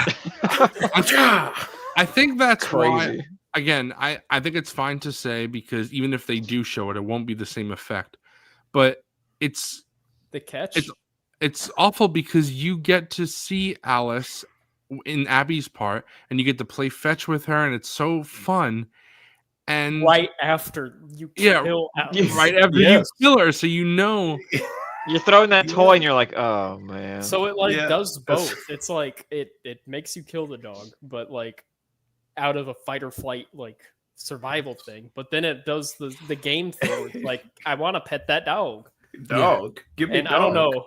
This is just me and my experience, but when I saw Alice and I had to play fetch with her, I threw that ball over the fence. I said, "Fuck you." I literally was like, oh, that's the dog I just killed. Fuck that Yeah, I dog. was like, "Fuck that dog." Fuck that dog. Subsequent playthroughs, I love that dog, but No, you're a good. I don't dog. wanna- You just tried to. I'm about to reach that part of the game, so I will tell you, but I am actually not 100% sure, Austin, if that is Alice. I Or think Bear. that's Bear what you're talking about. okay. Because I was talking about the scene with Fuck that Alice dog. with the toy later on in the game. I think that, Oh, yeah. By Yeah. then, I'm like fully on board. Like, yes, with- the fence, where you chucked it over the fence, I'm almost positive that's Bear. We'll see. Oh, not that getting is up to that point Bear. in the game. yeah, but my I bad. think that's Yeah, Bear. that first dog you encounter, I'd throw that shit over. Yes. there. I'm still Ellie brain. I'm like, I don't want to play It's this part. the funny Fuck thing this. is, it's not even fucking Bear in the show. It's Bonnie. Another change that, like, why I don't know. Yeah. Fuck Bonnie. Where's Bear? Yeah, I don't know why they did that, but whatever. Anyway, this is my second favorite part of the episode where we see Mel and Owen arguing because I was the whole time when the show not showing little teases of what happened in the previous 3 days, I was hoping that they would show this because in the game Right. we never see the other side of the conversation, so I assume we won't hear either. So we only see half a conversation, but based on later things we see and now we can kind of piece what they're talking about. But I really love the specific lines of dialogue that are said here. So Owen says, "I don't have a choice, it's Abby." And Mel says, "You do have a choice, and so do I. I'm choosing no, also because it's Abby." And then Owen says, "Fine, I'll do it on my own, like always. If you're still here, great. If you're not, you're not." And I love every line that I just read because it gives you so much insight into Owen and Mel's character, people that we haven't seen much of. The only thing really that we know right now is that both of them were very uncomfortable with Joel's death. Mel was crying and Owen was like looking away. Owen saved Ellie from being killed by Manny, and Owen tried to talk Abby out of doing this in the first place twice. Right. So that's all we know about Abby or Owen and Mel. We don't know whose baby Mel's, like who's the father of Mel's baby. We don't know Owen and Mel's relationship. We don't know Owen and Abby's relationship. There are little hints here and there, but we don't know 100%. When you And said we don't know, I almost spoiled. I was like, what are you talking about? Yes, we do. show Well, viewers don't that's know. that's a Yeah, change for the show too, that they just didn't reveal. Well, I mean, technically, we don't know. I have read that Mel's actor, who I think did a fantastic job, by the way, her name is Ariel Barrier. I don't know, something like that. Apologize for mispronouncing her name. But she has said that she has been told something about her character, which is a change from the game that she is not revealing. Wonder what that is. We'll find out. She wasn't actually pregnant. Yeah, there we go. Yeah, but I'm curious to see what that is. But also, I just love this little nuance, especially the line that I really like. I wonder if the change that they did has something to do with the line that she says at the very, very end. Fuck you, Owen. No, No. low. Oh. Oh wait, no, because she's a doctor. Never mind. Low Yes. transferences. Yes. Medical term. I'm a fucking idiot. Okay. No, all right. Well- I really like I said, how just from this little conversation, you see that Owen feels some sort of, he has to do it. It's Abby. And then in contrast to Owen, Abby said, or fucking hell, Mel says, yeah, it's Abby. That's why I'm saying no. So you really see the relationship dynamic between these three characters is so fascinating to me when I played the game, not let alone when I finished the game and got all the other context. And right now, this is very fascinating because I love that it's just a little tease of what's to come. And then again, after that, I know I'm repeating myself, but when Owen says, fine, I'll do it on my own, like always. That gives you into a little more insight into Owen's mind as well. So I found that very, as well as what Owen says to Ellie, which is, remember, I'm the one that kept you alive. So Owen, again, I feel like while I like Owen saying that line for Owen, I do feel like that was more so to the audience. Hey, remember, Owen kept them alive. Yep. So it's like, that's like a double, like I like the line from Owen's perspective, but I also don't like, because it's like, I feel like it's the show trying to remind us, yeah, Owen did that. So that's why I'm a little torn about that. But because it's also like Abby says the same thing. yes, It's true. like we And didn't see it. Right. Like, but it's so much more powerful coming from Abby, because she's the villain. She's this monster, It's so much him more powerful saying it coming undercut from her. that for sure. Right. And, we see here something that in the game we see that Tommy also pulls a Joel and succeeds. Of course, that's not in the show because of timelines changing. But we see Ellie try to pull a Joel with the map, and it doesn't work. It doesn't work, and it ends There's a horribly. change with that I really dislike. What specifically? She did not pull the map out of her pocket. And I know that might come across as like a leaves' fucking no, but ground, but she didn't pull the map out of her pocket, therefore she didn't leave a map. Right. Well, she's and too this stupid to know how to read the map anyway. Fuck it up. Why would she need it? Dina wasn't there to read the map. Yeah. Fucking hell. She needed somebody to help triangulate the areas. This is something that my dad pointed out, which was Ellie left the map right there. Why didn't she take it? And I was telling my dad, I'm like, nice catch. But it is also different because of what you said. It was Owen's map. Right. So we don't really know. In the game, I think it's fine to say because of how it worked out, that's how Abby finds the theater. We don't know how Abby finds the theater now. I'm going to assume it's something similar, but we will see. She's going to go into like the listen mode, and she's going to see like the trail. Smelling her out. But Ellie says that she would not kill them because she's not like them. And this is the question that I pose to you guys. Would she not kill them? Do you believe her? Does she believe that? Is she bluffing? Because I don't know. This I don't know version of anymore. Ellie, it's hard to say. Yeah. Game Ellie, she's killing them.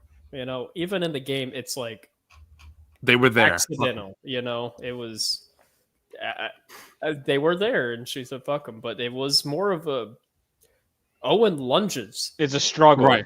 You know, it's like a maybe bumped her arm or something. You know, we don't know if that was on purpose or not, really, or if she would have. But in the game, I think it's a little bit easier to say that Mel and Owen are not walking away from that situation, from that So version. you of think Ellie. Owen's correct? They were going to die anyway. In the game? Yeah. In the show? I don't know. Okay. So Because this Ellie hasn't given me enough bloodlust to say concretely and if Right. she would or not. and I was wondering when I heard this line, I was thinking about it, and I was like, would Ellie? Is she lying? Or because she says, I'm not like you. But I don't really necessarily see that because I've always, again, I don't want to talk about it too much because there's things to say, but I view Owen is the Dina of Abby's story, is how I view it. Owen is the moral one, you know, and one could say Jesse's kind of the Definitely. moral one, Yeah, but he's Really not a bad guy. right. I think that Owen, We stand Owen on the Yap of us. Yeah. right. I love Owen. I think he's a very interesting character just from here, not even counting what's, again, we don't want to spoil for what's to come in the game, but just from here, I found that very intriguing. And even at this point in the game, I mean, but the thing that I don't necessarily know is when Ellie says, I'm not like you, they talk about this on the podcast, and it's exactly how I felt. Hallie Gross says she's worse. And I agree. I think she is. I think Ellie is killing people who essentially don't deserve it. However, this is very dependent now how you interpret innocent and deserve. Because I was talking to Zach again today, I brought it up a few times. Zach said Mel was in the room. Mel went all the way from Seattle to Jackson. So did Owen. They were part of this. They're not innocent. That's a valid way to look at it. You could also look at the viewpoint as they were crying, looking away. They didn't want to be part of this. Abby did it. It's her on her, not on them. I don't really think either way of looking at it is wrong. But what did they think was going to happen? Right. I feel like even if they thought, it's like I said about the dog thing earlier. It's like even if They were you in think, over their heads. right, and even if you think in the moment that it's fine, seeing someone being beat to death in front of you is a lot different than being told. They believe in what they're doing, but I don't think they thought Abby would show as much disrespect in the way that she did in that moment. And it was just it's scary to watch something like that, regardless of what you're there for. And you can see the difference in all of the. That's why I like that they cut to that. You see Mel, like I said, crying, did not want to be part of it. Even Mel and Abby have a lot of interactions in that scene where Abby essentially threatens Dina's life, and Mel's like, Abby, and she's like, shut the fuck up, Mel, or whatever. So you have that scene. And then you see Owen is looking away, like he's clearly doesn't want to be part of this. Nora is like wants it to happen, but she's still grimacing. It's a little too gruesome for her, but she's still on board. And then you have Manny, which is like he's nodding and he's like, fuck yeah, like fuck you, Joel. So all of Abby's friends have different attitudes towards what she's doing. And that's what makes them all interesting, I think, because they don't all have the same viewpoint. So I don't know. It's up to us individually, every viewer, if Abby, or rather, if Mel and Owen are innocent in this, or if they're not. I don't know how anyone wants to view it, but like I said, I view it as I don't put the fault on them. So if you do, I don't blame you for that, but that's how I view it. So, it's hard to maybe get into it a little bit without full, context. Mhm. But I don't think if Owen doesn't go, Mel doesn't go. But because Owen went, Mel went.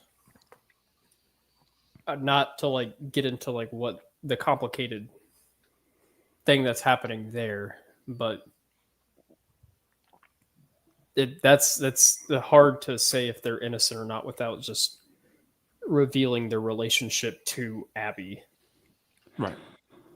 So also, Okay. we can talk about now that we know, but in the game, we know that Mel's pregnant.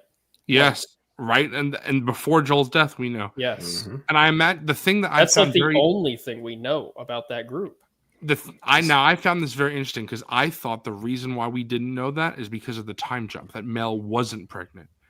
Ariella Barrera, whatever her last name is, I'm sorry, I keep butchering it. She talked about in an interview how she was, or the character was pregnant in Jackson. So I don't understand. So why not reveal it then? There's got to be a reason. I wonder Well, why. think about it, right? Because the person, think about it. Like, if you're a TV viewer only, you don't know that she's pregnant when Ellie shoots her. But I still feel Whereas that in the game, viewer- in the game, if you remember from the beginning of the game, you know that she is when the scuffle occurs. It's for just And, TV drama. to be fair, Shock value, yeah, you know yeah. what? I don't mind them withholding that information. That's because the think it I was makes the- I was thinking about this watching the episode. That's the only change that doesn't bother me because if you don't know the story, it is shocking that she's pregnant in that moment. Whereas in the game, you know already, so it's sort of like, And- well, I'll be honest, I forgot. You know, yes, it's that's on the subsequent things replays that I'm like, oh wow, they gave that right. information. That's what I'm. Right. When I first played it the first time and it's revealed that she's dead and pregnant, I was like, oh fuck, she was pregnant. That's right. Damn. And see, So- that's the Yeah. moment where I'm like, Ellie's gone too far. Right.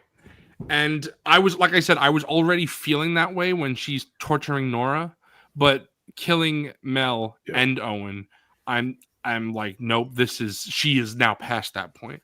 So, however, just like the game, even more so than the show, though, the game, it's like maybe a little like, you don't know. Owen essentially gets them killed. And I understand from Owen's perspective, he even flat out says it. He's like, Ellie's going to, or doesn't say Ellie, but she's going to kill us anyway. So I understand from Owen's point, but also maybe you got to take that shot. And that's something that, I can't necessarily judge him for because maybe, a shot is better than nothing, especially because we don't know exactly, but we clearly see he said he has to do something because it's Abby. So right. he feels some obligation here. So I can understand that. But at the same time, I feel like he acts and his actions get him killed. But if you follow that path and he doesn't act, if they don't tell Ellie where Abby is, then Ellie would probably do the same thing that she did with Nora. So, like you said, in the game, there's probably no way they're walking out of there anyway. So it's just, it's all how you look at it. But this is the first time, it's funny, in the show where I did see the other side. Every time I play the game, I'm always like, "You idiot, Owen! You got yourself and the baby and Mel killed." And this time, I was like, "Well,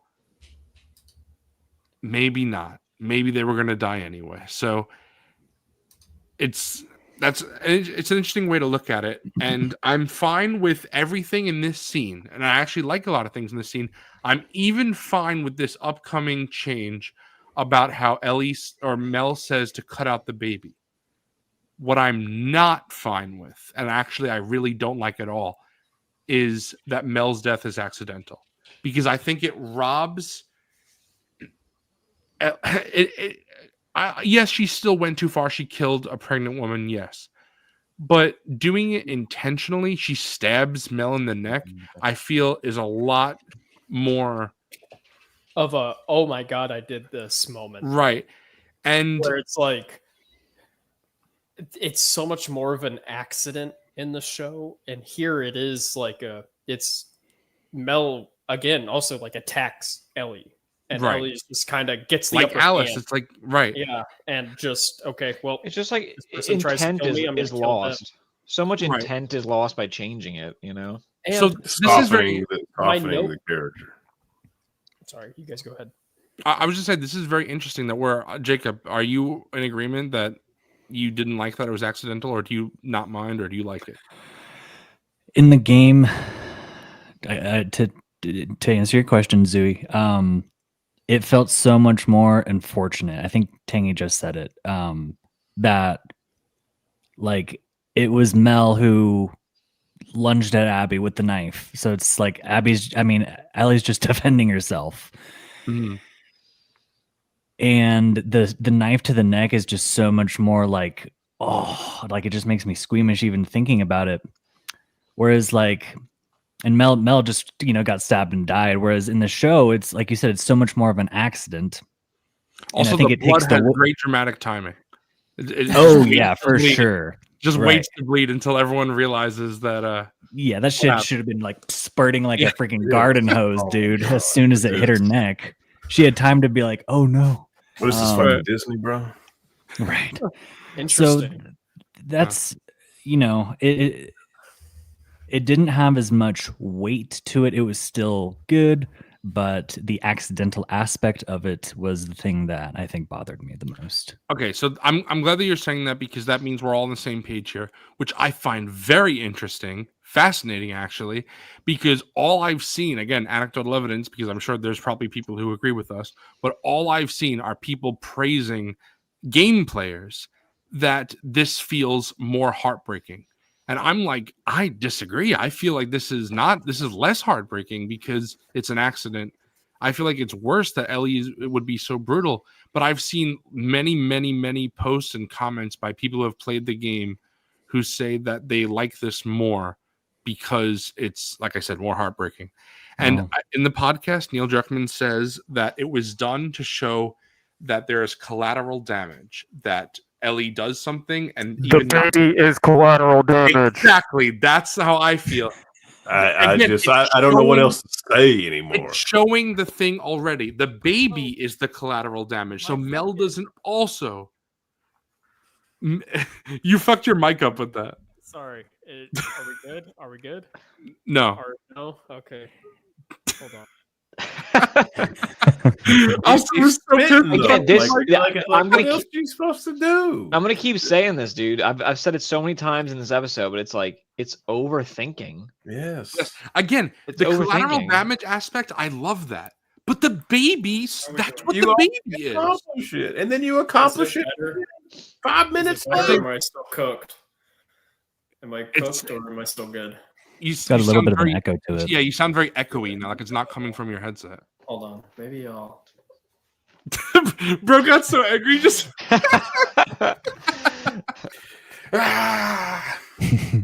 Ah! That's so funny. But yeah, I feel like I could not believe they changed. Like I It's like I could not I believe- guess technically it is more sad because if you accidentally kill someone, yeah. of course, that's fucking horrible. But it's like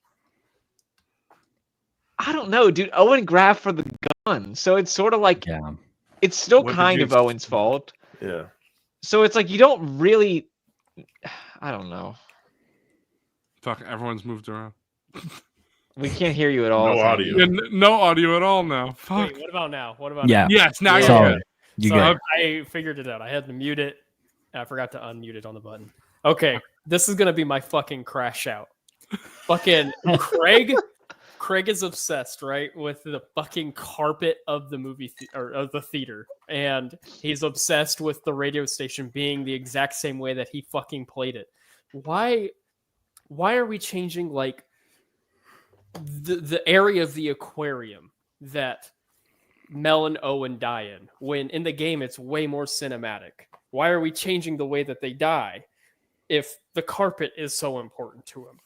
Or why is the way that Joel is beaten to death? Like, why is that room changed when that one is way more atmospheric than what we got in the show? It's like these changes and the things that they refuse to change aren't adding up. It's like, oh, we care so much about how like the fucking the shuttle is when Joel and them and Ellie like go in there and all that is like so identical to the game. And it's like, yes, this is perfect. This is such a great like adaptation of that scene. But then we come here and it's like we lost like the blue light, we've Everything. lost like the puddles on the floor, and it's the leaves are green, sure, but why is this video game more cinematic than the actual visual storytelling like device of the television show? Like, It's so aggravating. And again, we've all brought this up multiple times this episode. The thing of showing, in this case, it's collateral damage, is good. It's just that they've already demonstrated that with the baby, so it's not necessary to add Dude, another level of collateral damage. because Ellie that like happens. opening up the fucking jacket to discover like the baby is just so much more like heart after she's already dead, and then like the sound even like drowns out, and Mhm. like she Yeah. goes to her knees and she's alone. She's We alone. got in none this of that. moment. Also, the way that she like tries to get like, where's Abby, out of Owen as he's like gagging to death like on his Mhm. blood is so Yeah. visceral, and it's like, holy fuck, this person is we have done this thing that is so monstrous, and to maybe be afraid to depict a character that they love so much like that for an even larger audience than the niche audience of like a video game. It feels like there isn't a lot of trust there. Did you guys? How are you guys okay with the fact of the Mel asking Ellie to cut out the baby? Because I thought it was odd, but like that was not my problem with the No. scene. But you wait, you're saying no to my question or no to what? No, like I'm agreeing with you. Like, it's not like my issue with the scene is not Ellie cutting out the baby. Okay. Yeah, It's The accidental. accidentally killing Mel because Because this her again, killing her on purpose. I can't believe that I'm saying this because you guys know I've been championing Neil. I defend him at every opportunity that I can. But they talked about this in the podcast, and Craig says it was his idea for the cutting out of the baby, and it was Neil said that it was his idea to make Mel's death accidental. And I'm sorry, I gotta give this one to Craig over Neil. I'm sorry, like I don't understand why Mel should not have been an accident. That should have been a murder, not a collateral damage. So Because it's like, I feel we so have bad. this I don't want to fucking disagree. scene on the Scar or Seraphite Island where it's like, oh, her obsession has consumed her, but now we're gonna strip away like the obsession consuming her, like in Yeah, a it's moment awful. where it's appropriate for her obsession to consume her. Right. It's again, I feel so weird telling Neil he's wrong about his story, that he created his art. We're not But- telling him that he's wrong. We're just trying to understand the changes, and there's just nothing within the actual story that is being told that I think feel validate this change. Right, because again, Yeah, he- if he gave another reason for, again, he's given reasons, even for the port scene, which I'm almost on board with what he's saying, even though I disagree with the part of like people wouldn't get it. That part is the thing I disagree on. But with some of the other stuff he's been saying, I'm almost on board. Like I can get it. But for this, the reasoning he gave is to show collateral damage. I dispute that reasoning because we already see it. So if she Right. wasn't pregnant or something, then I could understand that they're showing a collateral damage thing. But the baby dying is collateral damage. So Yes. yeah. I also didn't like I don't know. her asking Ellie to cut it out. oh, you Like, didn't like it. Okay. No. She Yeah, should've I was fine. been I didn't dead, like bro. it, but I didn't dislike it. I was just like it whatever. didn't make me dislike the scene anymore, I guess. But like, it goes back to the whole Jesse death. Like, she should have just died. Like, why did we need to get 30 seconds more of dialogue for something that she could have just found out without her? Like, oh, cut it out, fucking load. Why? I don't know if this is the reasoning why, because they didn't explain this, but what Hallie Gross said is that Ellie can do so much violence and despicable evil shit, but she can't save the baby. She can't do this, showing that, she can do so much, and yet this is not just like, she doesn't know what the fuck Mel's talking yeah. about, low transverse, all this. Like, I think it's Doesn't just know supposed to what be like that a is. helpless moment because she's kind of pleading with her to do this, and she's like, I don't know how to. Yeah, and Ellie's fucking like do it, shocked. like- She's shook. She doesn't know what to just do. It felt very real because I felt like Ellie in that moment. Like if I was in that situation and someone told me to do that, I would be like, I cannot do that. Yeah, like, I Yeah, don't know. no, I mean, I'd been the same way. I No. literally just cannot do that.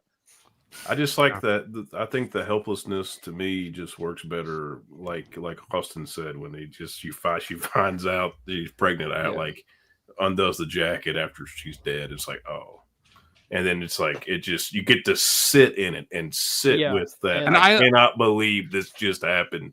I also love Oh how my it happens God. in the game because I don't know if you guys recall, but Owen is like gurgling on his own blood, and he says, she's pregnant, but the subtitles don't even say that. Yeah, they they say don't. she's unintelligible. Yes. But you could still hear it closely, and then you see Ellie clearly heard him because then Ellie's like taking it back, and then she runs over to Mel and unbuttons the jacket. I like that conveying helplessness and all that works better that way, in my opinion. Yeah, could you imagine if they adapted that? Like he's Oh just my gurgling and he's like, God. "She's." Yeah. As soon as they and then panned I can away- see it in my fucking mind's eye, like in the camp. The just kind of pulls back. Why are to we in Mel. a fucking dark, dingy fucking? Oh God! As soon as I saw it was an accident, I was like, "This scene fucking sucks. This scene eats my ass. I'm done. I'm done." I was like, "Get me back to the theater. I want out of this nightmare episode." So I'm sorry, bro. I hated every second of this fucking Bender's comment, Ellie left the map question mark. She doesn't like she forgets about it because of like what is that happening. Like she figures out that Mel is like pregnant and she's dead and she killed a pregnant woman. Yeah, it wouldn't be like she kills her like gotta grab the map. Like that's some the game anxiety shit, like, on your way out. overwhelms her. It's See, that's why it's good that Dina's not there because Dina has that Dora the Explorer experience, and Dina would have been like, "Where's the map?" Wow, Dina what a would've, connect! like- what a pull!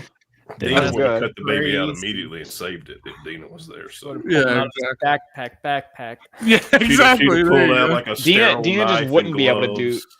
Dina wouldn't be able to do the interrogation. She's like, "Here, a map. Yeah, Point to it." yeah. Where on the map? Can you guys tell me where Abby is? Damn, that's why they gave her all the exposition. They literally gave There Dora you go. the turn They're to the connecting it. audience. There you go. Oh man, Perfect. they should change her name to Can Dora. you It tell would've me been what much the better. themes of the show are? Oh my god, I can't.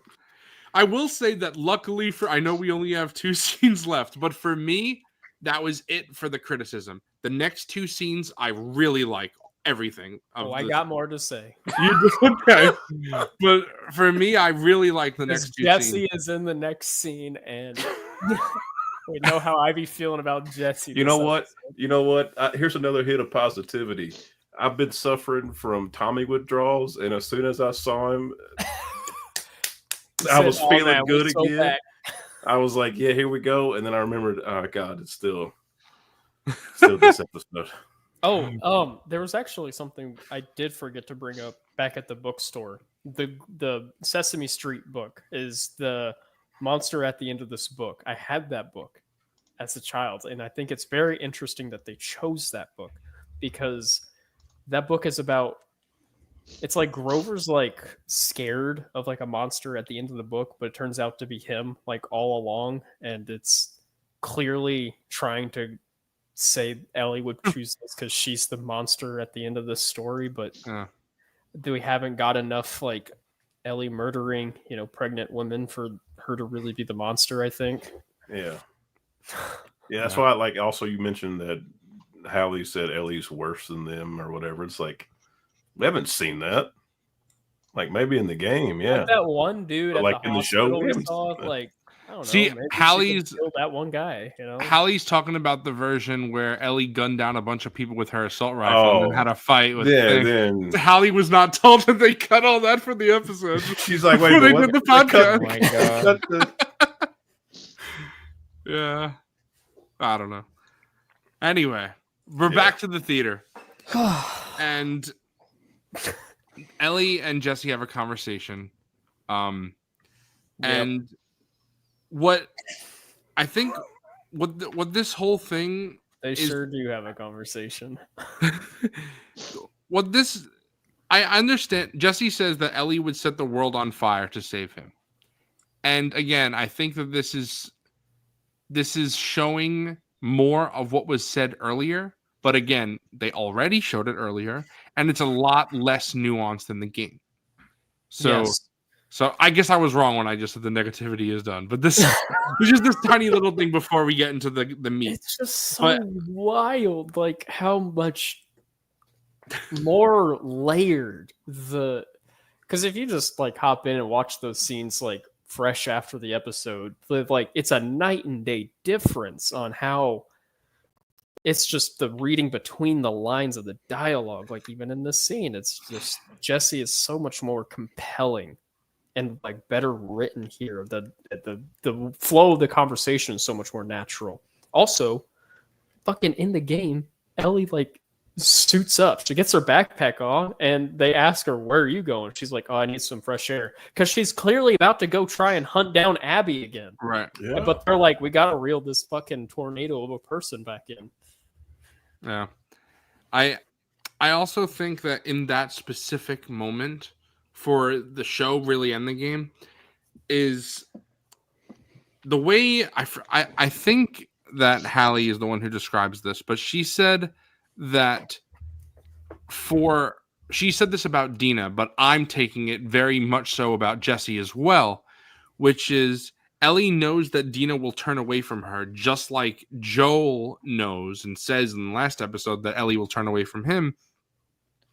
So Dina extends an olive branch with a maturity that takes Ellie's years to get to. And I like the way that Hallie says that, because remember I said this earlier on the episode when I said that I like that Dina like gives her the bracelet but doesn't kiss her goodbye because she still cares about her, but obviously she's mad. And I think for Jesse, this is a moment where you see that Jesse, because he has been very angry, but you see that he does care about Ellie, of course. And, it's just, as Austin said, it's the game conversation shows that Jesse cares. It's just that in the show, it's more heavy-handed than the game. But Were you handing it off to me there? I'm sorry. yes, I will. In the game, Ellie in this scene it's very similar to the show in the way that she's being like reluctant to go back to Jackson, but she's like pretending to be okay with it. Like Abby gets to live, and I just have to be fine with that. Like I'm glad that that's there, because that to me is what Ellie like wearing a mask looks like. Like there's like a bit of truth in her like deception, but but in the show she's not wearing like her backpack. She's not clearly lying. So maybe they're trying to make it more subtle. But I do miss that being there. The dialogue with Jesse. She thanks him for coming back for her. And then he says, "My friend's problems are my problems." She goes, "You're such a sap." And he goes, "Okay, what about this? My friends can't get out of their own damn way." And it's just like, obviously I'm not acting that, but there's the beats and the pauses and the rhythm of like the dialogue between the two is playful, but it is like a look, this sucks, but I have your back. I know you have mine, but we have to go home.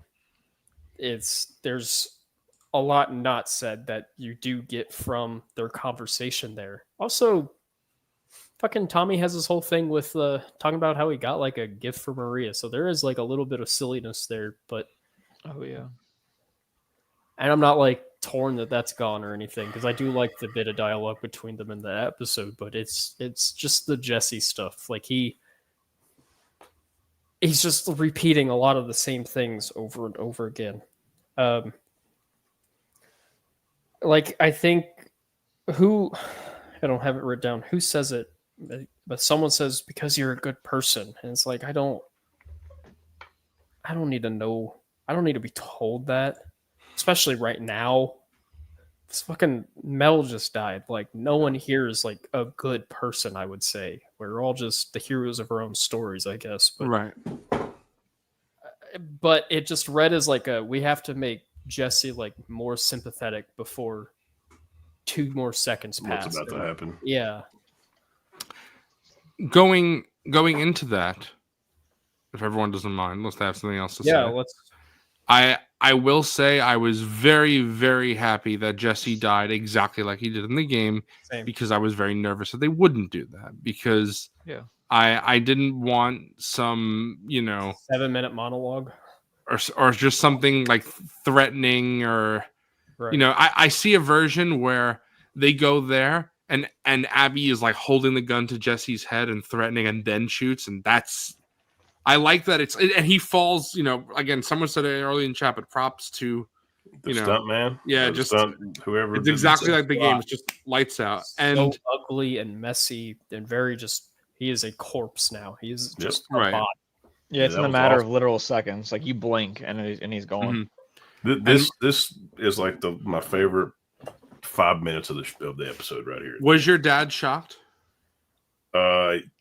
Kinda. He didn't like. He was like, oh, didn't like taken aback, but I don't think he ever really connected to Jesse that much to begin Okay. with. Because So, my mom loved Jesse and she audibly gasped. And I don't think my dad connected to Jesse a lot, but he Yeah. was like still like surprised. he's much that's more like- connected to like Tommy and Yeah. That's why I was like calling back to what we were talking about earlier, the telegraphed of his death. That's why I was kind of thinking that maybe it's because we've all played the game, because no one that I was watching with, all 3 of them, my brother included, did not think Jesse was going to die there.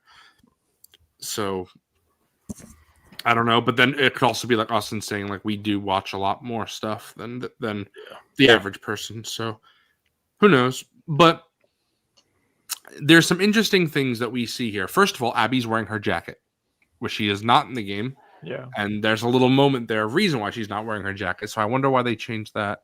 We'll see. Again, not a big deal to me, but it's just an interesting thing that I took note of. Then I noticed the rope burn around her neck, which put me at ease, because I was like, they're not taking that away. Thank there you go. God. Because Jedi Master Joshua. She also really sounded like Laura Bailey in that Dude. scene. yes, I agree. Yeah, I don't know. I don't know what that's about, but I was like, damn, dude, she sounds just like her. This Yeah, is especially perfect. like stand up or I shoot this one too. I was like, damn, that's I'm so happy they kept the shut the fuck up like the Yeah. such, Oh, fuck. I what love do you that. how do you feel that she didn't kick him. Yeah, because some people have uh. said that because she's not as physically, built as Abby in the game, that the kicking of while he's on the ground would show like a physical aspect of Abby.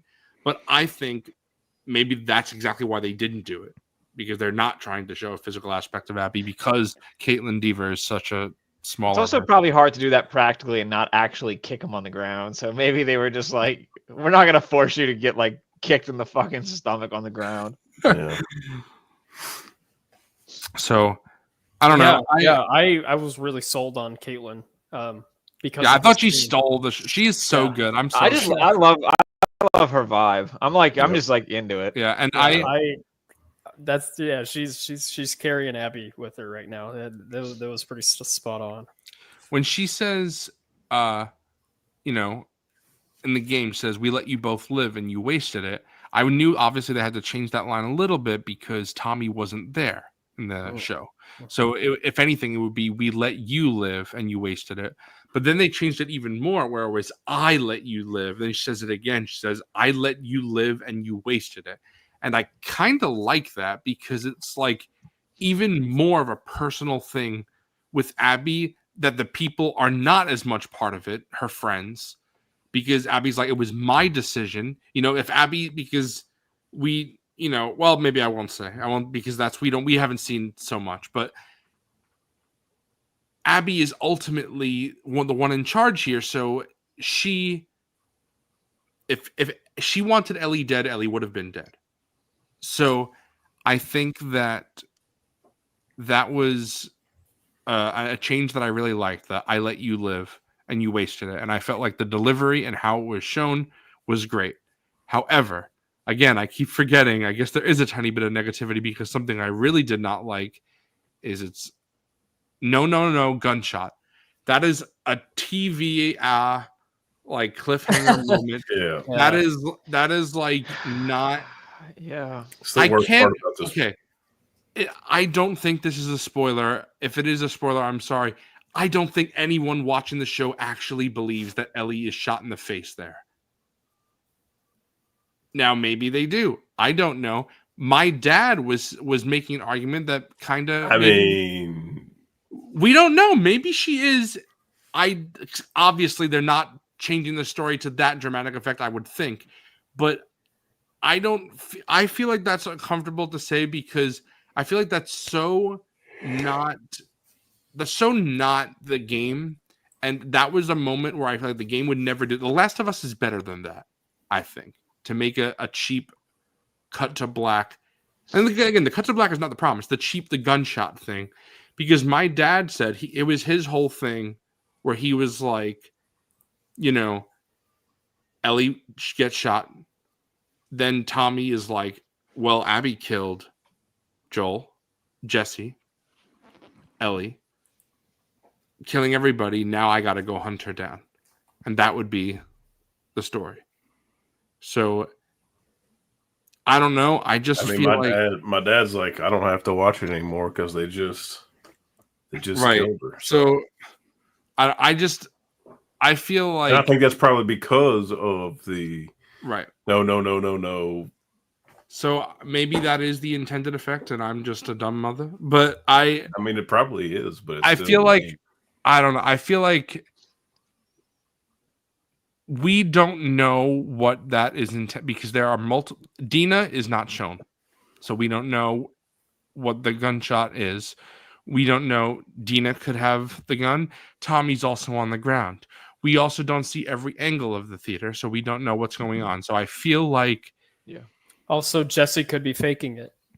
Yeah, there you go. It's all. It could be a dream. It could also be a dream, and the gunshot is like the gunshot is actually Joel hunting, and it's waking Ellie up from her nap. Oh, and she's well, like, I mean, I had the craziest dream, Joel.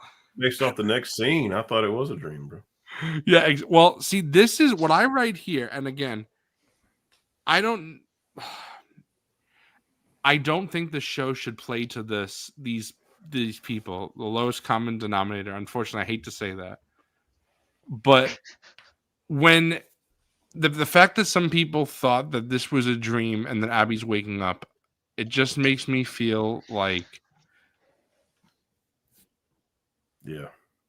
I don't know what to say there. So it's just you can't say anything. What would like just take a step back? Like how would that benefit the story in any way? Like what would even be the fucking thought process? Well, you see now that Abby dreamed about it. Now she has to go do it. There you go. And maybe so that's why I'm saying maybe it's almost right that the audience is not trusted because maybe the audience hasn't earned that trust. But also, because that's what I saw someone say this. I'm choking on my spit. I don't necessarily, again, I don't fully agree with this. However, I saw a comment that someone said where someone was criticizing, they're saying you got to give the audience more respect, you have to trust them. And the guy responded to that and said, have you seen the discussion about this game or the show? There are so many people who played the game and watched the show who have not earned that trust. So maybe that is why Neil and Craig are hand walking them through everything, because so many people are like, it was a dream. I don't know if I said That's you guys what I've that been post. saying is like Right. I don't think they're consciously like losing faith like in the story that Neil told us. I think it might just be like a subconscious like, well, maybe we should make this like more clear. Like again, I think it's the product of making this story into 2 seasons. They're choosing what to say and when and moving it around based around that fact because they're just scared audiences will be put off from it. But it seems like people are put off from the way that they did it. So I don't know. Yeah. Also, real quick, a second ago, because I was like, I want to hear her say those lines again. I pulled up the episode, and it was the "stand up" that really sounded like Laura. I was like, holy, Sounded just like her. shivers down my spine. I was like, that was quite a delivery. That was fucking Right. awesome. And you know what the funny thing is, Austin? Again, it just shows that everybody has an opinion. Because I've seen someone say, they made a whole post and they said that they did not like Caitlin Deaver's delivery of I let you live and you wasted it. They said That's that fine. It's okay it to be felt- wrong. Okay to be wrong. They said they felt that it was cringe when Laura Bailey had like a lot of gravity to it, and that That's Caitlin Deaver was just acting, and Laura Bailey felt real. Going into the season, I was mostly worried about her casting because Abby is such a precious character to me, and this moment really won me over. I wasn't fully on board with the Joel death. There was like glimpses here and there that I was like, I think you're there, but it was here where I was like, that is Abby. That's fucking Yeah. Once I heard I'd been that, more sold on the death if they would have like let her finish him off the right way. maybe once I heard, a little bit closer to how it was depicted in the game. Maybe Yeah, less is more, sometimes. And yeah. But this, she the dialogue and she delivery could, was like, explain some of the motivations there too. In the deaths, just maybe shorten it up, clean it up a little bit. Because I understand wanting to get like the casual like audience, like the show only people like on board with her like early on. I think I can get behind that, but I mean we've been saying it all season. Less is more with that character until Yep. we see her Yep. side. Yep. Sorry, I know we're talking about like the cliffhanger and stuff. no, you're good. It's I just like talking about Abby. yeah, Me too, of course. bro. I'm so ready for this, but also like, do I even want to see it? Yes, I do. I just feel but- like it's again. We talked about this a little bit earlier on the episode, but I find it very interesting that there are people who are like, I don't give a shit about her backstory. Fuck this. I don't want to see Abby. But the thing is, I didn't either. Right, that's what I'm saying. When I played the I game, didn't either. exactly. And then there are So- other people that are like my dad that's like, no, like, it's fine. Even my mom, who was full fuck Team Abby, or fuck Abby is what I mean, hates Abby. My mom randomly Team said Fuck Abby, hey yo. Is this based Zuma? my mom was just casually saying, she's like, I'm starting to feel like I understand Abby's perspective. So I feel That's like letting it sit for 2 years may not have the effect of, maybe by then people will be like, oh, I get it now. Or maybe people will be like, I don't get it and fuck this and I don't care anymore and I'm not gonna watch. So I don't know. There's Fucking different psycho. things. Fucking hell. I can't. But I think that we will see how they adapt this part, because I feel like it is easier to adapt in the second part. It was all getting to this point. Now we're past that. So we'll find out. But I'm just really curious to see how many people stick around. yeah, me too. Especially after multiple years. It's funny because I know it's so morbid. It's so morbid. But I always think about, I'm like, after we watched the episode, I told my parents, I'm like, well, I hope all three of us are alive in 2 years when the next season comes out. Dude, I think shit like that all the time. Like with Like- in regards to like movies and stuff, I'm like, damn, hope I don't tragically fucking kick the bucket. I think that all the time. Right. Oh, thank So- God I lived to see the end of Andor. Oh, man. Right. Exactly. Yeah. So we'll see, but again, we're not done because we still have one final scene.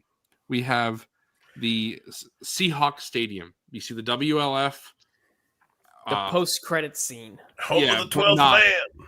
So The pre-post-credit scene. again, we already talked about this first point of the notes that I have, which I saw so many people saying, like, it was literally like it was almost like a dozen people that I saw saying, "Was this a dream?" or "I think this is a dream," or variations thereupon.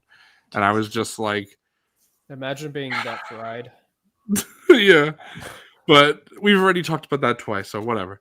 What I Yeah. really liked is Abby is reading City of Thieves, which I've talked Yeah. about on this show before. David Benioff, right? David Benioff, one of the writers of Game of Thrones. Again, fantastic writer. You know, despite the problems with Game of Thrones, that's a different thing. You know, maybe it's DB Weiss or whatever it is. But that is such an important inspiration of The Last of Us Part 2 specifically, but really the franchise as a whole. So Abby's reading it in the game when she wakes up. Love that she's reading it here. That's really cool. Again, little details like that, very fun. Then, of course, Manny wakes her up. We go outside. We see how huge the WLF is. But I love the camera work, the cinematography where the camera's following Abby as she's walking. It feels like you're playing as Abby in that first part. It's like this is done really well. That's how I felt. I was like, damn, it's just like right out of the game. And then, of course, Austin and I were discussing right before. I think it was a couple nights before, but we were saying how we think it would end since we had heard that it was not in the theater. So Austin was saying that he thinks that it would be more nuanced than just having Seattle Day One pop up on the screen. And I was saying that maybe they'll do the Manny and Waking Up Abby. They did both. They showed that, and then it was Seattle Day One. So the viewer should know from that now we're going to see Seattle's Day 1, 2, and 3 from Abby's perspective. And that's not a spoiler because, again, that was shown. Plus, Catherine O'Hara already talked about it before the show, but even afterwards, Neil and Craig have openly said, yes, now we're going to see that. So I'm assuming they showed this, so now season 3 could be properly marketed. And that was, again, I think it just makes sense. We'll see, again, how many people care. I think it's, again, no offense to some of the actors that people have talked about. I don't want to disparage any actors. But people were talking about choices for Abby's casting that were very muscular people. And in my opinion, people who are more focused on the muscles than the acting ability. And while I do believe it is important, and I hope they replace that with something else, because otherwise you're just taking away. Right. Reducing. I do believe that Abby is such an important character to nail how she acts. And Caitlin Dever is such a good actor. I've loved her for a decade now.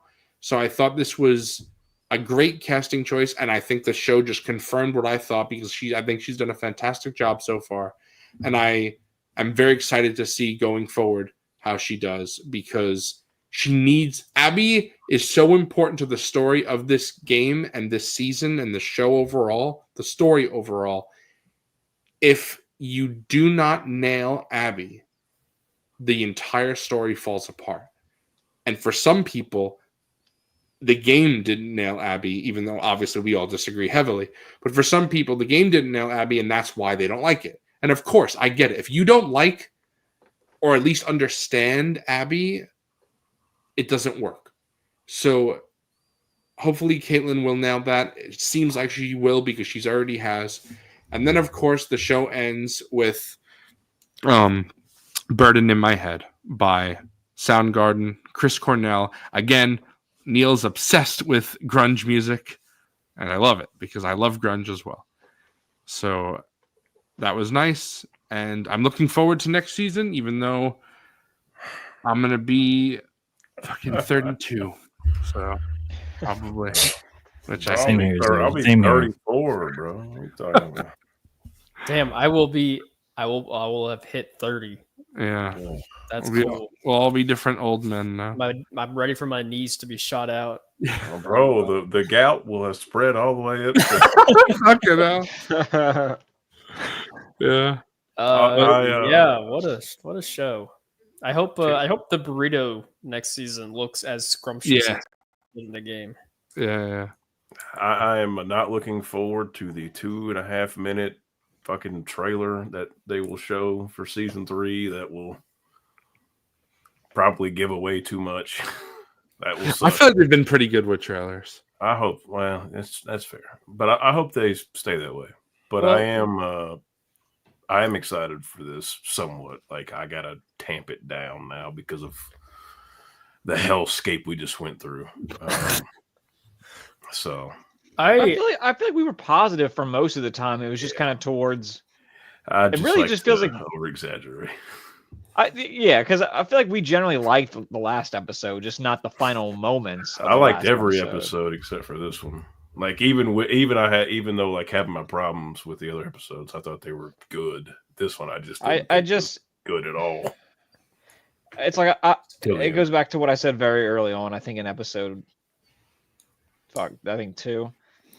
It's just like it's just hard to detach. It's like it's not even that I think this show is really bad on its own. It's just when you know so much about the game and you know things that you like more, and they change things around and give reasons that don't really make a lot of sense and feel like they're kind of just overthinking it. It's hard to detach and just be like, why did you do that? But it is what it is. If Neil wasn't talking and Craig weren't talking so much and like giving reasonings just for these changes that are just, to me, are just nonsense, maybe I wouldn't be as upset with some of them. But the more you hear, it's like, oh, we just don't think it'll land, or they're just not patient, or it's like, oh my God. I feel like I've been pretty... I like hearing creators talk about like why they make choices and why they do things. This is just the first time where I'm just listening to Neil kind of talk about stuff, and I'm just like, I don't know, man. Like, I don't know. It's just a bad decision. Like, I think you should have just trusted what you made. I think it's because people have latched on to things, and then they say so many different things. And I know for me, I give credit to someone like Christopher Nolan, there are plenty other directors who refuse to say what their endings are about, the ambiguous stuff. I feel like if I was a director and I looked online and I saw someone taking a different interpretation than what I was saying, it would like eat me away inside. It would eat me up inside, and I would have to like say something. Like, have you guys seen the movie Enemy with Jake Gyllenhaal? That's like the whole thing about art, though, is like how the public like engages with it. You're right. It's just I will use this. Have you seen Enemy with Jake Gyllenhaal? Yeah. I have seen. Villeneuve. Yes, I have seen people who have seen that movie and say it's about a spider invasion and stuff like that, and I'm just like, no. I'm sorry, but no. That is not. That is you're missing an entire level and subtext of the story. Maybe the greatest jump scare next to like I love it. It's so Mulholland Drive. Yeah. Oh. Let's talk about Mulholland Drive next. Oh, let's man, talk about some that. fucking peak. Let's talk about that, bro. It was hilarious. I do feel that sometimes, I'm sure it's been 12 years now. I'm sure Neil has been tired of people saying, because I see people all the time say the cure would not have worked, so Joel made the right decision, and that robs Joel's choice of so much. Yeah. If the cure wouldn't have worked, then obviously killing Ellie is the wrong decision. So we have to believe that the cure would have worked. And that's why I like the way Neil says the science is like, I don't know, man. It was never the point if the cure worked or not. Yes, the point is that Joel believes it would work. Right. So that's like, it doesn't matter. This conversation makes me feel so fucking stupid because people really, really harp on that. And I've never thought about the cure working or not working once. Same. Yes, it's like, it's just like, it's so like, I always just playing the game like 13 years ago, whenever the fuck it was, I was just like, the Fireflies are saying they can make a cure, they could do it. Right. I never thought much more about it. Like, exactly. I never, and then not get that. Again, even if you want to believe that it doesn't work, it doesn't fucking matter because Joel believes it works. Right. And he still kills like 100 people to save her. Right. He's a simple man. They tell him it works, so it works. Right. So I understand, but I feel like if I was, I give Neil credit for basically not confirming things for years because I if I was him, I would be like, "Shut, you're fucking stupid, bro. That's not like if I saw someone hour say this- 5 after the but release, too, would have been my- like, yeah, dumbass. It yeah, I actually- would have been like, this isn't a fucking dream, bro. Like, fucking relax." My rebuttal to that though is I really like listening to like George R.R. Martin talk about like his writing process. I think he's very interesting, and one of my favorites that he says is like, if you've written that, if at the end of your mystery the butler did it, and I don't know if you guys have listened to it or know where that's going, but then like you go online and someone's figured out that the butler did it and you change everything, well then all the things that you've set up to like allude to like the butler doing it like fall apart. And it's like you have to kind of just commit to like your idea. At least that's the point he's like trying to make, like, and just kind of have to drown some of that out. If anything, it just means people are engaging with like the art that you made, like, and you've created something so interesting that people have like these different takeaways from it and are like very passionate about like their different points about it. I think it also might have been a lot different if The Last of Us Part 2 wasn't surrounded by so much hate that people who, people have said absolutely disgusting, evil things to Neil and Laura and plenty of other actors and writers and directors involved in the series. Bella. And Bella now, yes. And I think that, I can't imagine being, I would not consider myself a writer, but I do like to write in my, I've written some short stories and stuff, and I can't imagine someone reading something that I've read or that I've written rather, and then seeing a character that I created that I really love, and then say, you know what, Michael fucking hates that character. And I would feel fucking so pissed off about that. And I can't imagine how Neil feels when people say that Neil Druckmann hates Joel. Fuck that. That's so that makes my blood boil. I hate But it it's so like much. I don't know. I feel like Neil probably doesn't like give that like time of day because he knows. Yeah, it. you're probably right. I guess it's a different. I'm not Neil Druckmann, so but I guess Like, Yeah, I I'm don't just know. mad. I'm mad for him. I'm mad that people say that. Like it's just yeah. Yeah, of course he doesn't hate Joel. He loves him more than any of us. He Right. That's created why Joel. it's insane that He people created say Joel. that, but- Yeah. the fact that the question of The Last of Us Part 1 is like, what did you think about the choice they made? Do you think he did the right thing? Do you think he didn't? The whole surrounding theme of like the unconditional love that a parent has for a child. Yeah, he hates that fucking character. Okay. It's like, what are we talking about? Like Yeah. Well, you guys have anything else to say? Almost 5 hours. This is crazy. Overall thought on the season. Yeah. My overall thoughts on the season are still good. I won't give it 2 thumbs up, but I will say I am not disappointed. I'm glad that it exists, and I do think that it's a good adaptation. I just think that it's not perfect, We'll see. and I also think that I am again willing to wait and see how everything else lands. yeah, Because I at the end of the day, it's still half a story. Save us, Abby. overall liked it. I'm just disappointed with a lot of the decisions, but Yeah. we got a lot left to go. Yeah. Mhm.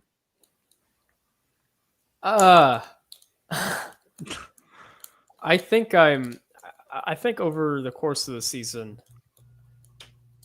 I've become a little bit more and more negative episode to episode to episode, unfortunately. And I don't want to be Mr. Negative. I really don't.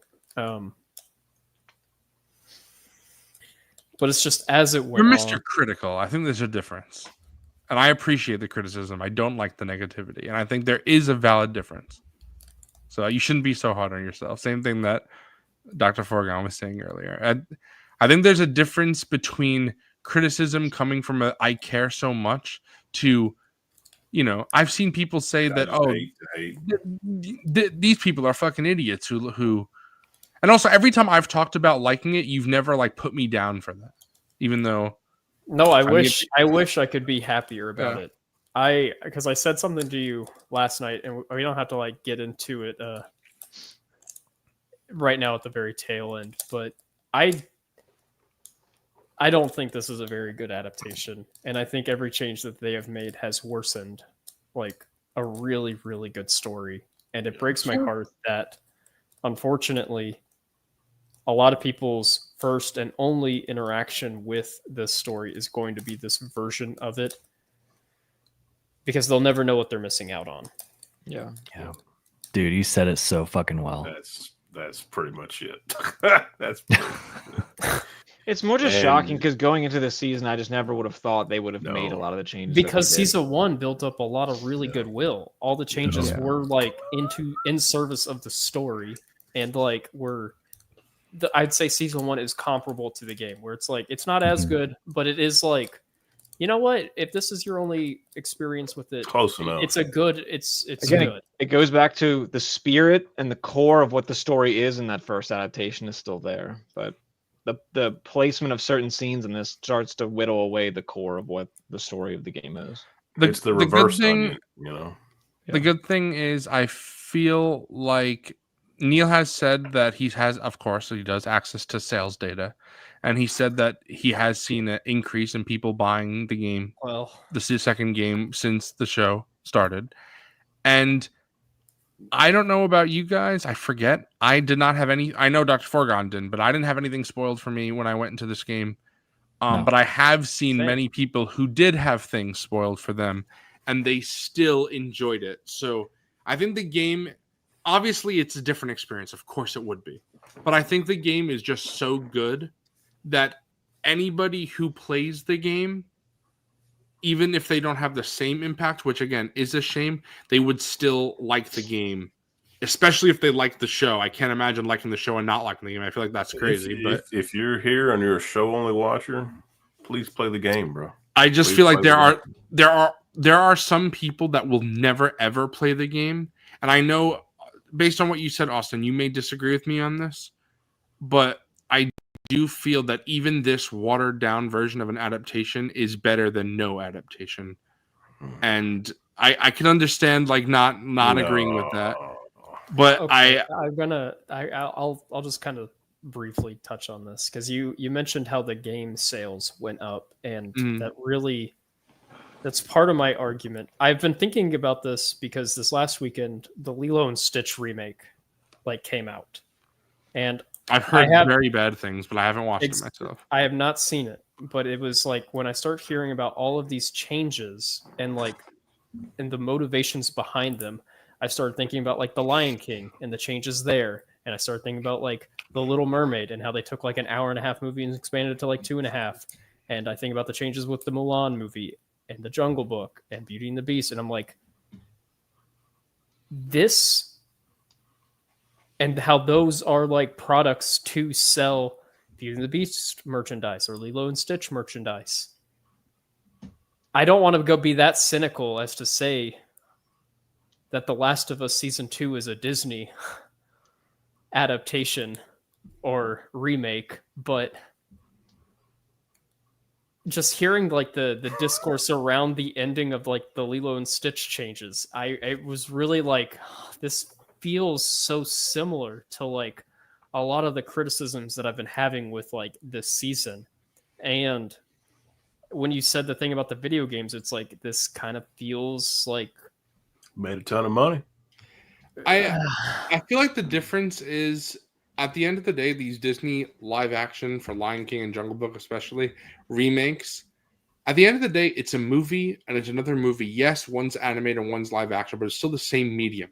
There are people out there, especially older people, that That's will fair. just never play a game, so they'll never experience it. It's not going to happen. Right. So this is a way they could experience that story. Craig Mazin and Neil Druckmann have also said that based on the data they've seen, that 2/3 of their audience have not played the game, and that the show is made for those 2/3. And I think that is something where we will see, because if you look at someone again, even Hunter and Zach both did not like the ending of this season. Hunter and Zach also have said that they loved everything up to the cut to the black, which obviously, so all the criticisms we've had, even me, who's been pretty positive about it, still has had criticisms, that didn't affect them. So I feel like that cut to black, if they could wait it out, I know Hunter said he wants to watch the cutscenes, and I'm trying to urge Hunter not to do that because watching the cutscenes is not the same experience as playing the game. Just play the Just- game. So much of The Last of Us is not cutscene. Right. So I feel like just watching the cutscene is not you miss so much. Yeah, you story. shouldn't do that at this point. But if someone like Zach said, like he's frustrated, but he'll like hold out and he'll watch it till season 3 when it comes. But if you're able to do that, and I urge any show people who are frustrated, one of two things: play the game. That would always be my first and foremost recommendation. Play the game. But if you are just not a gamer, or it's not your type of game, or whatever, you really don't want to do that, I believe that the juice is worth the squeeze in the end. That the feelings that you're feeling right now, assuming it's not like the criticisms we have, it's just the frustration of the cut to black and this dramatic cliffhanger.